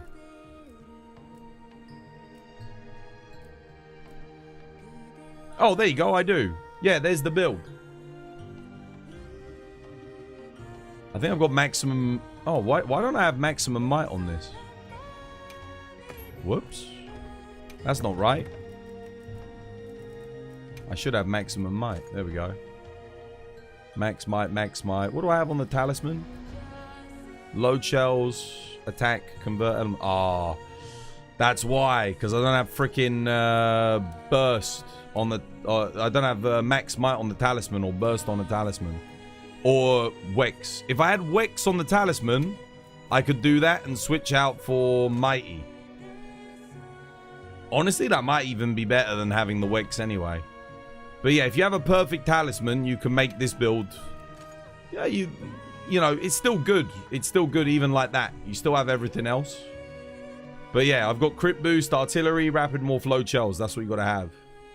Yours might even be better than mine because you've got sharpness too. So you'll be able to maintain that sharpness for a bit longer. Which is obviously excellent. But yeah, do the Sororal. You can fit in your sanity, shockproof, and dragon resistance or protection. But the most important thing is you've got to have either artillery 3, rapid morph 3, or load shells 2 talisman at rarity 8. You gotta have one of them. You gotta have one of them.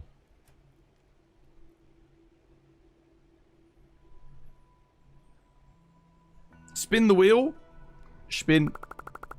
Is this for you, Lafiche? Hi, Twas. After tweaking my personal non-meta build, you finally managed to beat 9-star new Udra in 20 minutes. Okay. What weapon are you using? I can show you what builds I use for new Udra. Spin again. Woo! Unfortunately, you don't have a rarity 8 with that stuff on it. None of them. None. You don't have a rarity 8 with artillery, quick switch, or load shells. 50,000 renown for Lafiche. Are you sure? Are you sure about that?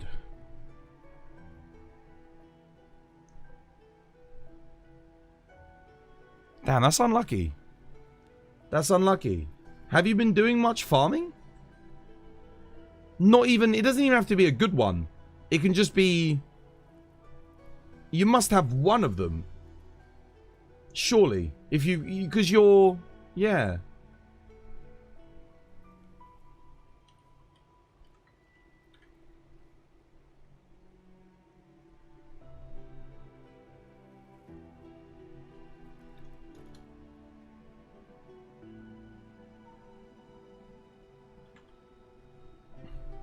There you go. I've added your renowned Lafiche.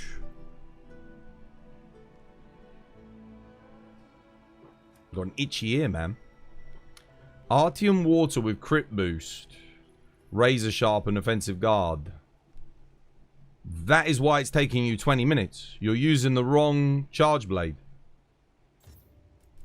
You should be using element charge blade with Gogma and Mitsu. Or Gogmazios. You're doing it pre-Gog. If you're doing pre-Gog, then you want this build. Let me see if have I got it saved? Pre-Gog. You should be using... let me have a look.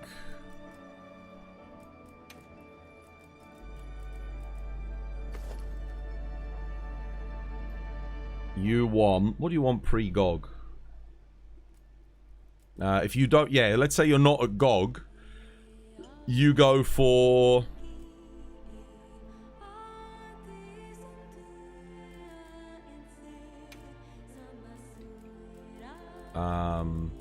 I'll make the build quickly for you.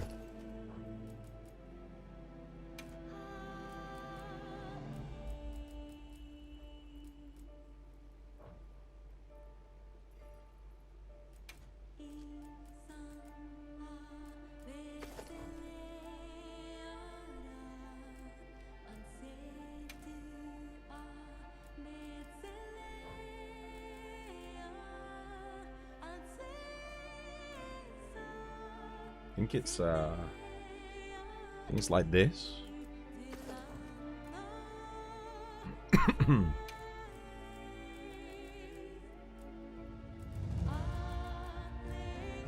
I mean, you can run whatever gauntlets you like.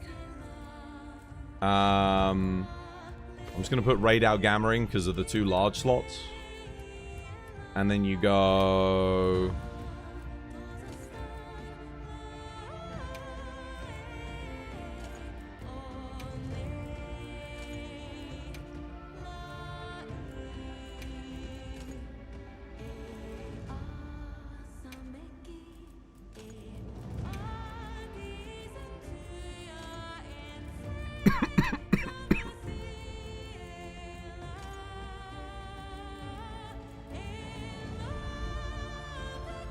Yeah, like something like that. Then you got to get sanity in.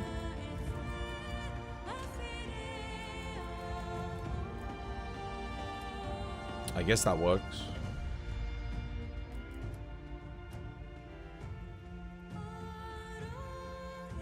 Is that the right way to do it? Could do gore legs, maybe. What about Mitsu helmet gore legs? Maybe that's better. Let me just check. Oh, no, that's not better. Mitsu waist? No, Mitsu waist wasn't better either. No, this is the way to do it. Yeah. Oh, yeah. Gore Alpha waist. That was it. Gore Alpha. I don't have Gore Alpha waist. But you want to use Gore Alpha waist instead. Because it comes with the final level of sanity. That's how you do it. Like, if you don't have Gore Magala, this is the build. You need Coalescence, you need Burst, and you get a Water Element Charge Blade with 4 Element 1 Sharpness. You wish you could do such a quality build so fast. But you were using sword and shield. Oh! You said charge blade. Oh.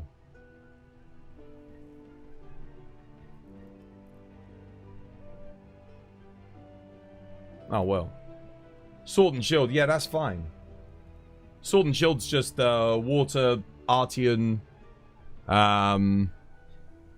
yeah, 3-piece. What are you, like, you're pre-Gog? Have you done 80 Jin? If it's 80 Jin, you take 80 Jin top and waist. And then,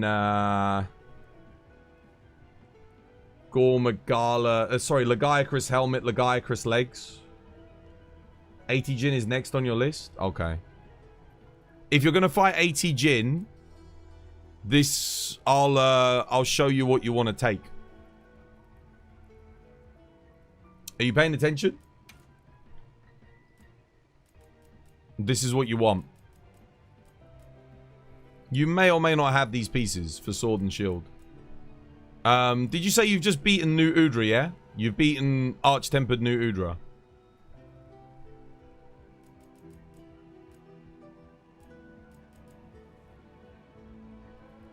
Yeah, okay. So you probably want this, this,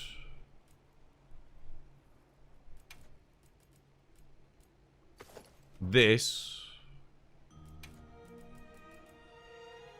this, and this.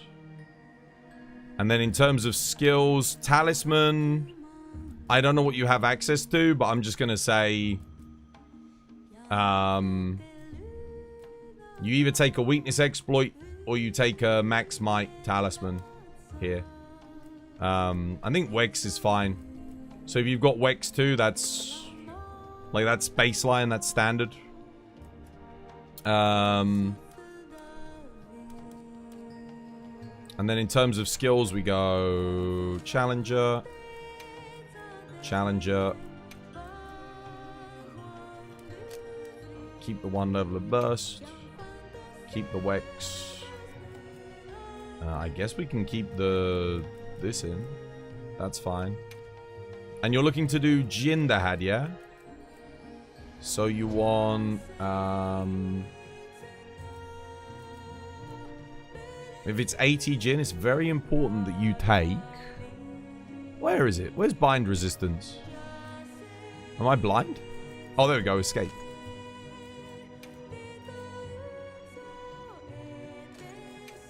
Yeah, make sure you take escape.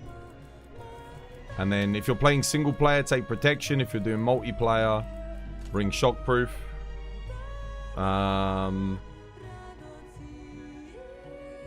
Yeah, that should be good.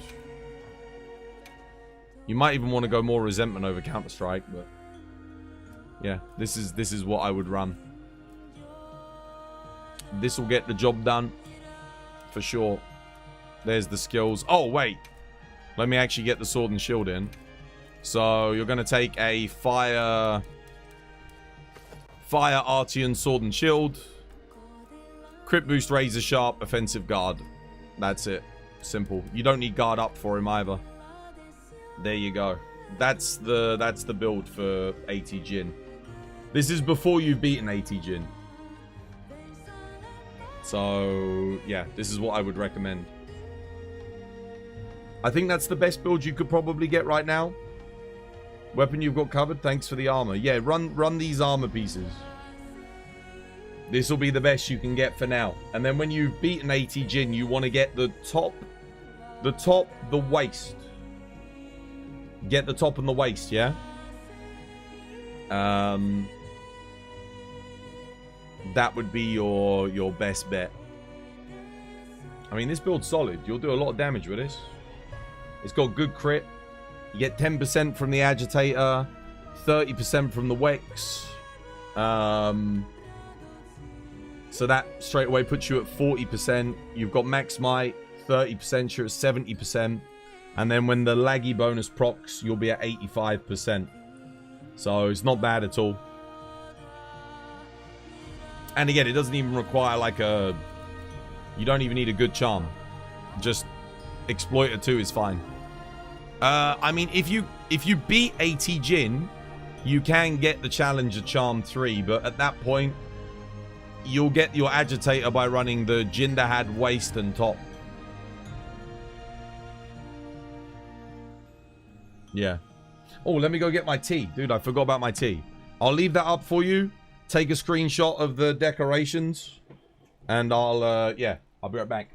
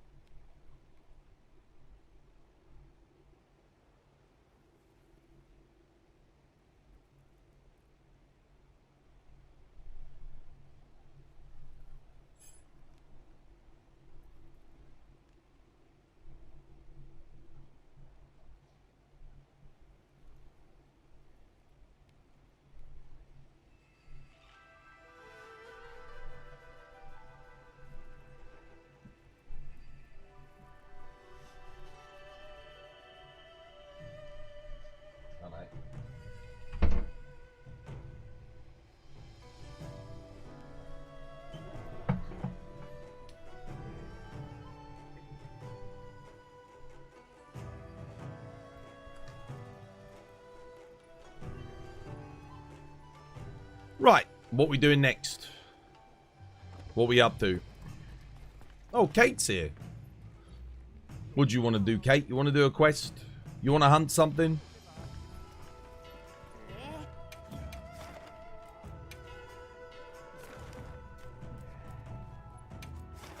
Well, can do. You'll beat him, just how long it will take. If you take this build, he's got a lot of health. This build will, you'll probably get him done in like 20 minutes. I mean, it depends on your skill level, but this build will do a lot of damage. It gives you good survivability as well. It's got a good balance between the two, but it's effective. I mean, I'll play some Sword and Shield now. I'm in the mood.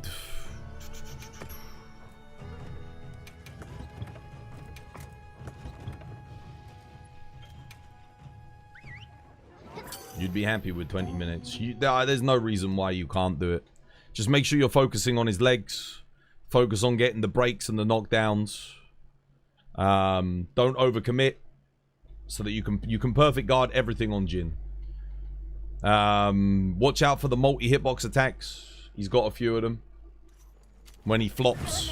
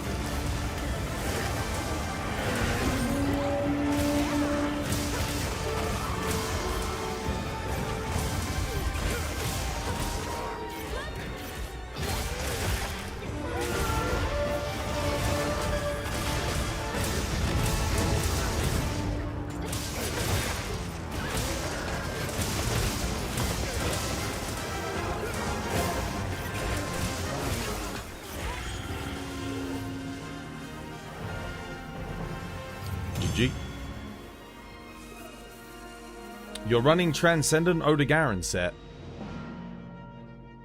What? 3-piece with Ebony Odo Lord Soul for Gunlance? Or for Impact File Charge Blade? They're the only two sets that use Ebony Odo, really. Transcendent. Gunlance and Impact File Charge Blade. But even then, Impact File Charge Blade only uses like the one piece.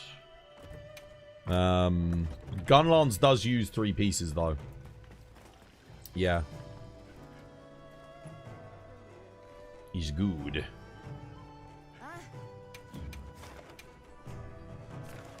What do you want to do?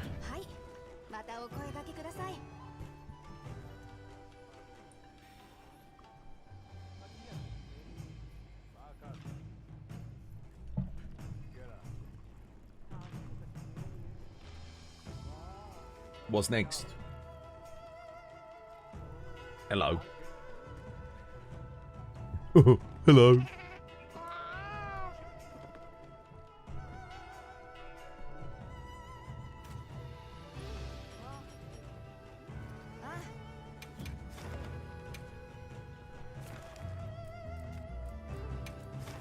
Oh, hello.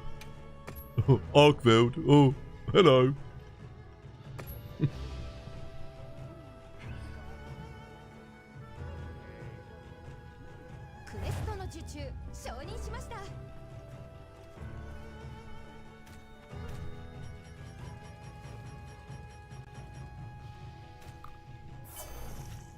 Let it roar after the pitfall? Okay.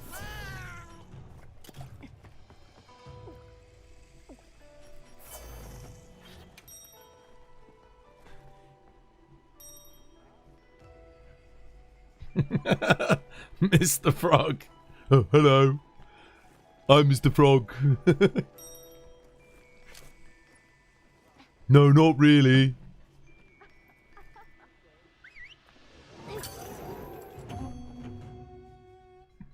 Dude, I'm so sad that Smiling Friends is done, man. I'm so sad that it's over. That was one of the, like, the only genuinely funny shows that was left. It was, oh, it was great, man.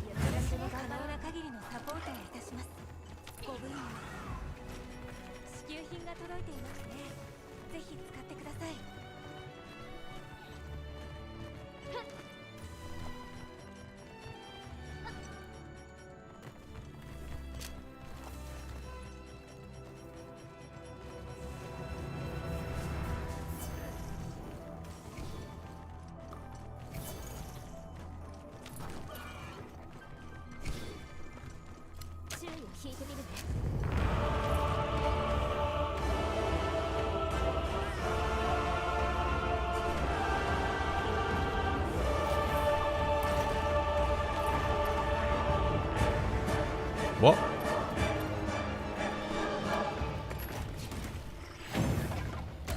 Why'd you leave?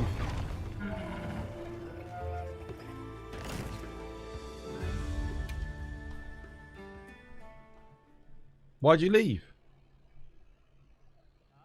Rather they end on a high note than drag it out for seasons. You respect for them because of the ending, because they didn't want to burn out. Just go on hiatus for a bit until you come up with new ideas. There's no reason to, like, cancel the show. They had like the funniest TV show like out.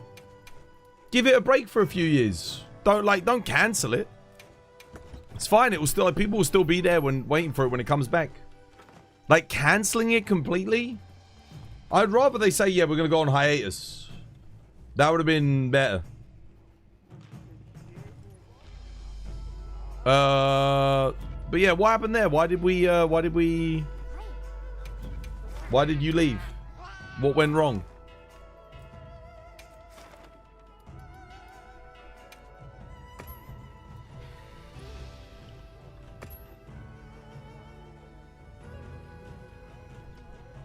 That's also fair though. Although I wonder how many ideas you could still have for this. Well, that's the thing. You got to give yourself time. You have to, look, comedy comes from, like, life experience, right?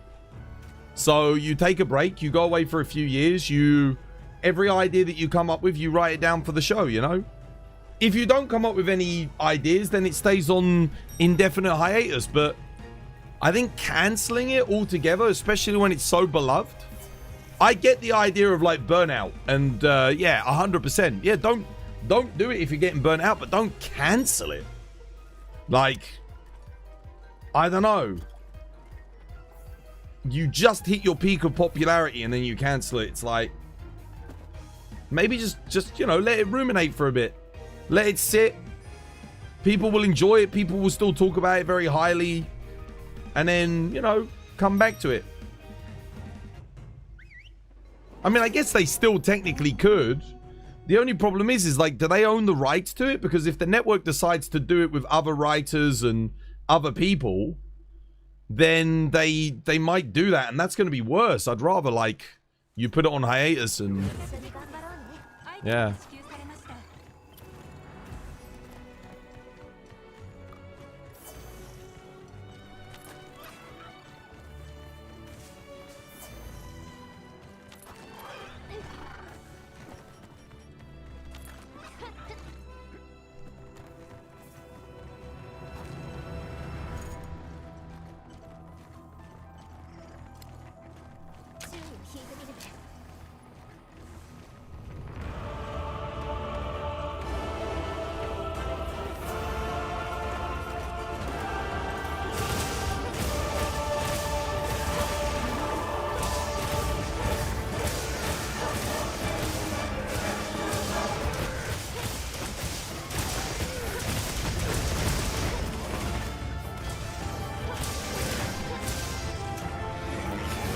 Oops.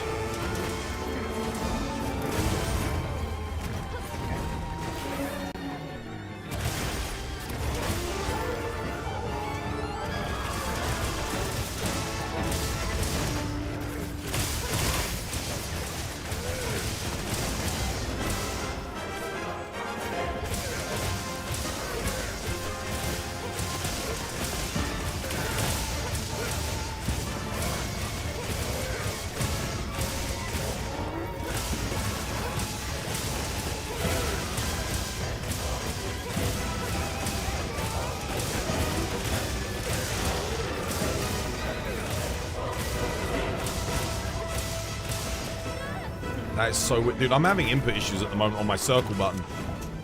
When I'm trying to do perfect guards and...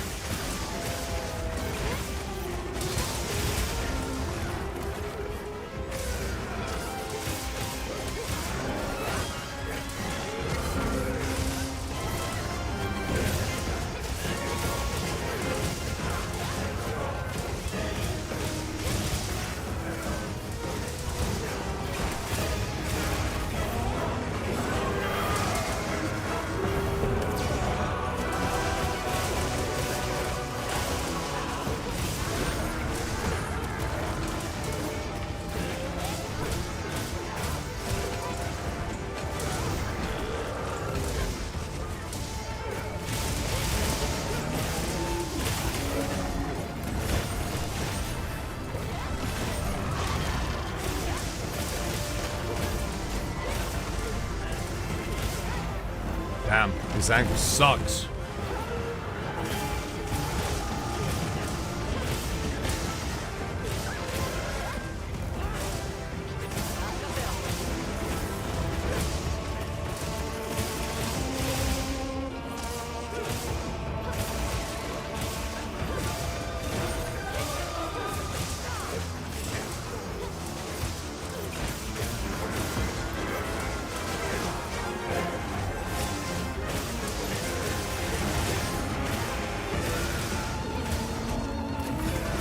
What? No, no, no, no, no, no, no, no, no, no, no. Son of a bitch. Oh, you fucker. Fucking ledge dead angled me, man. Oh my god. It's the worst place to fight him is right fucking there. God damn it.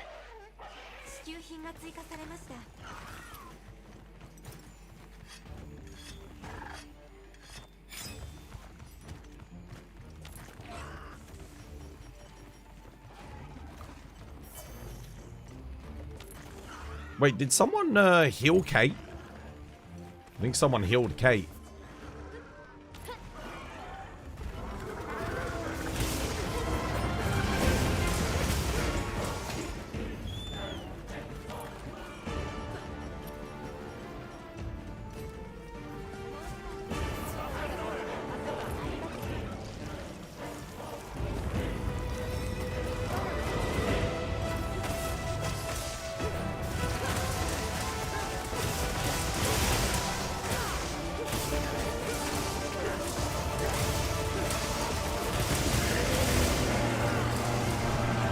I was guard thingy there, but nothing happened.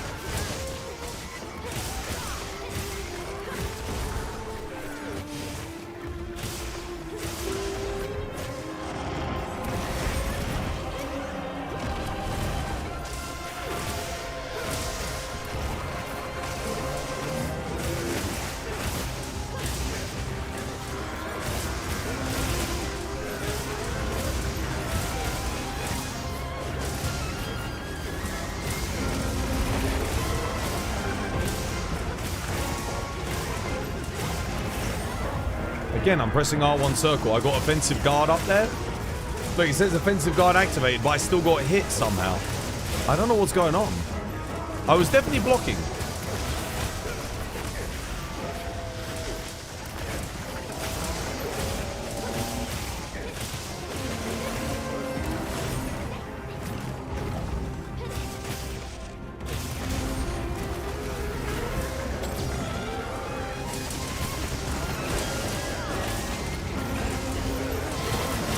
That sucks.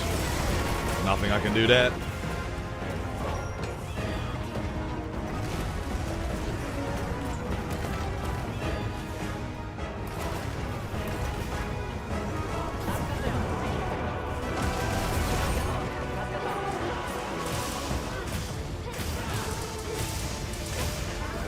Holy fuck. Look at how much slower this is with me and Rayleigh versus when Kate and Studi were doing it. Fuck me. You guys might as well go without us. Jesus fuck. Did someone heal you, Kate? Like, what happened? Because I wasn't using dust until I saw that you'd been healed.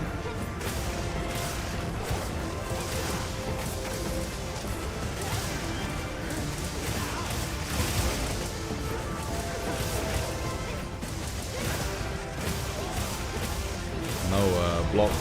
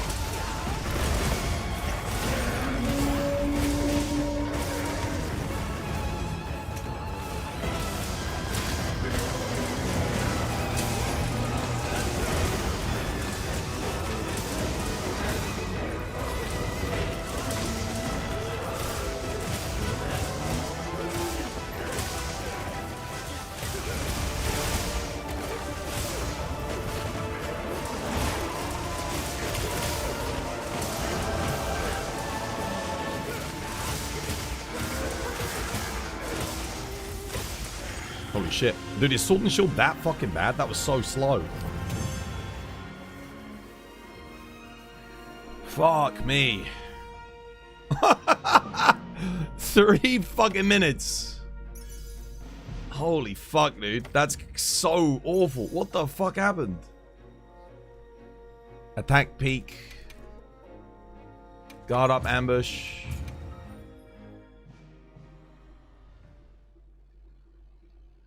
There's no way. Isn't Omega Sword and Shield not damage focus? I wouldn't fucking know. I don't use Omega Sword and Shield. Why would I use that piece of shit? Sword and Shield is bad damage versus Arc. You're not gonna lie. That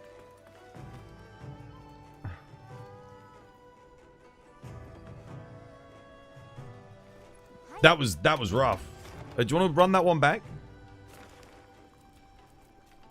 Give it another go.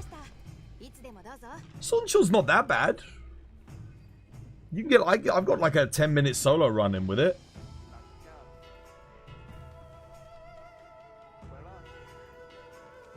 Damage is okay. Like, Perfect Rush actually hits decently hard. You guys use weapons other than Gog? Why? Why would you ever do that? Let me lure. Okay, yeah.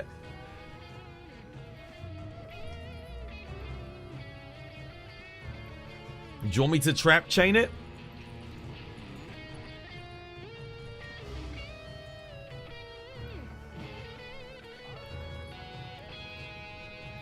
I don't think any weapon uses anything other than Gog anymore.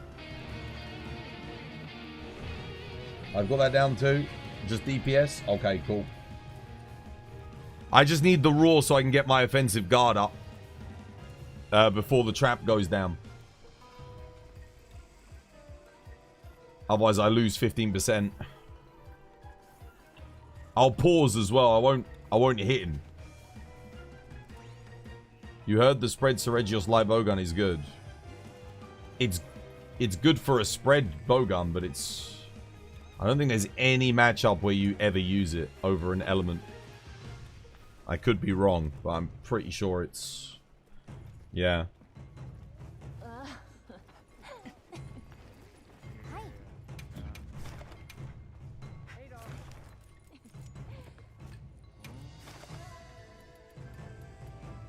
Now, let's see how this goes. I think that might have been my slowest run with you guys ever. Was that one. But I've run Sword and Shield with you before, and I don't think it was that bad. Wasn't that slow. Like... It's usually pretty good. I mean, I did die. I guess that probably adds, like... at least 30 seconds, because he was... Hey, to be fair, when I died, he was right there, so it wasn't too bad. Try again.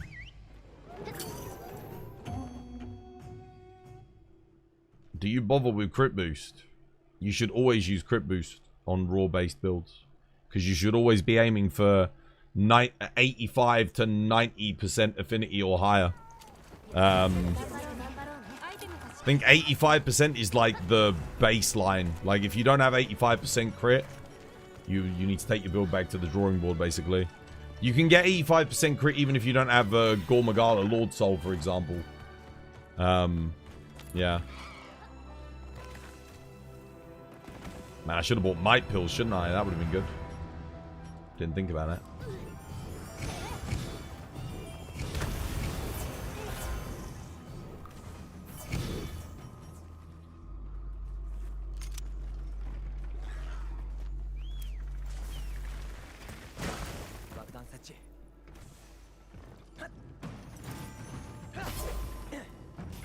You know, if you want me to, I can run fucking light bowgun as well. I do know the strats for light bowgun on this one. Heroics light bowgun.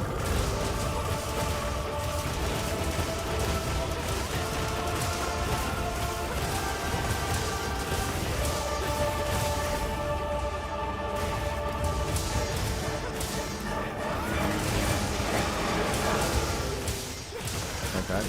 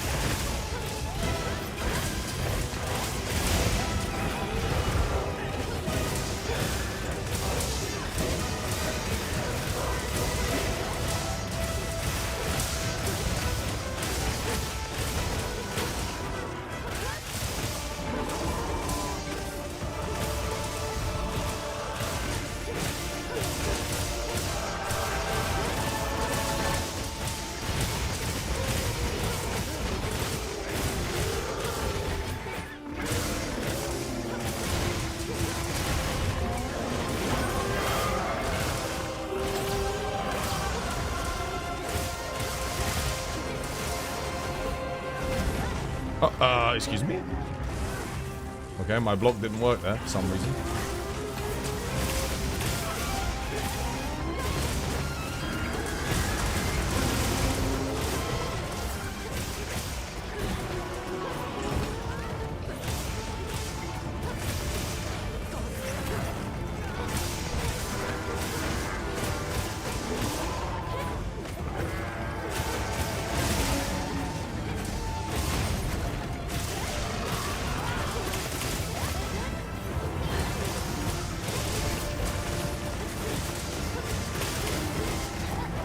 Damn, dude, my block. There we go, that's good.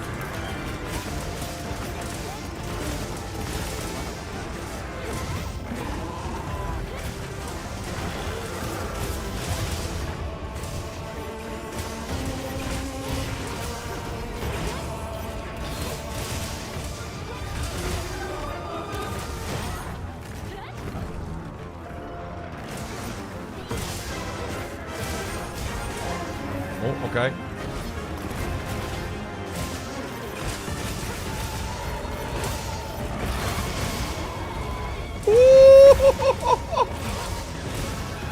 I love a bit of in-sync sword and shield action. Good stuff. That really tickles me jimmies, you know. Oh, that really does me Johnson good.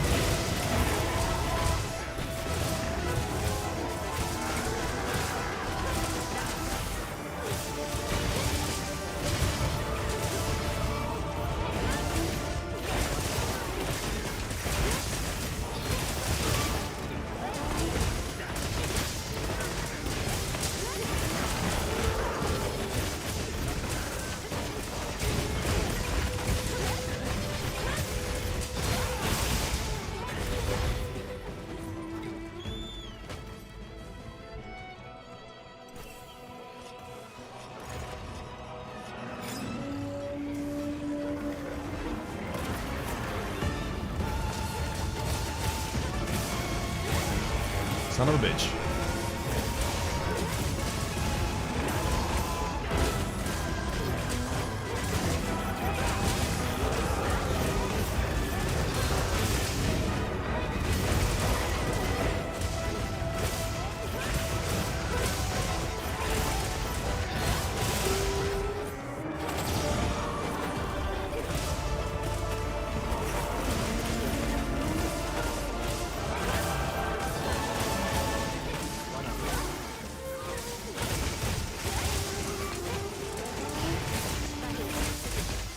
GG.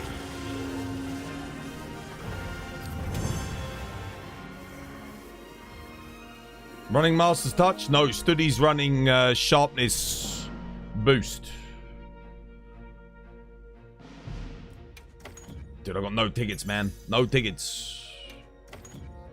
That was better. That was a lot better. Guard. Poison attack. Nice.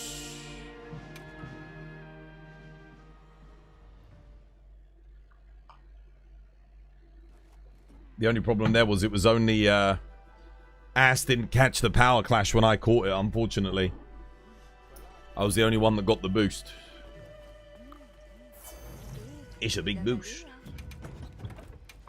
I do wish the Jindahad bonus lasted for a little bit longer, though.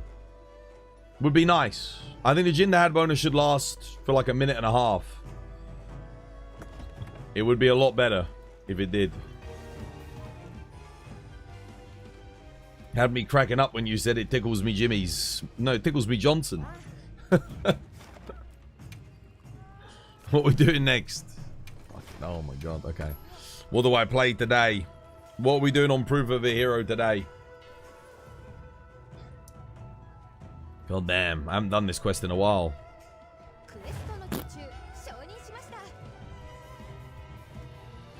Doots. Could do. I could do. But I'm no study. I'm no study. I don't even have good rolls necessarily on any of my dudes. I can just bring a decent raw / hunting horn build. It'll deal well with like most everything. Question is, do I bother with Mind's Eye? It's decent on Raid Owl if it procs on legs. It's decent on Octopus because a lot of the hits don't necessarily guarantee on like a good hit zone. Udra, it's good when the shield's up. Arkveld, you don't need it. I don't think it procs at all. Maybe I keep it in and then I switch with Arkveld.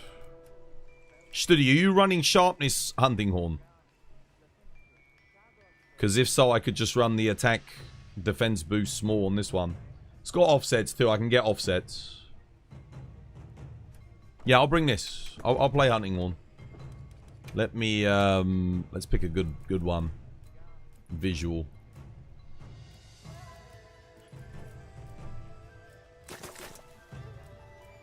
Let's run the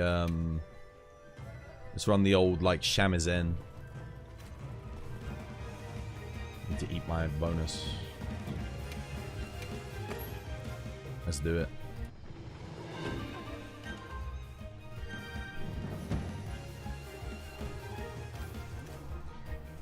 Nice.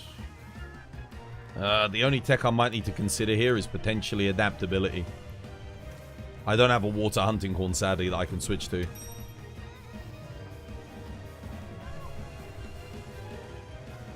Looking at the hit zones on Udra now with the mind's eye, you've decided not to run it. For hunting horn, it's not too bad. Because you don't get to pick where the procs occur.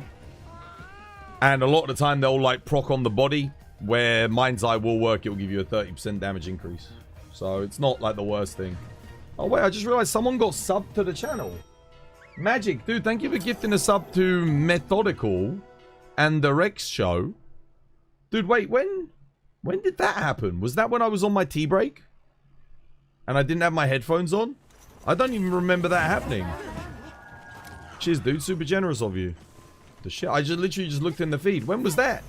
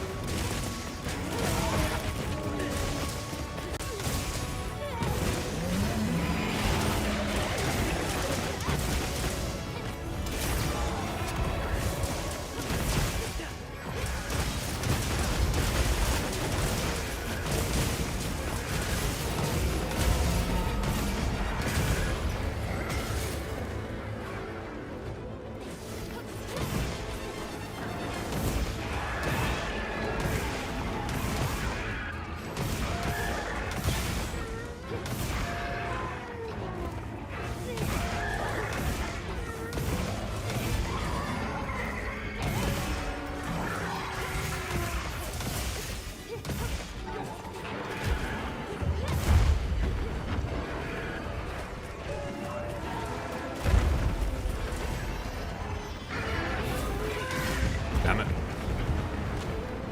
Without me ring. Oh, he's coming back though.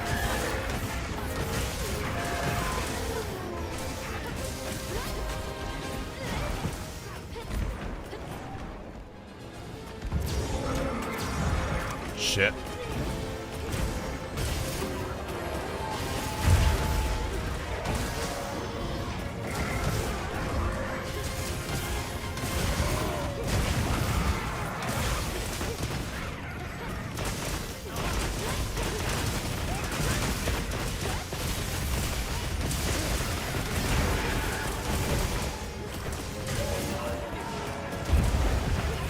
Nice.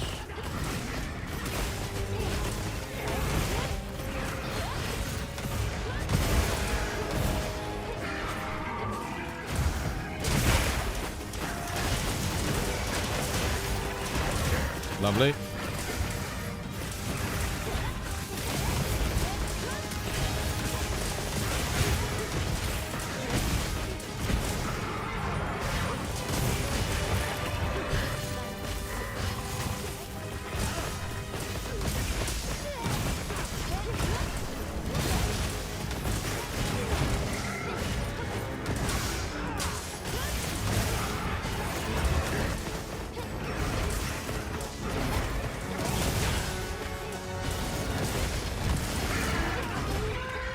No! Oh.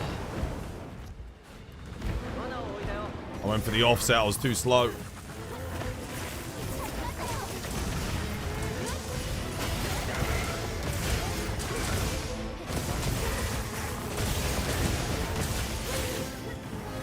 Shit. Damn, I missed.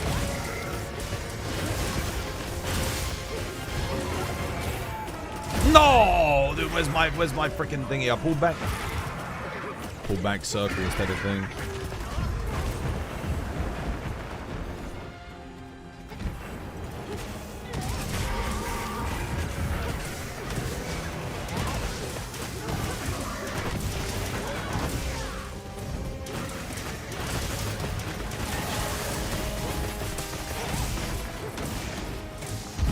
I gotta sharpen up, man.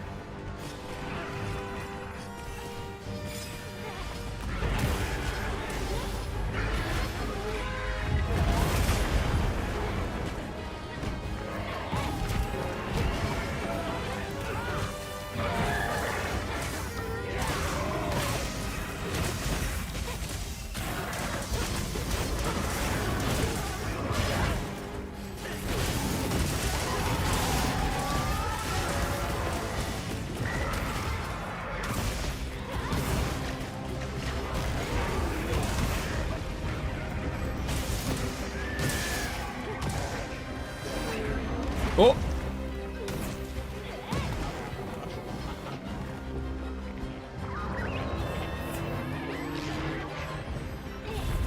Oh, I couldn't. Not fast enough. Shit. Oh, oh, oh. Dust.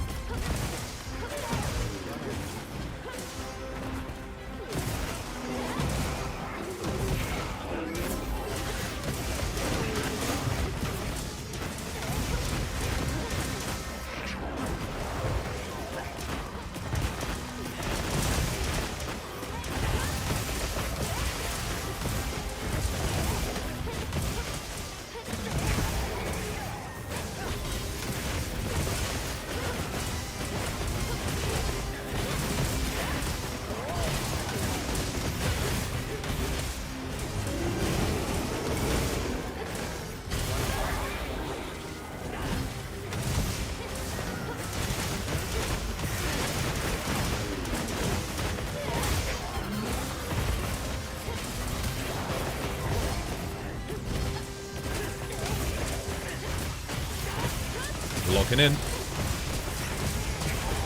Nice.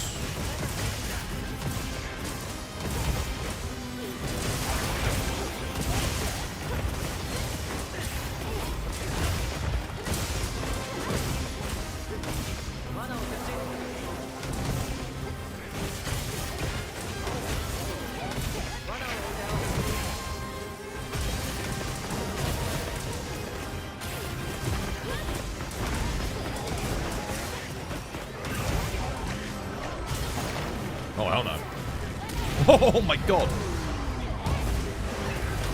Shit. Oh, nice. I think I was dead there.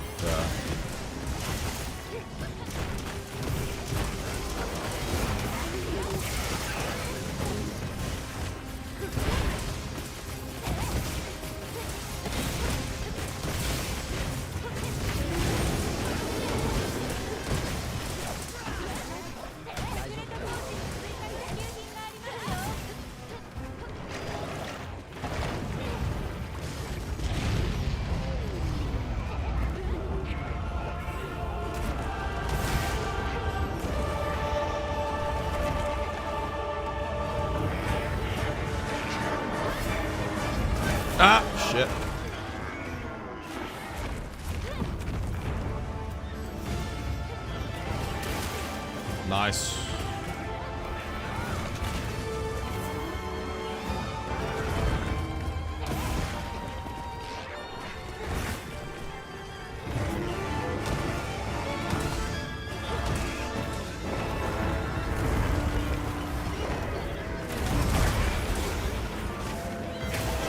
Okay, nice.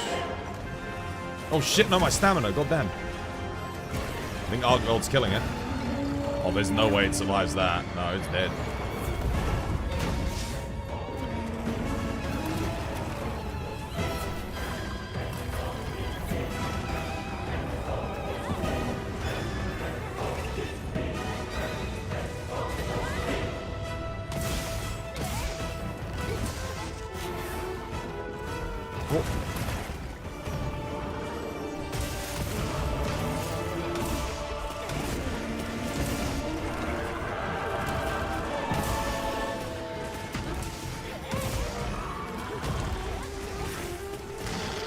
Oh shit, no. No, come on, come at me. that was a bit of a long wait, but no, you bastard.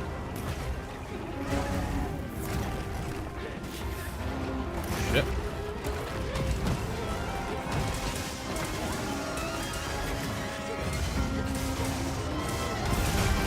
No! Bro, I got screwed there. That offset was...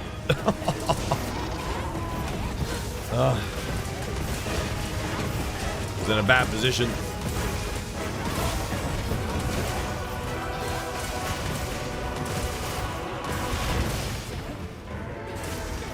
think I've ever run Hunting Horn against Darkblood, you know?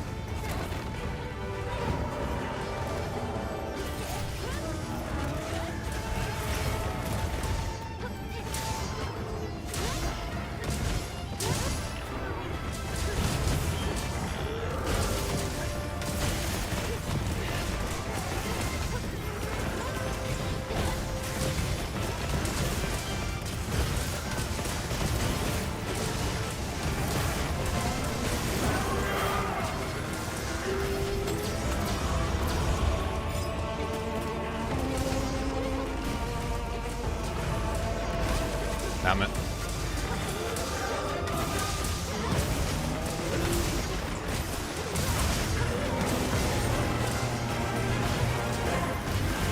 Son of a bitch. No.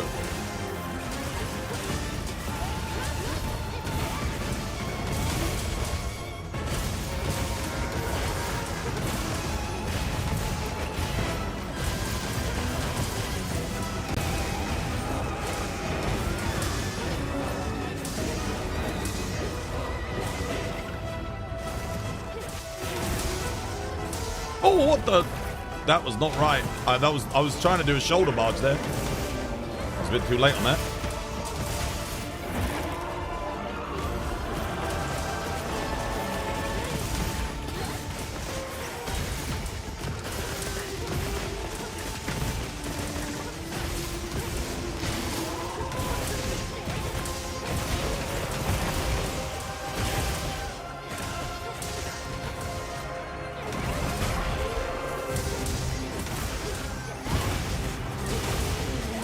No! Oh, you bastard. Sucks.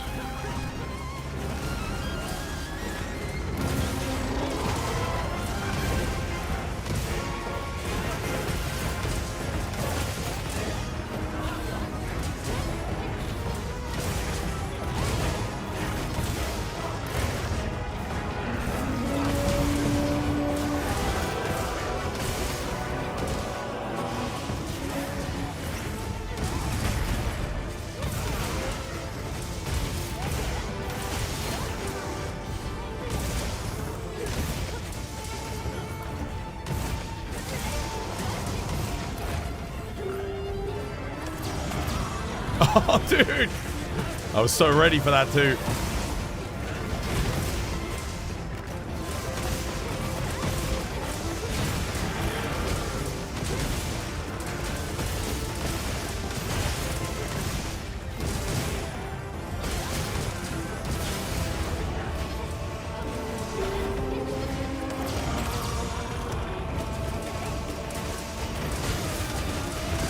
Son of a bitch.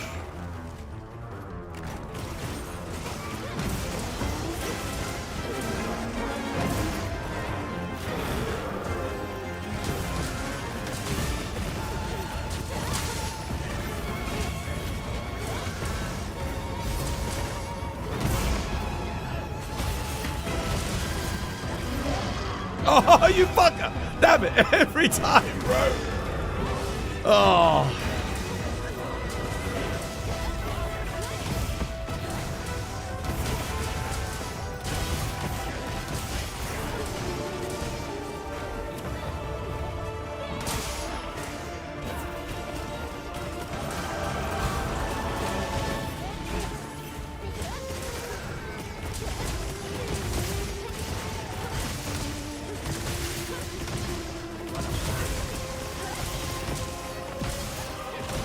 Oh, he's done. He's skulled.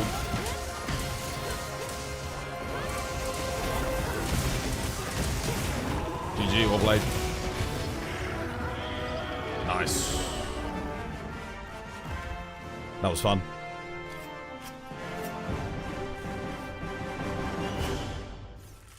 Honestly, you've got a lot of respect for them for just ending it because they... Oh, wait, that's thingy. You think Adult Swim did greenlight season 4 and 5 and they could return? It's Zach's baby. It's not Adult Swim, so him and Michael have the final say. Oh, that's good. At least they kept creative control over it. Yeah. I think they should have said go on hiatus rather than canceling. That would have been a better wording. I mean, maybe they'll come back with a different show that's even better. Maybe they've got a better idea, but... Dude, only got 3 tickets from all of that. What we got? Offensive guard, free meal, don't care. Poison attack, don't care. Power prolonger, blast resistance, water attack, poison attack. Oh, holy shit. God charm. God charm.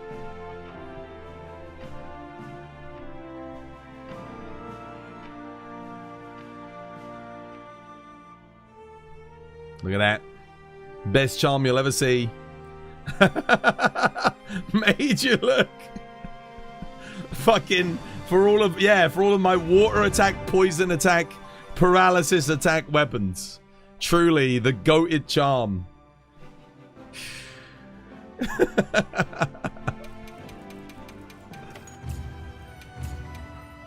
Jesus.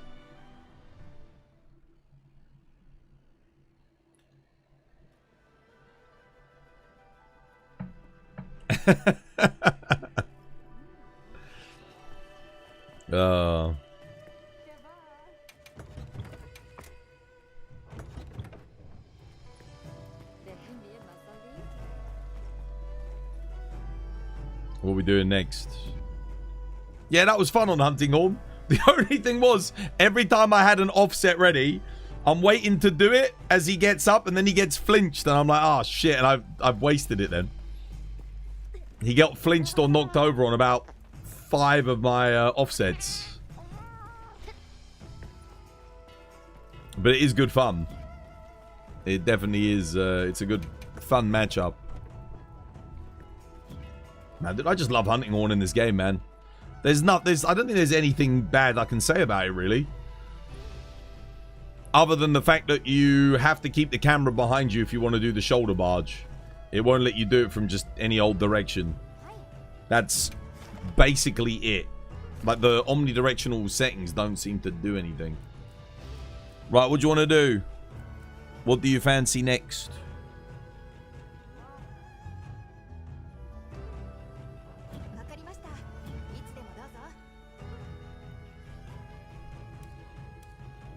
Yeah, it's good fun. It is good fun. You can see why Studi mains it, that's for sure.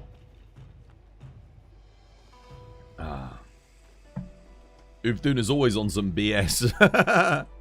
Standard Uvduna practice.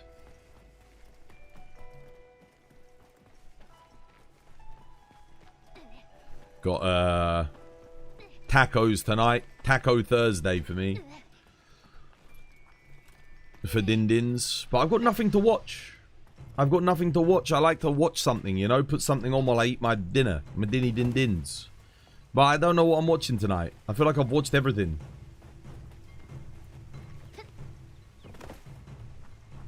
I'm up to date. I'm up to date on it all. The boys. You got YouTube to watch.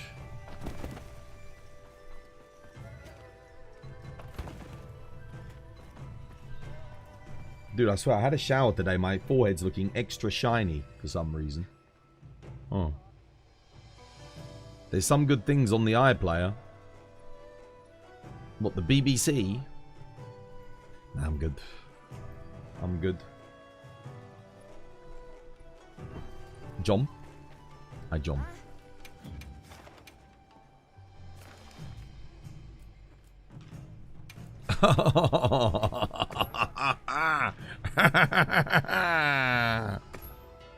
Omega.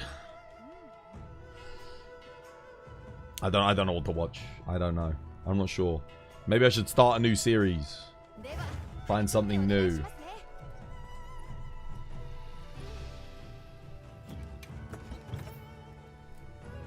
What shall I play?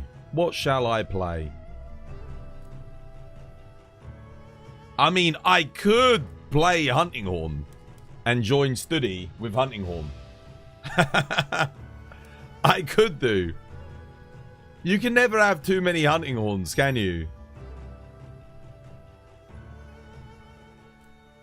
Do I take Rocksteady Mantle for the finale? Just for easy setup? Yeah, could do. Go on then. Can I fit wide range in for might pills? Into this build? I actually could do. I don't need Mile Walker. Yeah, dude, why not? I'll put the wide range in for might pills. Let's do it. Freaking good stuff. I can buff the boys and girls. There you go. Might pills for everybody.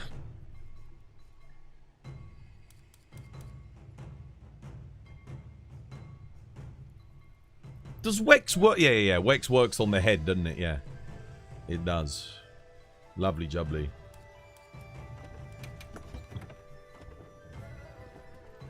Twas wanna do a rompy. A rompy pom pom pompy pompy lumpy dumpy dumpy dumpy. Maybe. Maybe a bit later, yeah. Could do.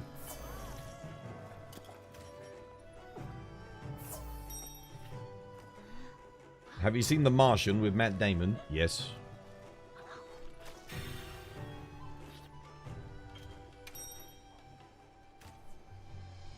No, wait a minute. Hang on a second. What did I just drink?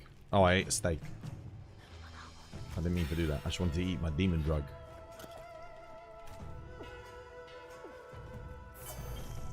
It's been a long time since I played Hunting Horn on this hunt.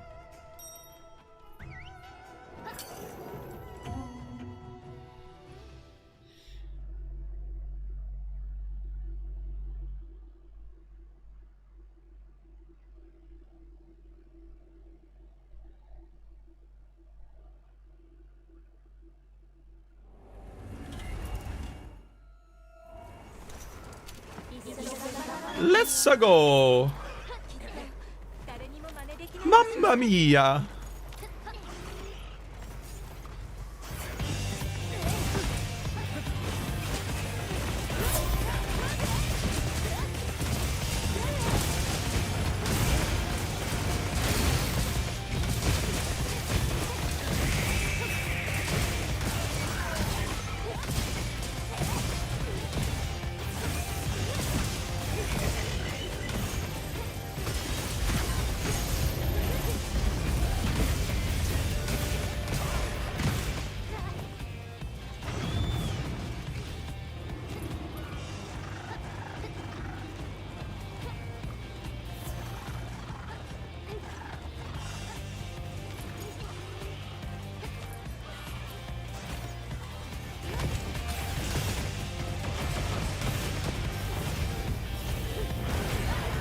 What the hell?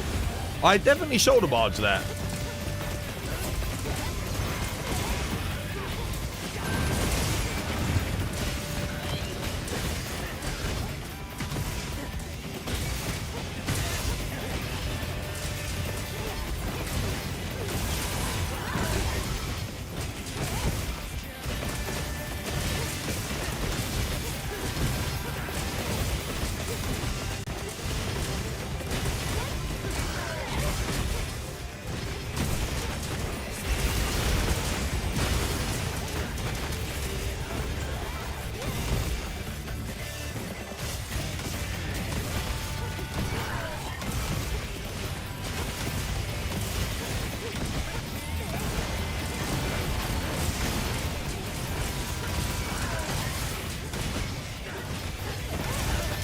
shit.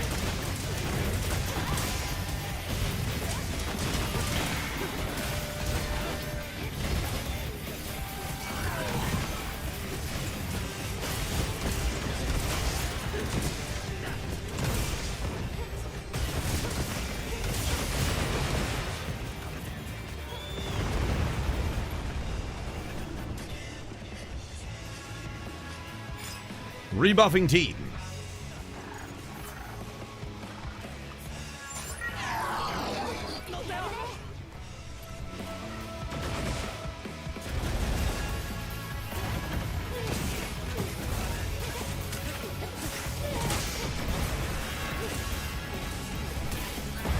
Oh, you mother... What the hell?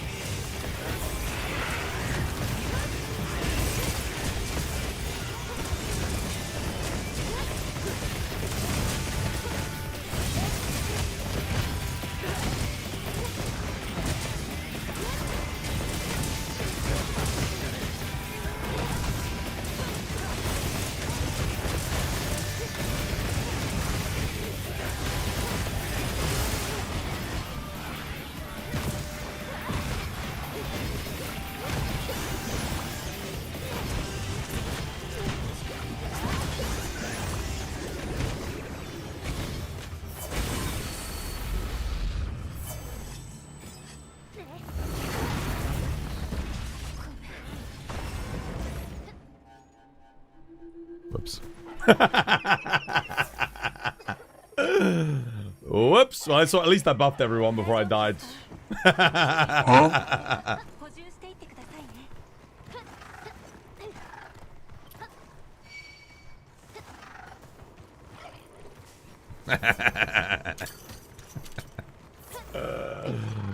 Good stuff.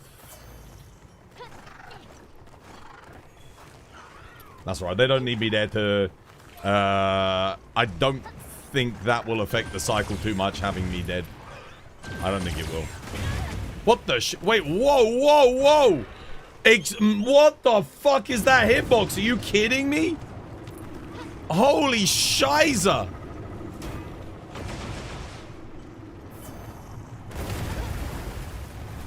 Wow!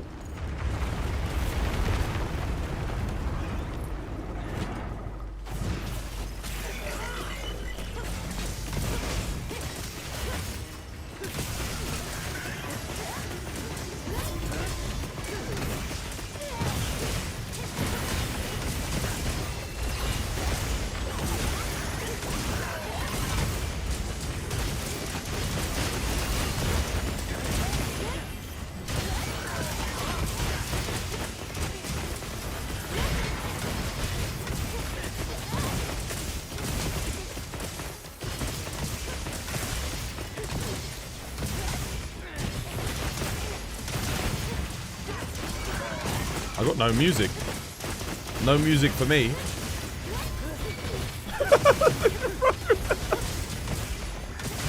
No music for poor old Twozboy.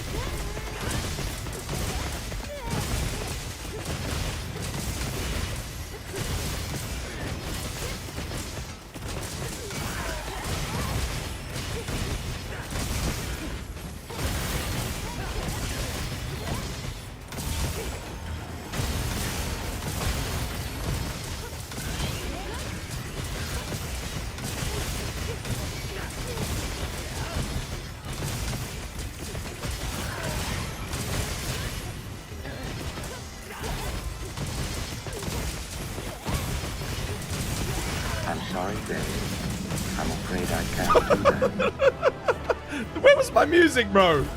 Where was my music?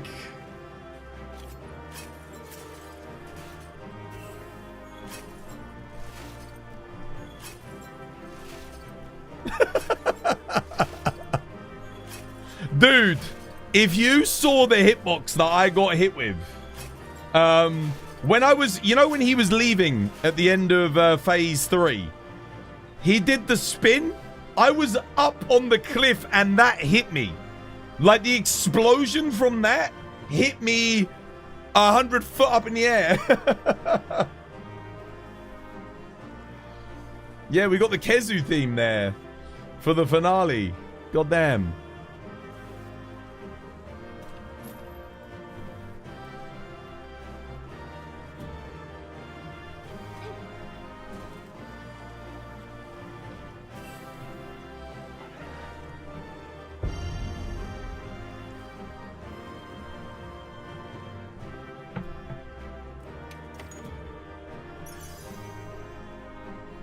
You knew it was high because that happens on the insect glaive, but not that damn high. Dude, what are they playing at with that hitbox, bro? That is freaking crazy, dude. God damn.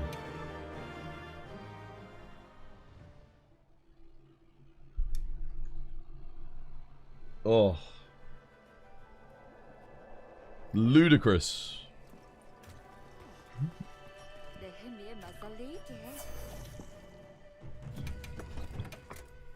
Right, what are we doing next? 7 slots remaining. Yeah, that's enough to go. Dump. That's enough to dump. Let me go dump at Suja. I'll take a dump. It has been a while since she gave me any rarity 8s. We haven't been doing the ritual at all, but to be honest, I can't be bothered because look, it's like, is there any point in doing a ritual for 34? Not really.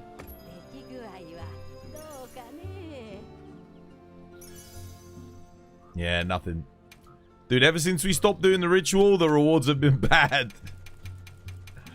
Shit, it actually really does work. Since we stopped doing the ritual, I have not seen a rarity 8 from her at all. We might have to bring it back. The only thing is it's such a time waste. Takes forever.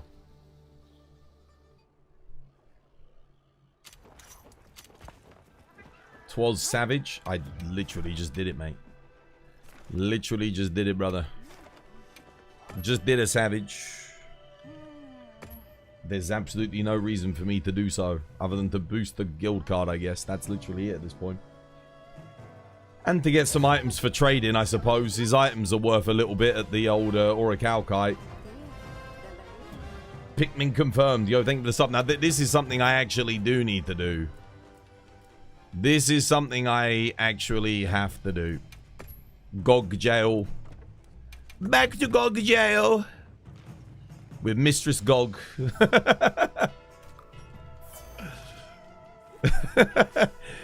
Get in the Gog cage, you. Get in the Gog cage.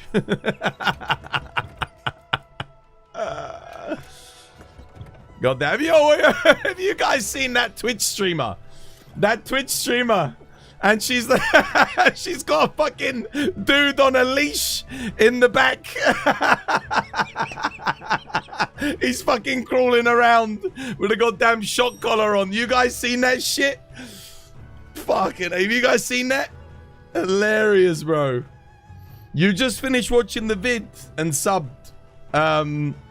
You're in here to ask what the roguelike, you watched it? Dude, you are the second person to have watched that video. No? Have you guys not seen it? Have you guys not seen it? Oh my god, I don't know who it is. There's this streamer, she's been blowing up. She's got a goddamn slave in the back. Like a goddamn gimp in the back of the photos, guys. Bro, it's hilarious. It's so funny, guys. I've been cracking up. Everyone is getting angry at it. I'm just there laughing my ass off, dude. That is the funniest thing that how she's gotten away with it, I have no idea. But it is freaking funny, dude. Oh. Goddamn. Oh my goodness. The tonal whiplash coming to that vid. From coming to that vid to this is killing me.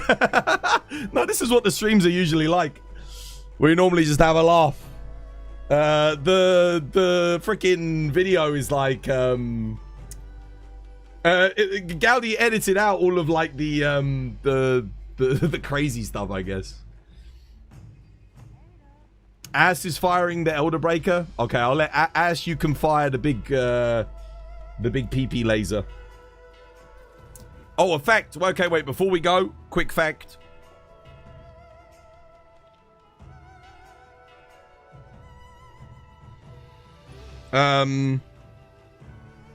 Tashlik is the Saudi word meaning to nod along and pretend to care what the other person is saying whilst not actually caring.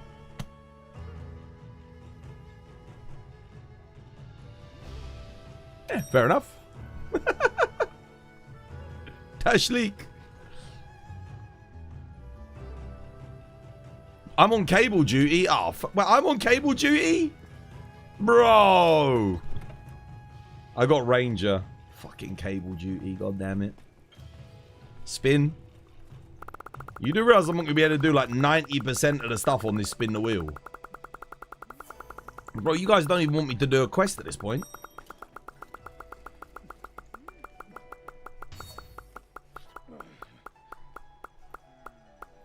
Twas when he reads our messages. What, me? Oh, dude, freaking unlock audio. Oh, there you go. Put an audio up on the Discord. An MP3. Or you can ask Albao to make you one if there's something that you want. Albao loves doing them. Albao's been on top of the audios really good. And he'll post it on the Discord. I'll add it. Yeah. Caliban streams. Dude, thank you for the follow. Cheers, me dear. Welcome. It's good to have you with us.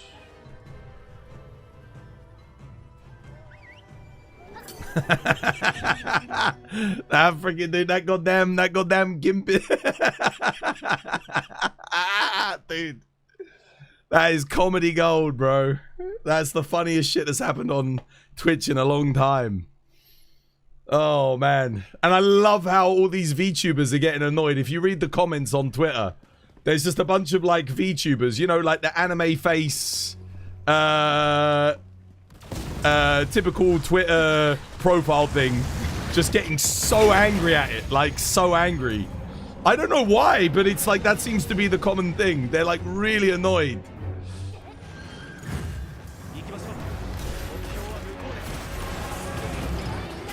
It makes it funnier, dude.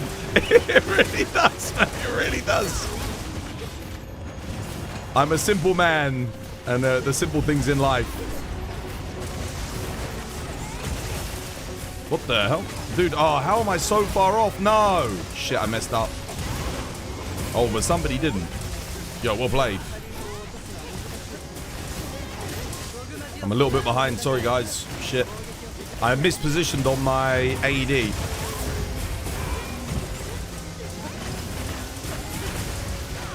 There we go. That'll make up for it.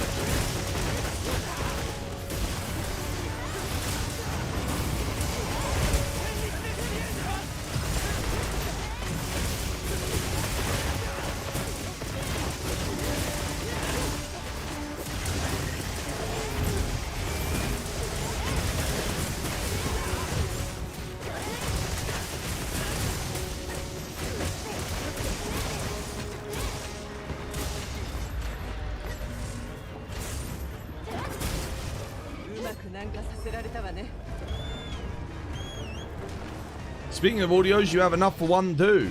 Oh yeah? Nice. Yeah, magic. Pick something, what you want.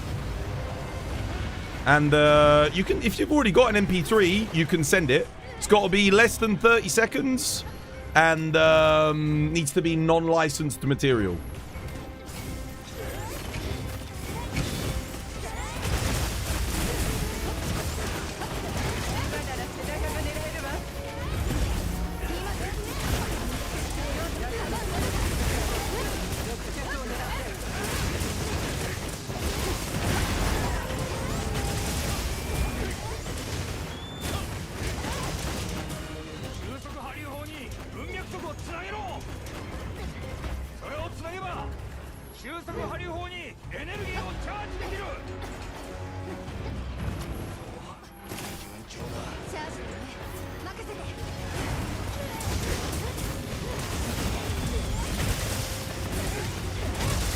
Loading up. Magic nominated you think? I mean, if you have something in mind, Magic, I mean, are you on the Discord? Albao can always run you through some suggestions as well, can't you, Albao? I mean, I'll try and get it up for tomorrow. Take your time, there's no rush.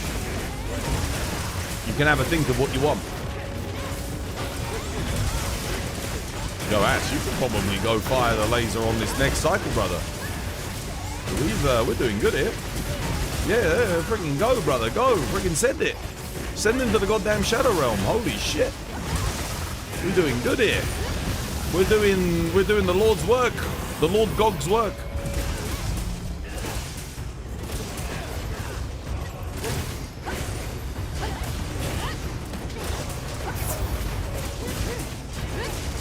Holy shit. This might be a tasty run here.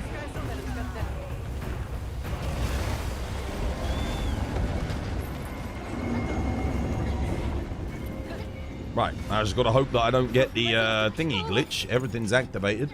I'm gonna rebuff everybody.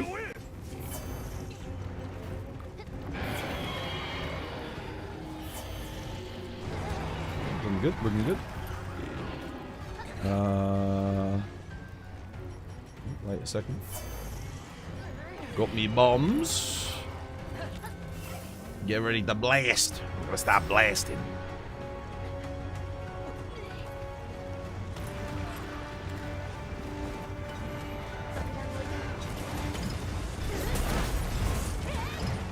One, two, three. Boost. Oi. Oh shit, what the hell am I doing? What the hell am I doing? No, I missed. Shit. Oh, I messed it up. I messed it up, chat.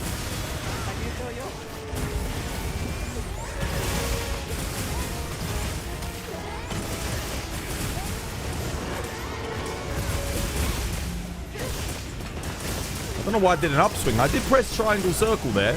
It only registered the triangle button. For some very peculiar reason. Of which I am not aware.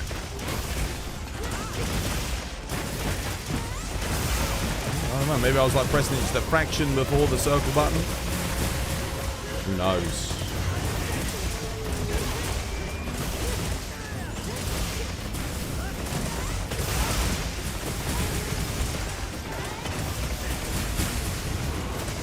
I really wish I hadn't messed up now.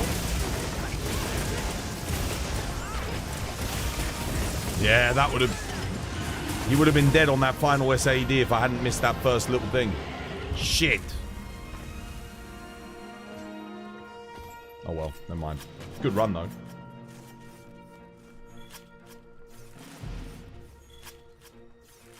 You have returned from your rest post-work and have joined the lobby. 'Tis time to hunt. 'Tis time to hunt indeed. A hunter must hunt.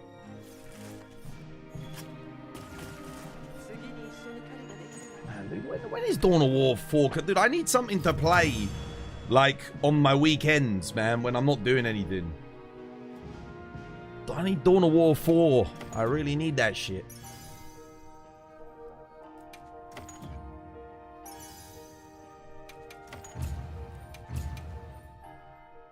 Bloodborne. Twas play Age of Empires 2 on the weekends. Nah, man. Nah, I'm not in the mood for Age of Empires 2. I want some Warhammer in my life, man. I want Warhammer. I want Dawn of War 4. Dude, we've had so many trailers, but nothing, still don't have, like, dates. You gonna try Subnautica 2? Nah, I don't care about Subnautica. I don't care about these busy work. Collect items, craft this, craft that. Nah, no. Stick it in the bin. What I really want is my Dawn of War. I want Dawn of War. I want my Warhammer 40k. That's what I want. I haven't had my Warhammer 40k fixed this year. Last year we had Space Marine. Year before that we had Dark Tide. This year we got Dawn of War 4. I need it. I need it. I crave it. I crave it like a baby craves milk to suckle from the mother's bosom. I crave it like a nicotine addict craves an entire packet of cigarettes. I crave it like a clinically obese person that's stuck in their room and completely locked to the ground through the weight of their own fat craves a giant pizza from Pizza Hut. I crave it. I crave it, I do, yes. Gimme! Where's my Dawn of War, man?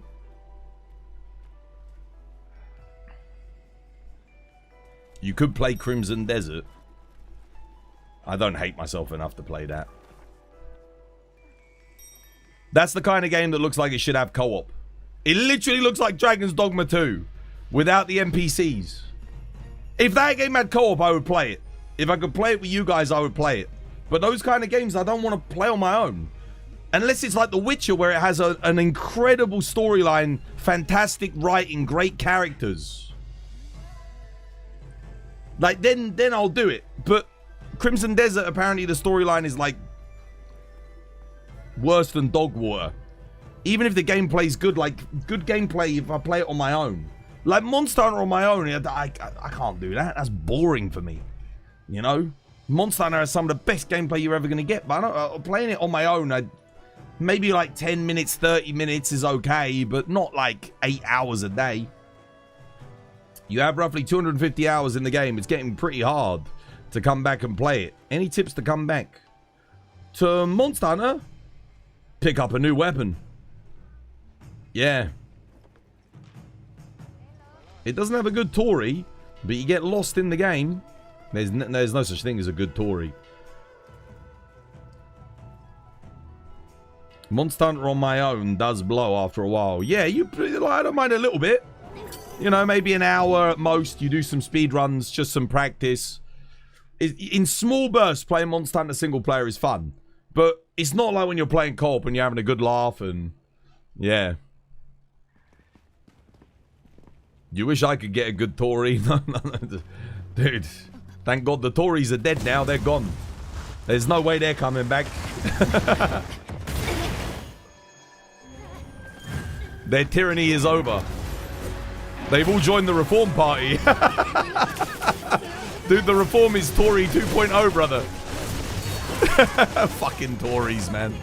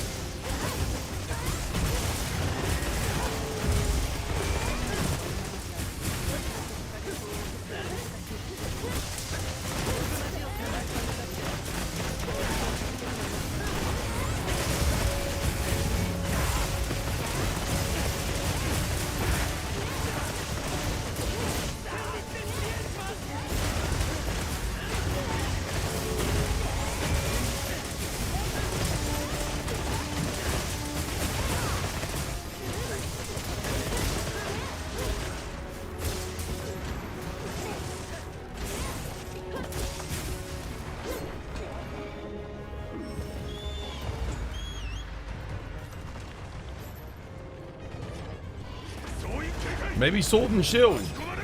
Yeah, try something new. Try something new. That's the best way to enjoy Monster Hunter again. All the fights become fresh again. They all become exciting. That's the real amazing thing about Monster Hunter.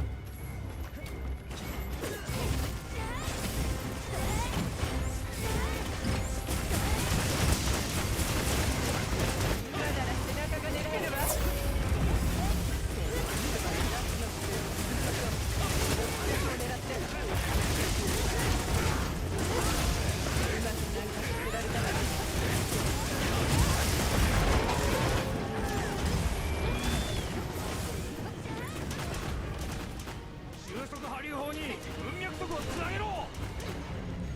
それをつなげば収束波流砲にエネルギーをチャージできる。一発だったわね。無茶はしてくれ。チャージだね。任せて。 The hell? I don't know why I'm diving now. I just wanted to get bubbly dance up.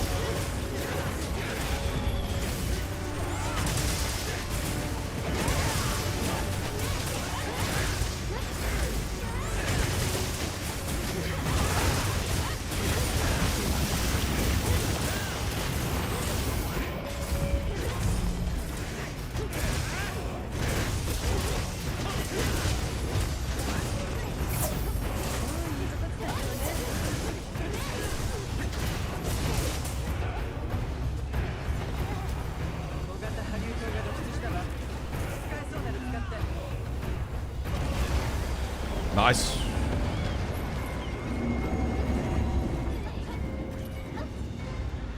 Gogmazios が飛行を。セクレトで足場を伝って追え。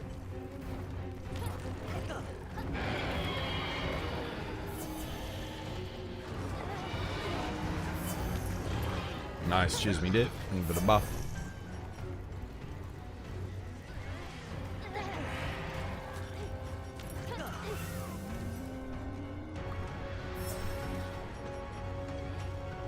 I'll try not to miss my thing here.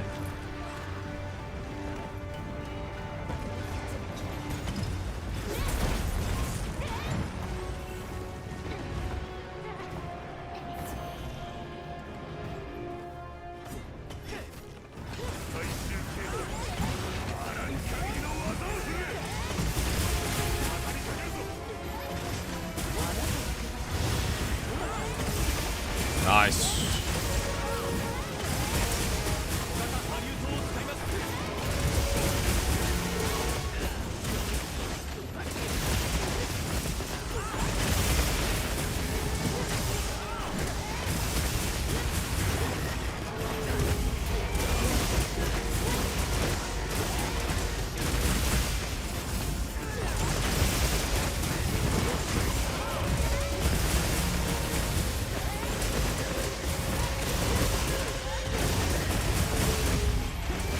If all goes well, I think he dies here.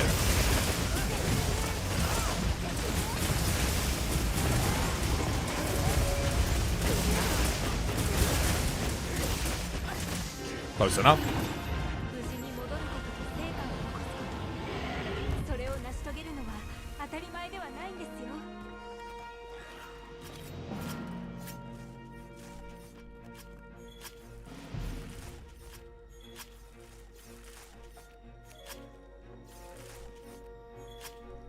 I actually ran out of Gogmazios components.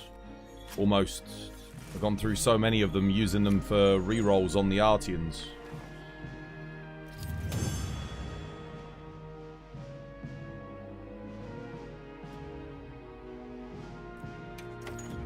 Anyone check your light bow gun?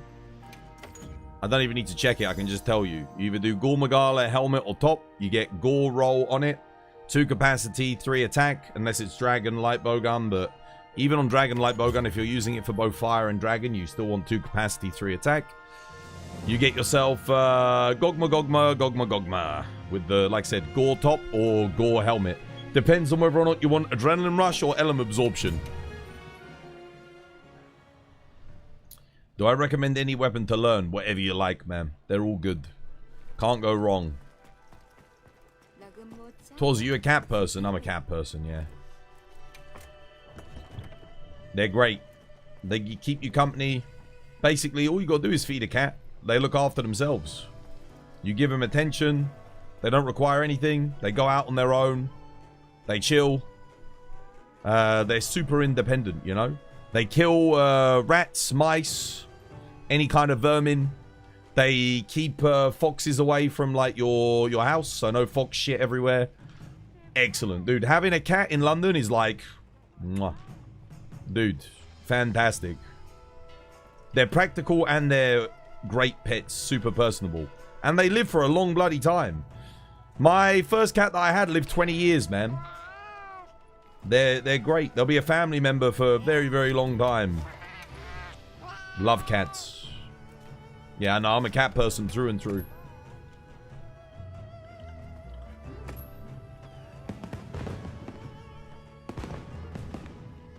There are a lot of cats in London. Yeah. Yeah, the only places you won't find cats are in, like, majority Muslim areas. Yeah. If you go to an area where it's not really British people, but just a lot of, like there's big parts of London where it's, like, immigrant communities, there'll be no cats, no dogs there. But what you will get is a lot of rats. Because there's no cats and no dogs. I don't know why, but they don't like cats and dogs. It's very odd.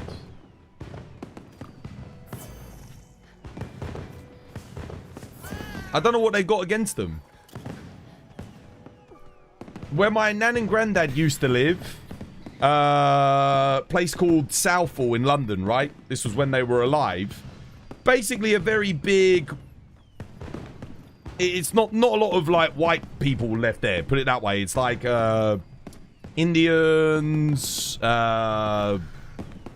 people from the Middle East, just a, you know, lots of majority Muslim neighborhoods. There's a lot of Sikhs living there as well.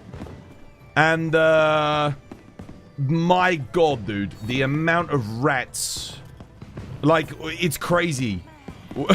Like, because again, they live there. Rat problems everywhere, dude. No one has cats. No one has cats. You won't see any cats there. It's crazy. That's the big problem. Like, you need to have cats. Cats have a very important role in suburban areas because they kill off the rats. But they just don't keep them. I think maybe they see them as vermin, the same, but like, would you rather have a cat that lives in your house, keep you company, or would you rather have a load of rats everywhere? They view them as extremely dirty. What, cats? No, cats are incredibly clean. They're the cleanliest of animals.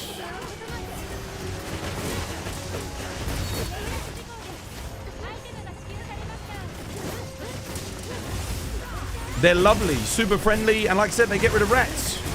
So you don't have loads of rats in your house or neighborhood or... I mean, bloody hell, the pest control must be making a killing.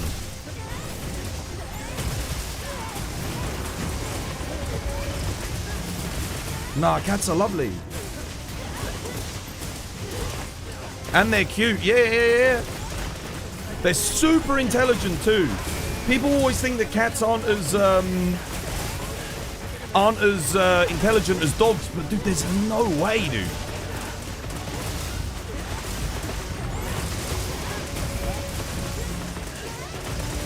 I don't know if cats are more intelligent than dogs, but that I'm not sure. But they gotta be as intelligent, surely.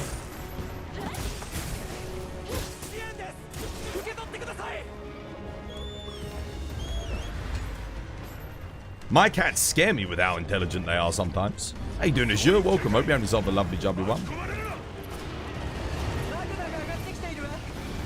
You know what you've never had to do? Wipe your cat's ass. Dude, you'll never have to clean your cats. Some people bathe their cats. Dude, you don't need to bathe your cats. Your cats clean themselves. Don't stop cleaning your cats. They bathe themselves. They've literally got like everything they need to keep themselves clean.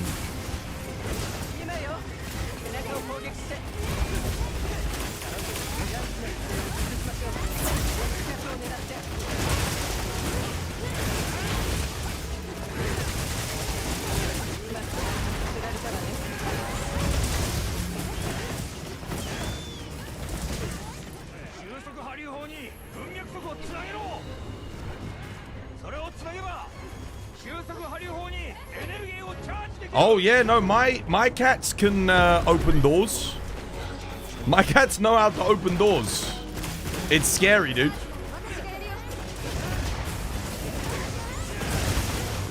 but they're rescue cats, so I don't know. We didn't teach them how to open doors. They can jump up, get the handle. They can push them open if it's not like fully, if it's like a little bit ajar. No idea how they learn how to do that. They don't use the toilet. I know some cats use the toilet. Our cats go outside to use the toilet. But yeah. It's crazy. Dude, I know. We didn't teach them that. They're rescue cats, so the previous owners must have taught them how to open doors. They can't open all doors, because obviously the door's a bit heavy. But if some of our hinges in our house are like, you know, a little bit lighter, on the lighter side.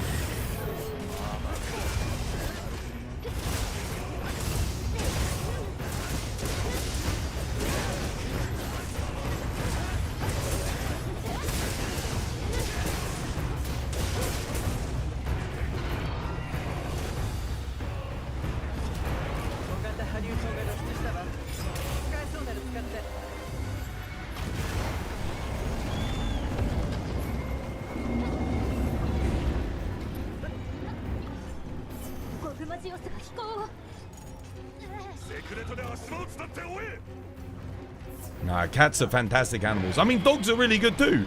A lot of little terriers and stuff, they'll kill rats and mice and that. Super good hunters. Not as good as cats though, because you can't really just leave your terrier out in the garden. Cats will just go out and kill shit. You know, they'll just get it done. Terriers and that, you've actually got to take them out to go hunting rats and vermin. But they've got the instinct. They've got the killer instinct. They'll do it. They'll get rid of them. Not just terriers either. Like Jack Russell's very good ratting dogs. And super intelligent Jack Russells. Hyper intelligent.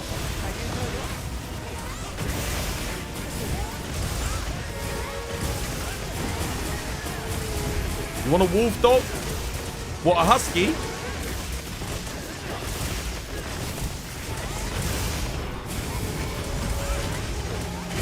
No clue if they're considered bad luck over there. He's a religious and spiritual guy. Who's that? Wait, who's considered bad luck? Sorry?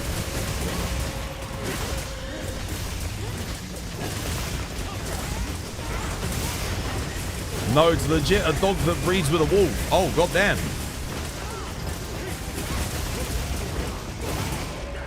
Nice. GG. We're about to get our dailies in 1 minute.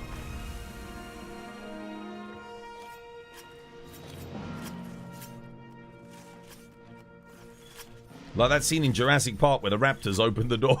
Dude, that's my cat. Sometimes when I'm just lying in bed, it's not my... I don't know about my... So my male cat, Bilbo, he doesn't really open doors. But I don't think he would come to see me anyway, because he's very skittish. Like, if I go see him, he's fine, but he doesn't like coming and seeing me in my room or anything like that. But my female cat, Molly, she will literally like come and open the door to get in to come see me.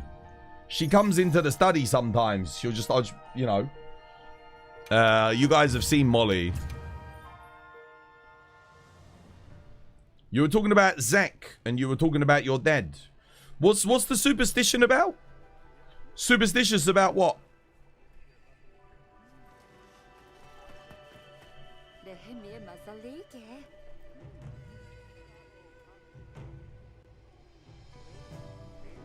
I know there are a lot of superstitions within the Muslim faith. I know that for a fact, because I'll never forget when we were trying to sell, when I was younger, about 10 or 11 years old, and we were selling up our house, which was just on the other side of London, right? And obviously we had a lot of Muslims were coming to look around the house and sell them, and all of them had issues with our house for one reason or another. There was like something to do with like the shape of the garden had to be a certain way, and the front garden, the way it was like presented, like there were all sorts of like things that they were like, no, we can't live here. Something to do with the devil. They were like, I was like, wait, what? I can't remember. We didn't end up selling it to a Muslim family because there was loads of superstitious things, and they kept telling my parents like, no, we can't buy this house. Like, and they all had like different reasons. But one of the big ones I remember as a kid being very confused because they were like, the garden, the shape of the garden, something to do with like the way it was shaped is like a gate to hell. I have no idea, like, but they were like, no, we can't buy this house. I have no idea. Does that ring a bell, Pikmin? Have you ever heard of a superstition about a garden that leads to hell? Maybe you can explain that to me. What's the deal with that one? No one, I never found out why that was a thing. And I remember when I went to Morocco, they were like, you know, can't play any music, like no music from stringed instruments or anything like that.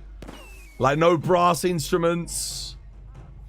Like obviously no alcohol. Yeah, no cats. Morocco, oh my goodness, dude, rats, man, the rats. Holy moly, dude, they got no cats and no dogs. No one has them. It's so weird going somewhere where no one has any pets. Crazy. You've never heard of that one? Yeah, it was something to do with, well, we'll Google it. We'll Google it.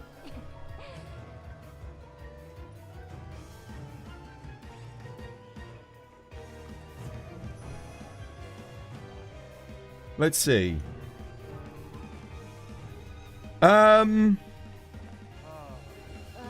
Islamic garden design is heavily influenced by deep-rooted and spiritual symbolic traditions that guide how gardens should be shaped to bring a blessing upon the family and avoid negativity.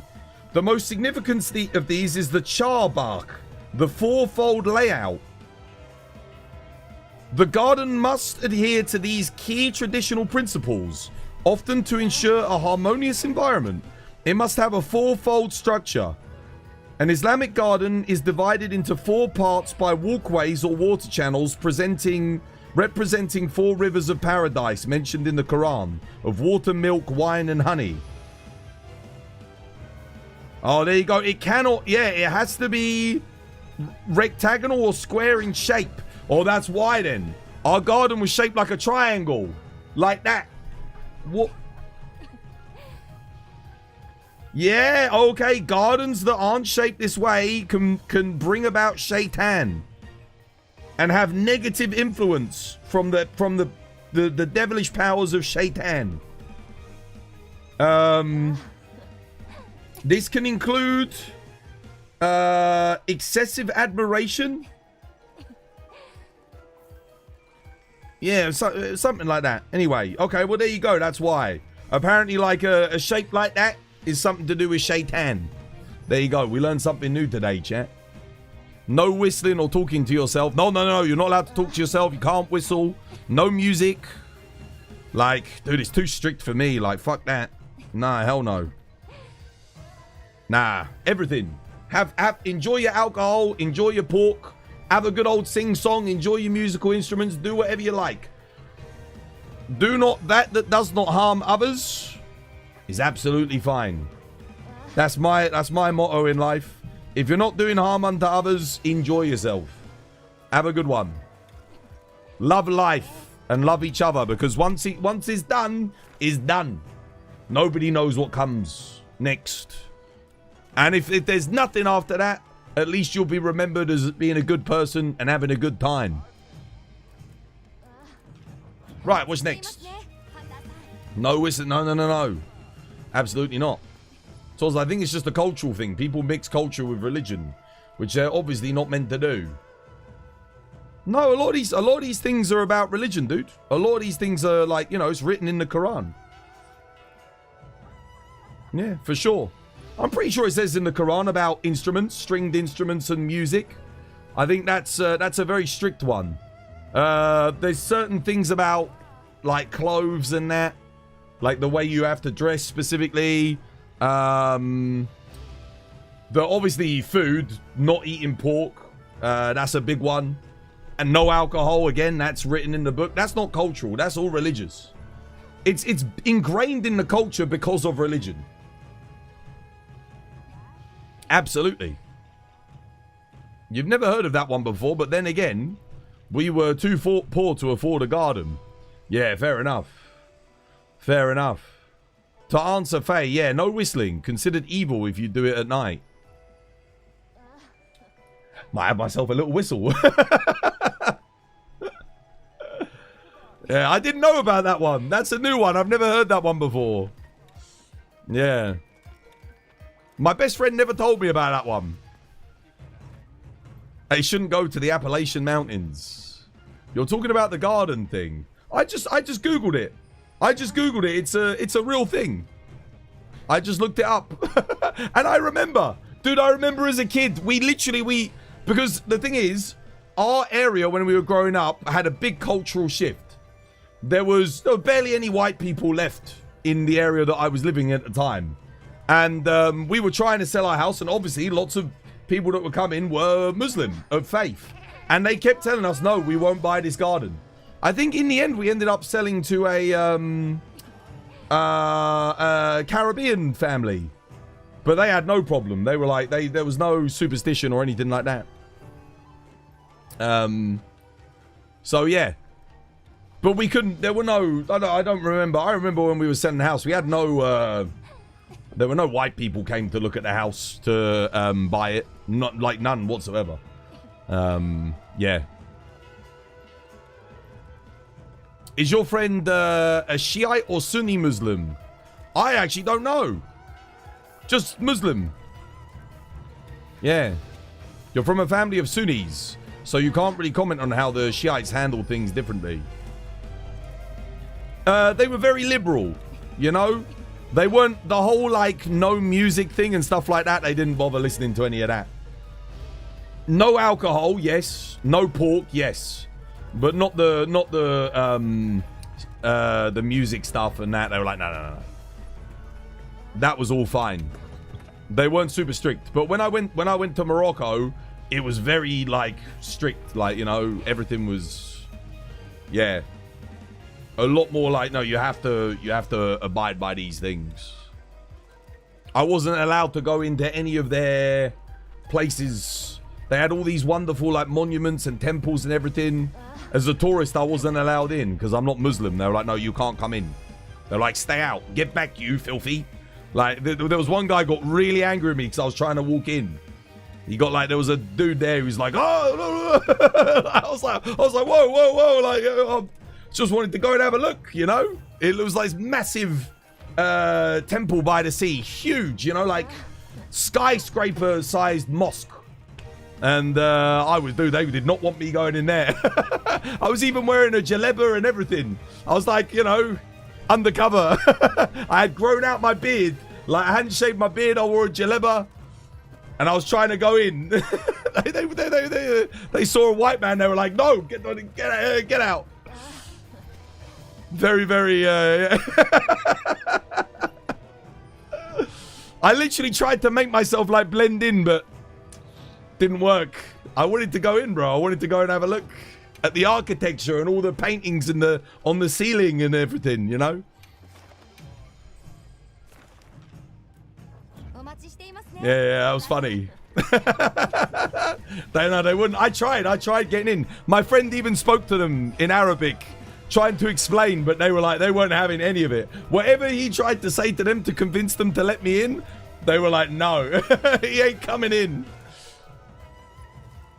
It was so weird to me because as someone who was raised Christian, you would never, ever, ever tell anybody they couldn't come into a church. Never. Everyone's welcome in a church. Anyone can come of any faith, any religion. It doesn't matter. In the house of God, everyone's God's children. Everyone's welcome.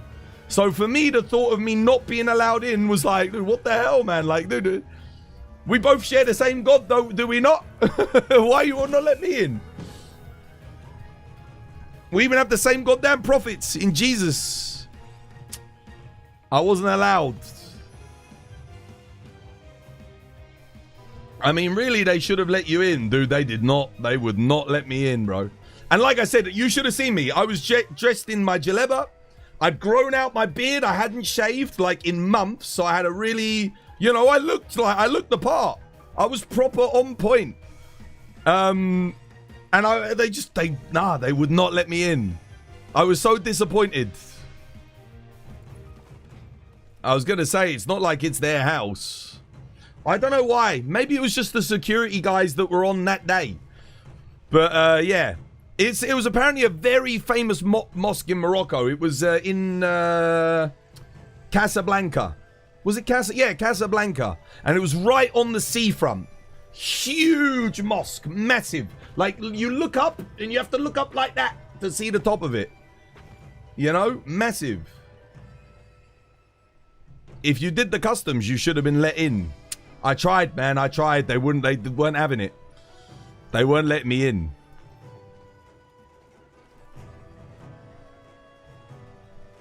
Unless you tried stepping on the holy ground with shoes. No! No. I saw everyone, all the shoes were off on the side. I was taking off my shoes when he was like, no. I was literally taking them off to put them. They all had them. There was all the shoes there on the thing. I was going to take them off. One of the bigger no-nos is non-Muslims stepping in front of you while you're praying. Bro, I didn't even get into where everyone was praying. And this was at the big, huge arch doors. They wouldn't even let me come in there. They had like a bunch of guys that weren't letting me in, I remember. Yeah. No, I didn't feel like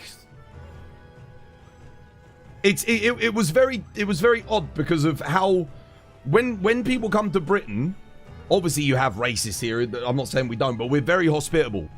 Like, you can go anywhere, you can do anything, say anything. But when I went there, it felt very like, can't do this, can't do that, can't go here, can't go there. I was like, damn, man, dude, if we treated people like that in Britain, holy fuck, dude, you'd hear about it. God damn, dude. You would bloody hear about it. There'd be an uproar. That's why our country's so fucking good, man. We treat people good.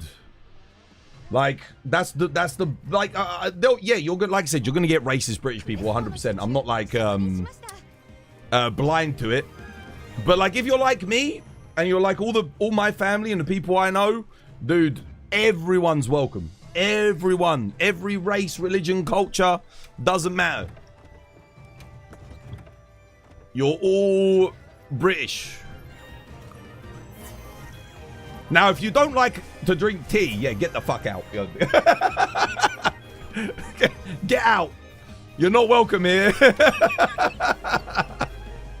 If you don't like a cup of tea, on the other hand, nah, get out. Nah. Banished. Always accept a cup of tea when a British person offers you a cup of tea. I can't believe they denied you, bro. Yeah, no. It even happened the next time I went. When I went like the next year, I wasn't allowed in again. Same thing. I tried the same thing again. One of your good friends is a racist Brit. He's a good friend of yours. And not racist. Wait. He is or he isn't? Job market's a bit shit right now. You need to find a bloody job. What, in the UK? Yeah, I know. I know a lot of people that have been having trouble finding good jobs. A lot of places closing down, especially in the retail sector. Tough times, man. Tough times.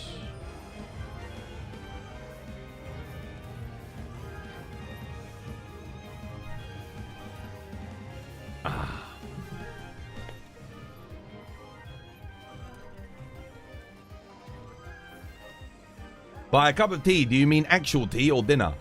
No, a cup of tea. I'm joking, by the way. I'm not being serious. But you, like, if you came to my house, the first thing I'm doing is offering you a cup of tea. 100%. Nah, dude, I hate racist British people. They give us all a bad name, man. And they're always fucking stupid. I don't know if you've noticed that, but like, they're honestly, like, they're mentally challenged, the bunch of them. It's, like, come on, man. What are you doing? Why you gotta hate on other people?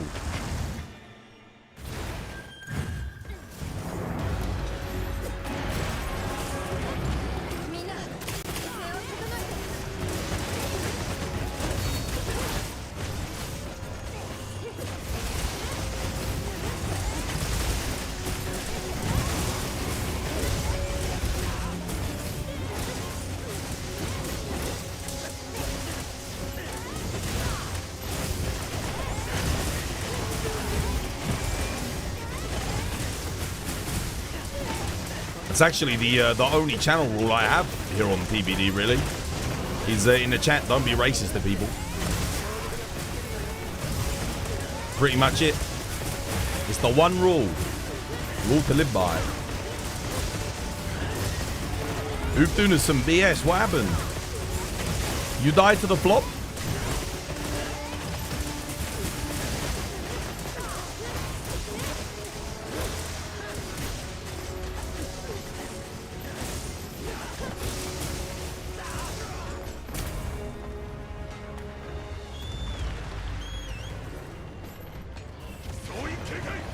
That's it. That's my only rule in chat. Pretty much. And don't talk about microwave tea. That's the other one. Don't you dare. Don't you dare bring that sacrilegious talk into my house. My holiest of places.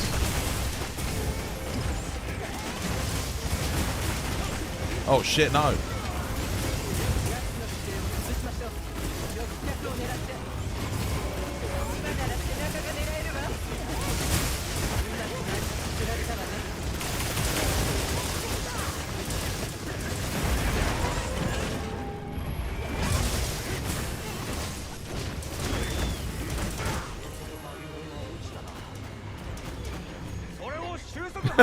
Microwave tea is peak.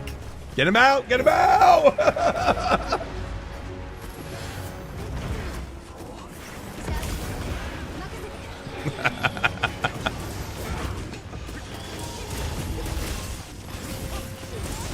Not around here, partner.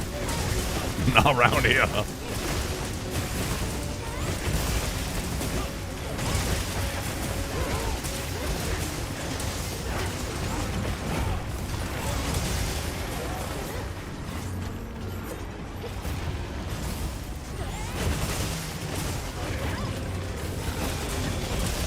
To be honest, orange juice is peak for you. Orange juice. I mean, I do love some orange juice. I do love OJ. Yeah, OJ's real good, man.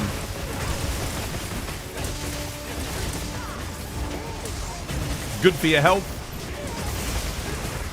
Delicious. Woo.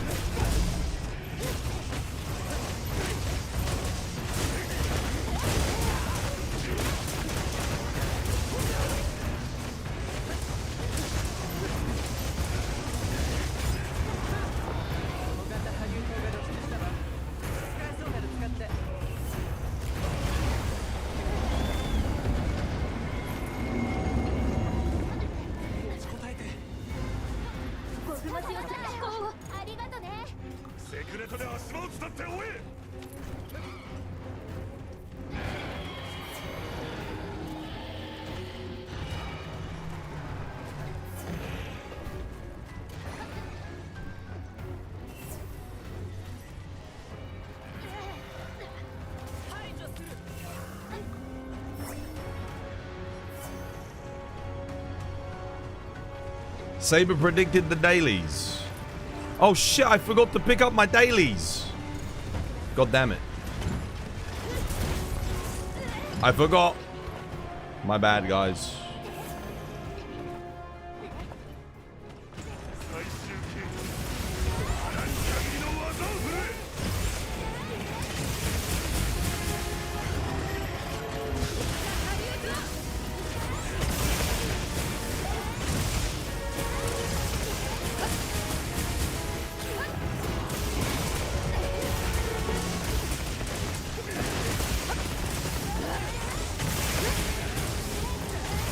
Any antioxidant is good for reducing inflammation, and vitamin C is great for collagen overall. Dude, I love me some fresh orange juice. I don't like concentrate. Concentrate apple juice, yuck. Concentrate orange juice. Fresh orange juice. Or apple juice, that's what I'm talking about, man.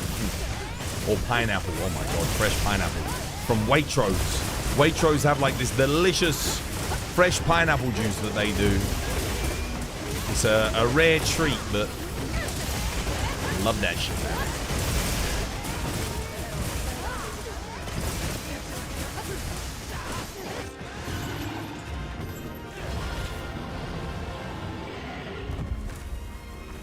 You're all about the concentrate lemon juice from Morrison's. Concentrate lemon juice? Do you mean like the lemon cordial? The one that you mix with water? The ones that Americans always come over here and get confused by and drink without mixing with water. No, not the lemon cordial. Oh. Dude, I love seeing those videos of the Yanks when they come over. And they'll they'll get like some lemon squash and they'll pour it into a cup, you know? They'll get like a big jug of it and they'll pour it in. They'll do the whole thing and they'll be like, oh, that's sweet. Oh my God, wow, what is this? And I'm watching, I'm like, bro, you're meant to put a little bit and mix it with water, brother. What are you doing? Have you guys seen those videos? God damn, dude. Oh, it's funny shit. Yeah, if you're in America and you ever come to the UK, if you go to the shop and you see big bottles of like a very vibrant liquid, blackcurrant, lemon, orange, those are like the 3 flavors that are most common. You're not meant to just drink it. You're meant to mix it with water. Then drink it. How you doing, Cryptic? How you doing, Scott? Welcome back. I hope you guys have yourselves a lovely, jubbly one.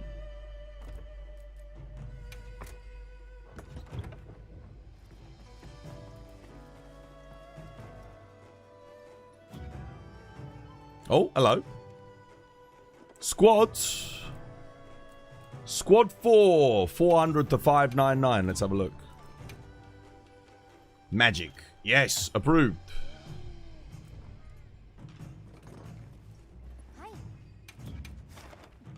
Oranges give you a headache. You love oranges. I don't know of any food that, like, I guess... So spicy food, like really spicy food, I can eat it absolutely fine. Goes down a treat. Doesn't come out a treat anymore. I don't know what happened. Yeah, I didn't even used to notice it, but now like my body's sort of like a lot more sensitive to spicy food as I've gotten older. I'm like, oh man. I always have to have a real think. Do I want to eat this or don't I want to eat this? Because I love it, but it can give me an upset stomach. Tomorrow's new stream schedule? No. It'll be happening. If I do it, it's going to be in like the middle of May. Yeah. I am even thinking about like, do I wait to see what happens when they announce Monster Hunter? Like the new one. Because if they announce it and it's going to be like way, you know, like next year, then I might change it. I kind of need a bit more information about what's going on. Because if I change my whole schedule and people start coming back, they're not going to know when I stream. So my entire community and audience are going to be like, where's Twas? Oh, we must have finished streaming, you know? They'll think I've stopped. So I kind of need to see what's going on. I need to wait. I might have to wait until they announce thingy. Yeah, if they announce it. I'm hoping they announce it next month. But we'll wait and see. It comes out of waterfall. Not even that. It just gives me an upset stomach. Yeah. Like cramps. I get cramps sometimes. stomach cramps if I have really spicy stuff, you know, like ghost pepper. Well, not ghost, but like, you know, like some Scotch bonnets or some fresh chilies. You know, get a little bit too high on the Scovilles, and yeah.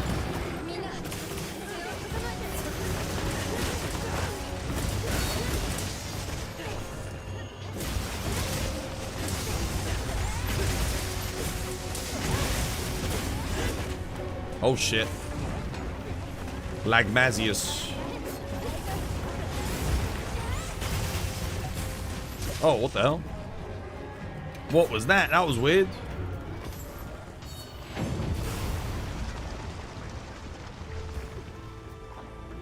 Take some antacids. Maybe. I also can't drink milk like I used to. I used to chug down a pint of milk like it's nothing. Now it's like, dude, if I chug down a pint of milk, we're gonna have issues. I've become like slightly lactose intolerant in my old age. It's that sucks, dude. I used to love drinking milk. I would literally just pour myself a pint of milk and just freaking Homelander that shit down, you know? But now, nah, I can't remember. The last time I drank a pint of milk must have been like half a decade ago.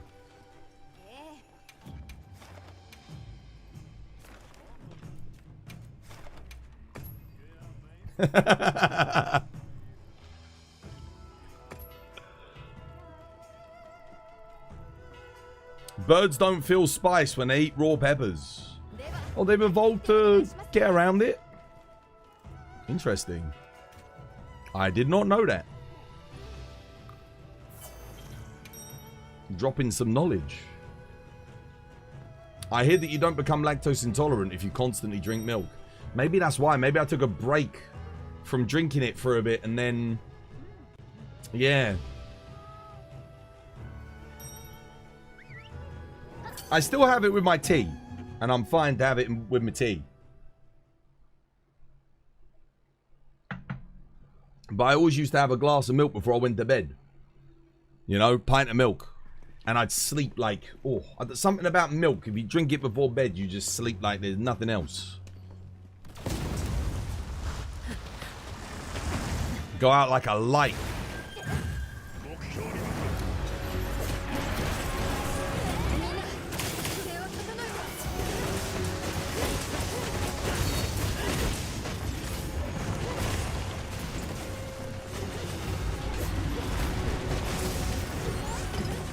Damn it.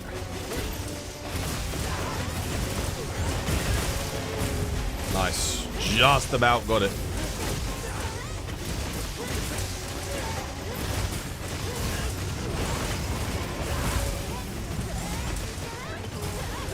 It's been a fair amount of years. No, like I said, it's been like 5 years now for me.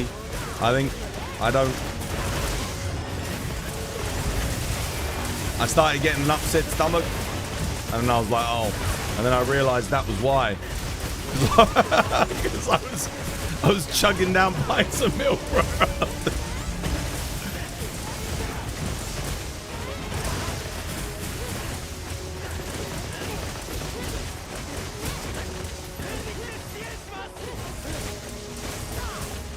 I think I started to realize it was a problem when I was having my cereal, you know? Because in the mornings I'd be like, oh man, like... I don't even have cereal anymore. You like the moustache? Oh, cheers. Thank you.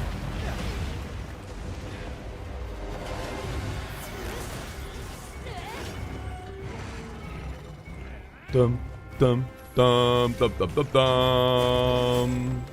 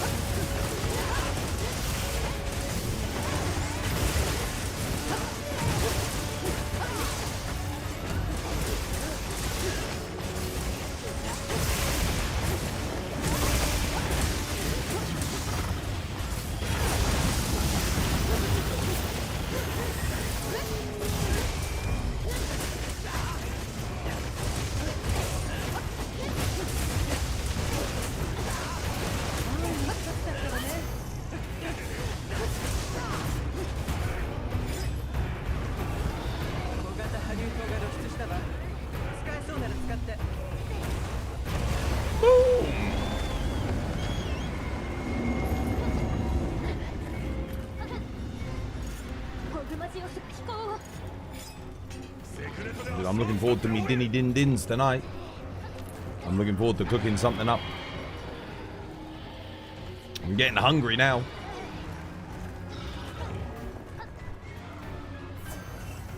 Yesterday I ended up having a burger and chips. Simple, simple.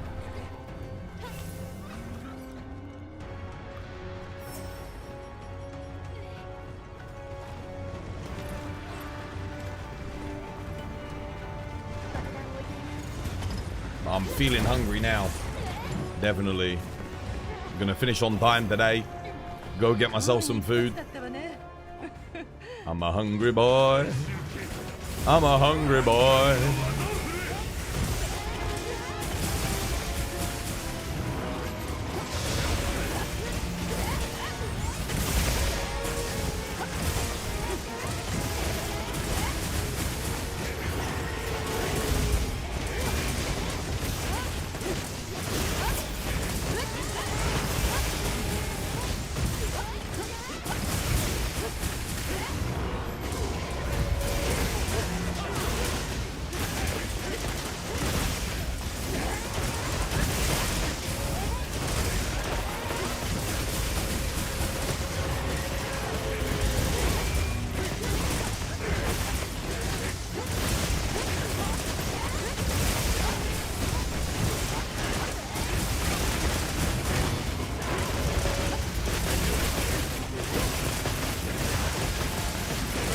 Did it.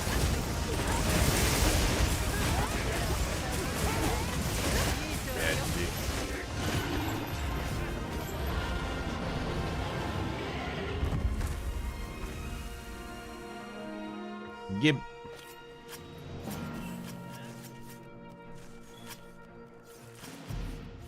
Your husband says, why does my mouth write checks that my anus can't cash? True. As me every time I have like a chicken madras or a chicken freaking vindaloo. Oh. And it sucks because I love a vindaloo or a madras. Oh my god, wait, how the hell am I getting so many rewards? Holy moly, dude, the Gogma loot is coming in. Did you guys break like a load of extra stuff that time? Because goddamn, dude. The amount of loot. You were getting them? Holy shit, Studdy. Bro, Farmer Studdy over here. God damn, dude. What a beast. Brother Studs, that is nuts. Dude, you were on it, man. You were on it. I've never seen so many GOG rewards. Studdy broke freaking everything. God damn, dude.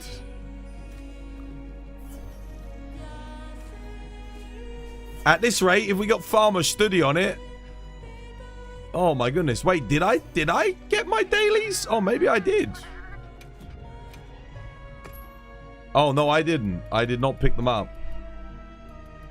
Okay, Arkfeld, Doshiguma White House. Oh, I can do that tomorrow. The actual answer is that human judgment fails when cause and effect are so separated from time. What was this in relation to? Oh, right. Eating spicy food.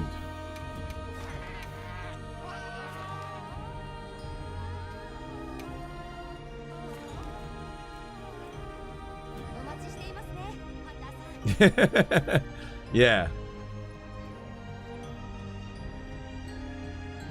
Or,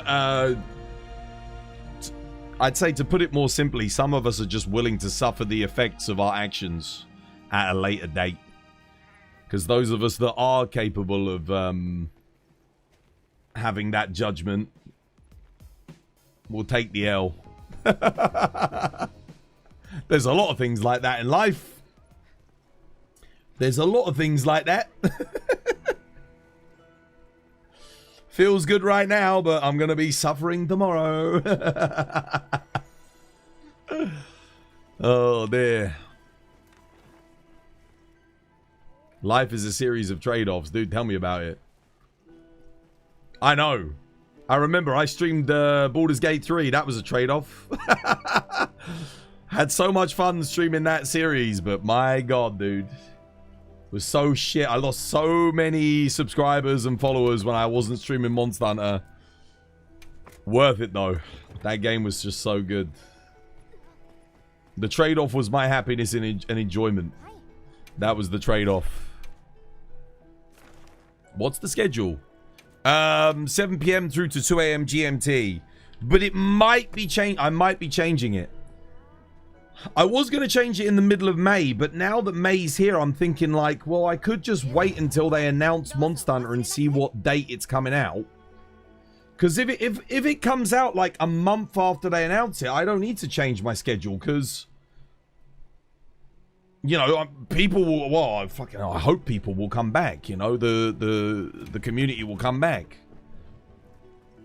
But if I have to wait like a year, I probably should change my schedule at that point because the Monster Hunter viewers ain't gonna come back. You know, it's not gonna. The community's not gonna come back for, well, until that comes out, realistically. Unless Capcom keep doing event quests and updates for this, but I don't think they're going to, if I'm being honest.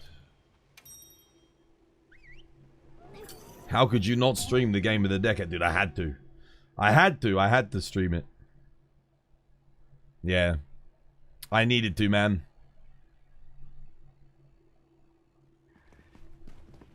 That's why I didn't stream Expedition 33 though, was because of what happened with Baldur's Gate.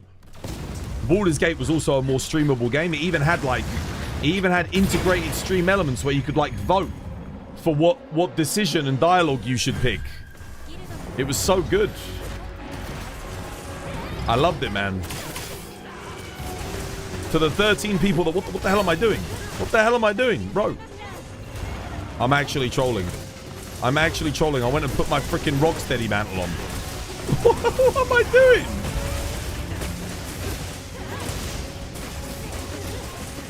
I'm tripping, man. You can tell I'm getting tired and hungry. I'm doing dumb shit.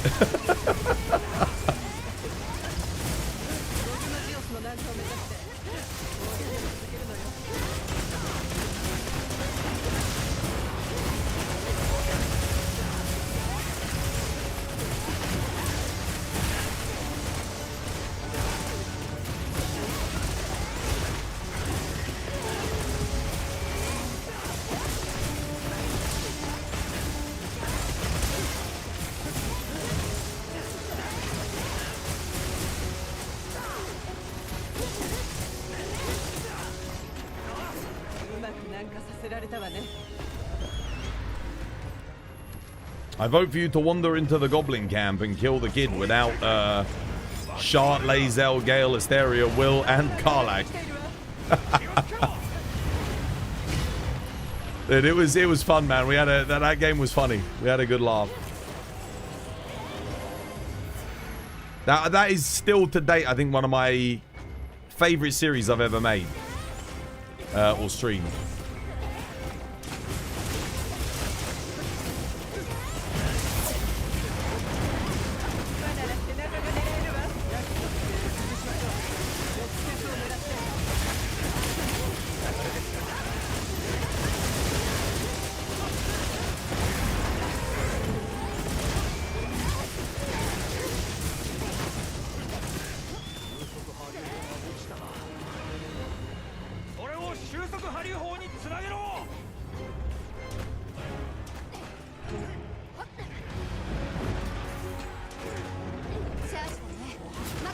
My Elden Ring PvP series was also pretty good fun. I had a lot of fun making that too. Bloody hell.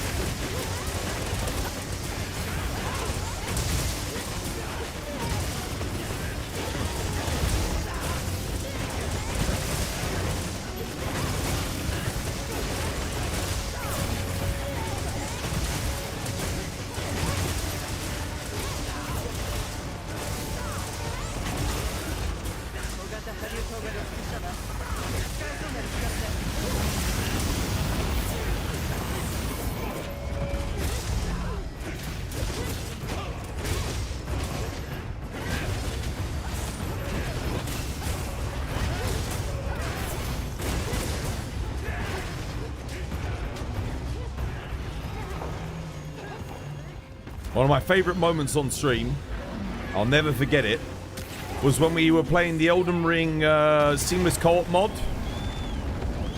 And I did a 5v1. I invaded someone, it was me versus 5 people, and we killed all of them. That was sick. That was one of the best PvP moments I've ever had in a Souls game.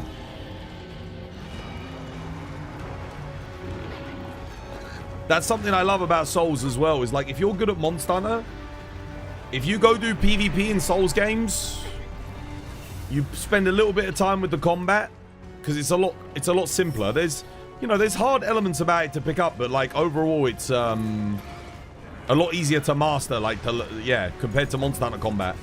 Like you will just absolutely dominate in PvP. It's so much fun, dude. Freaking love it, especially on invasions.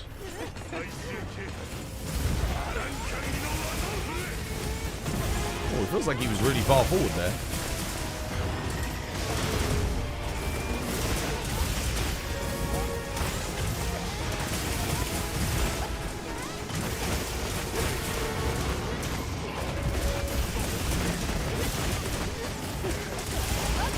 Evade window 27. Oh yeah, dude. That's it. You can iframe for days. Dude, if you can iframe in Monster Hunter, iframing in Dark Souls, especially in PvP, just becomes tiptoe through the tulips. Like easy peasy lemon squeezy. Then you just got to learn all the different weapons and what they can do and how to evade their special attacks in multiplayer, which again doesn't usually take too long because most people are all using like meta builds. You'll get like the odd person that you'll invade will be using something a bit weird, but that's how you learn how to deal with it. You love PvP and From Software? Same, dude, same. In your opinion, Monster Hunter and Sekiro are pretty on par, but the Souls rings are easier. I agree, yeah. I agree. I'd say Sekiro's probably the closest in difficulty to Monster Hunter. In some cases, it's a little bit harder. I think Souls ain't Ishin. There are bosses in From Software games that are as hard as Monster Hunter bosses, though, I think. I think Consort Radahn, definitely. But outside of Consort Radahn...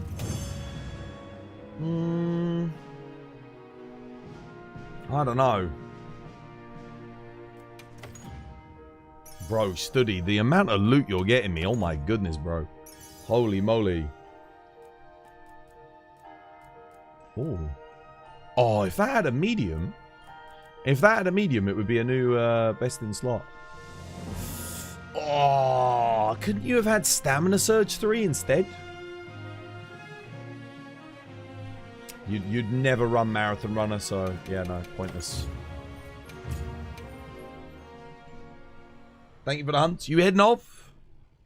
Orphan of Kos in Bloodborne is different too. Orphan of Kos never gave me trouble, but I think for me Bloodborne was one of the easiest games. Maybe because I play Monster Hunter, so... Like the whole evasion mechanic and parrying with like shots and stuff. Yeah. Renala is harder than all Monster Hunter bosses. Renala? Is that the one with the 2 swords? I think I've got a clip of me doing Renala. Let me go to my... Hang on a minute, let me get my TikTok channel up. I think somewhere I've got a clip of me fighting her. The thing was, I struggled with Renala when I was doing a strength build. But the second I switched to like a dex build, I had no trouble with her at all. I think that's build dependent on whether or not she was hard. Let me see. Can I search my videos? Is that something I can do? Oh, I mean, if you can, I actually don't know how to. Let me have a look. I'll see if I can find it. That's the Respect Lady. The parry evade is very congruent with Monster Hunter, it's true. Yeah, the iframes occur at the same spots in Elden Ring and other From Software titles. You just get more of them. It is literally like you've got... Someone said evade window like 27, but I think it's more like evade window 10. Something like that. Either way, it's like super generous. I'm just trying to see if I've got... I'm just going through back to find my Elden Ring. See if I can find it. I'm pretty sure like I made a clip of me fighting the boss. I really did enjoy it though.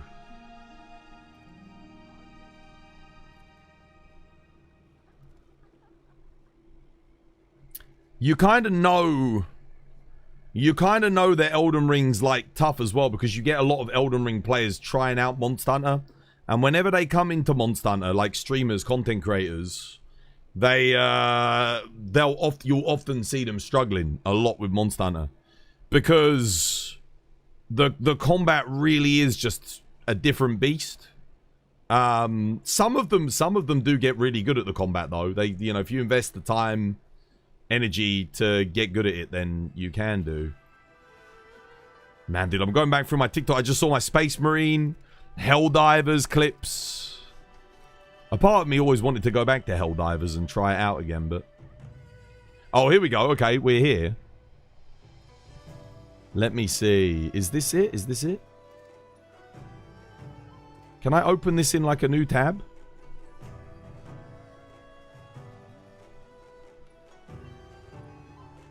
What's this?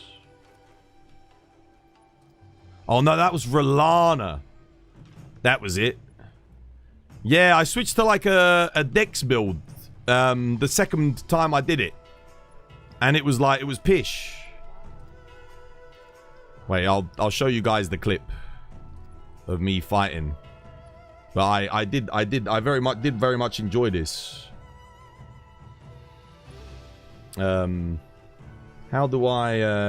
Oh, there we go. Is it this one? That should be right, I think. Yeah, here you go.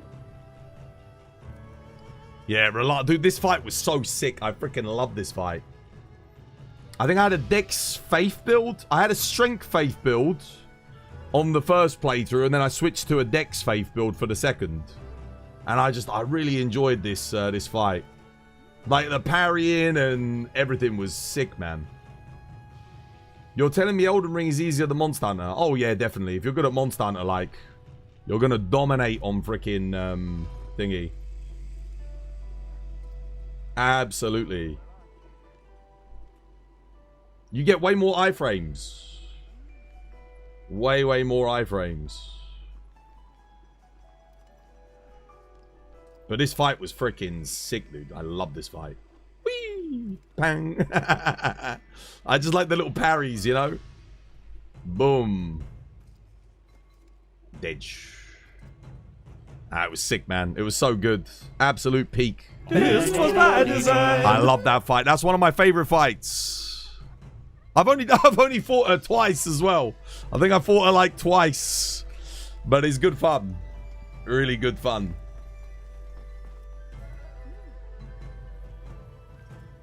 You're trashing Elden Ring and Monster Hunter. You're definitely not trashing Monster Hunter. I can't speak for Elden Ring. I haven't played it with you.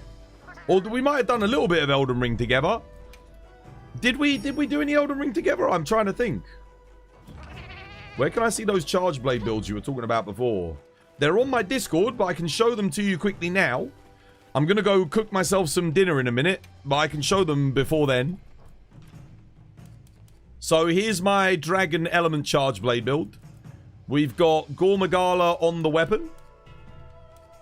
Doesn't matter what else you have. And the weapon is 4 element, 1 sharpness. We have Gormagala bonus from the Sororo helmet. We got Mitsu with the Gogma waist with Mitsu on it to activate the Mitsu bonus. Gogma to get the Gogma. Numinous to get the element absorption. And then the talisman, we just got Coalescence 2, Load Shells 2 with a medium slot, rarity 6. That's the dragon one.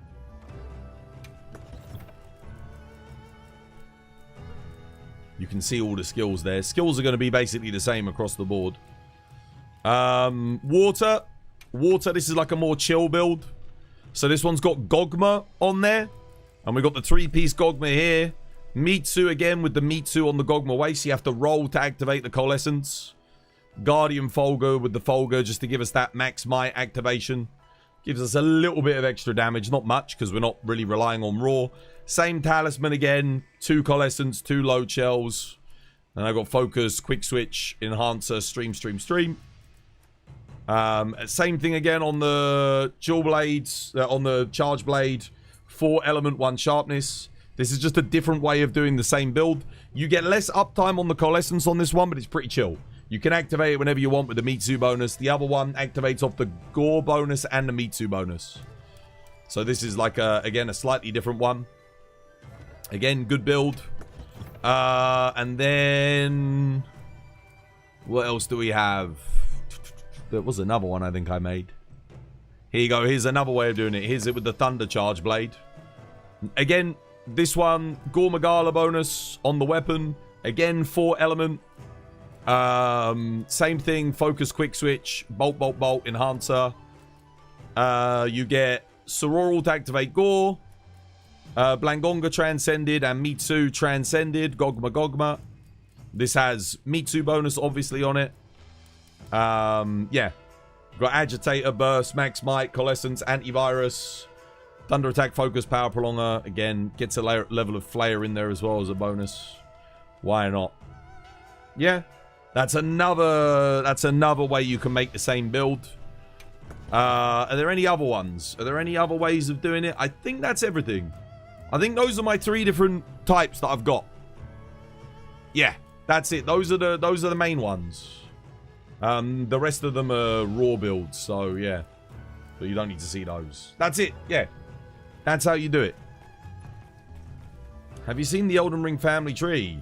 You have to study it to understand how everyone is related to one another. I watched the lore video on it. I think it was either I think it was Vanti Video. Someone did something like that. Anyway, hopefully that helps you with the builds. Right, well, I'll probably call it there for today, guys, because I am busting for the loo, and I need to go get myself some food. Nature and food is time. But yeah, thank you for the hunts today, guys. It was good fun. This was by design.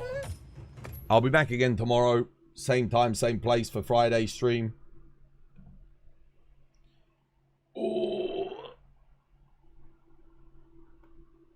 Oh, man.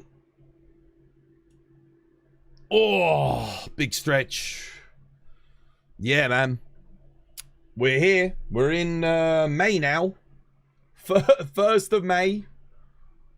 So not long. A month left now, guys, to see if what we're gonna learn about Monster Hunter.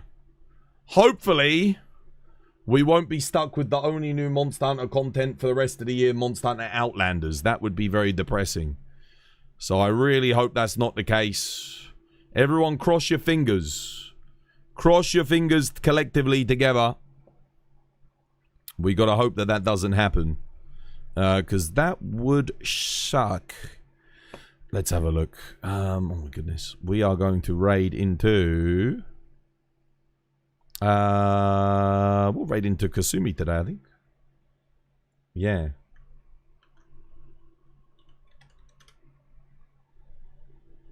Indeed.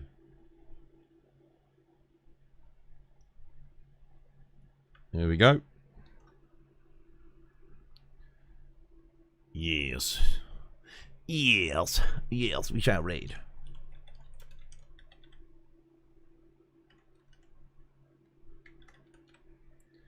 Oh shit, no. Oh god, I gotta retype that in. I had caps lock on. My bad. How do I spell it again?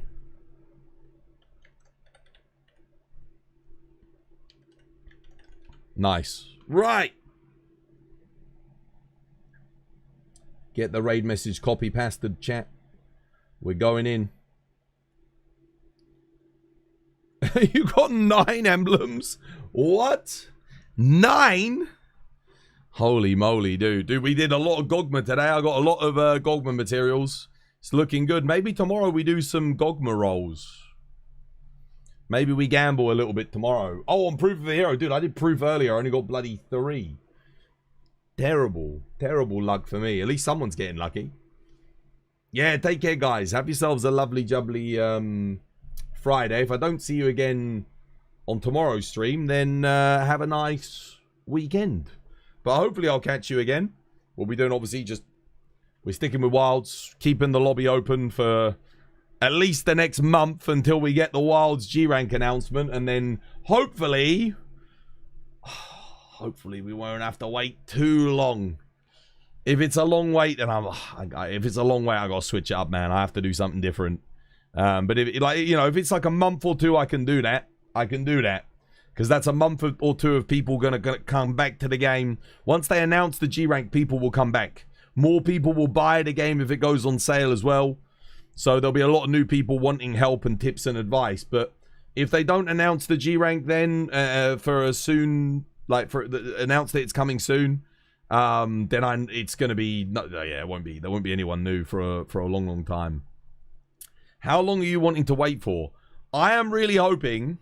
This is what I'm hoping happens. They announce it on June 5th at Summer Games Fest, right? They announce it and they say 2 months. So, June, July, August. And then it comes out at the end of August. That is what I'm hoping for. I know that's like super optimistic, but the reason I'm saying that is because August, then you've got September, October, November when GTA comes out. That's 3 months. That's not enough, I don't think, to affect the initial sales negatively. And that way, if they put out like new content and updates, people that are already invested in Monster Hunter will come back even if GTA is like out. If they announce that it's coming out in like November or December, like, or any time after that, like, bro. Grand Theft Auto is going to be so prevalent, man. Wasn't GTA delayed? No, it's November this year. Delayed on PC. It's not coming out on PC this year, though, yeah. Right, guys, I need to raid. I'm going to have to raid and dash as well, so let Kasumi know. I will come back and say hi, but please, somebody let them know. Just say, oh, Toz had to quickly go to the loo.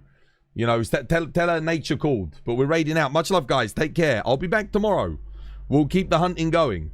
Much love. Have a lovely, jubbly one. And have a nice weekend if I don't see you tomorrow. Twas by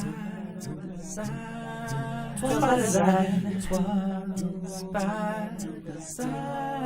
Twas by design. Twas by design. Twas by design. Twas by design. Twas by design. Twas by design. Twas by design. Twas by design. Twas by design. Twas by design. Twas by design. Twas by design. Twas by design. Twas by design.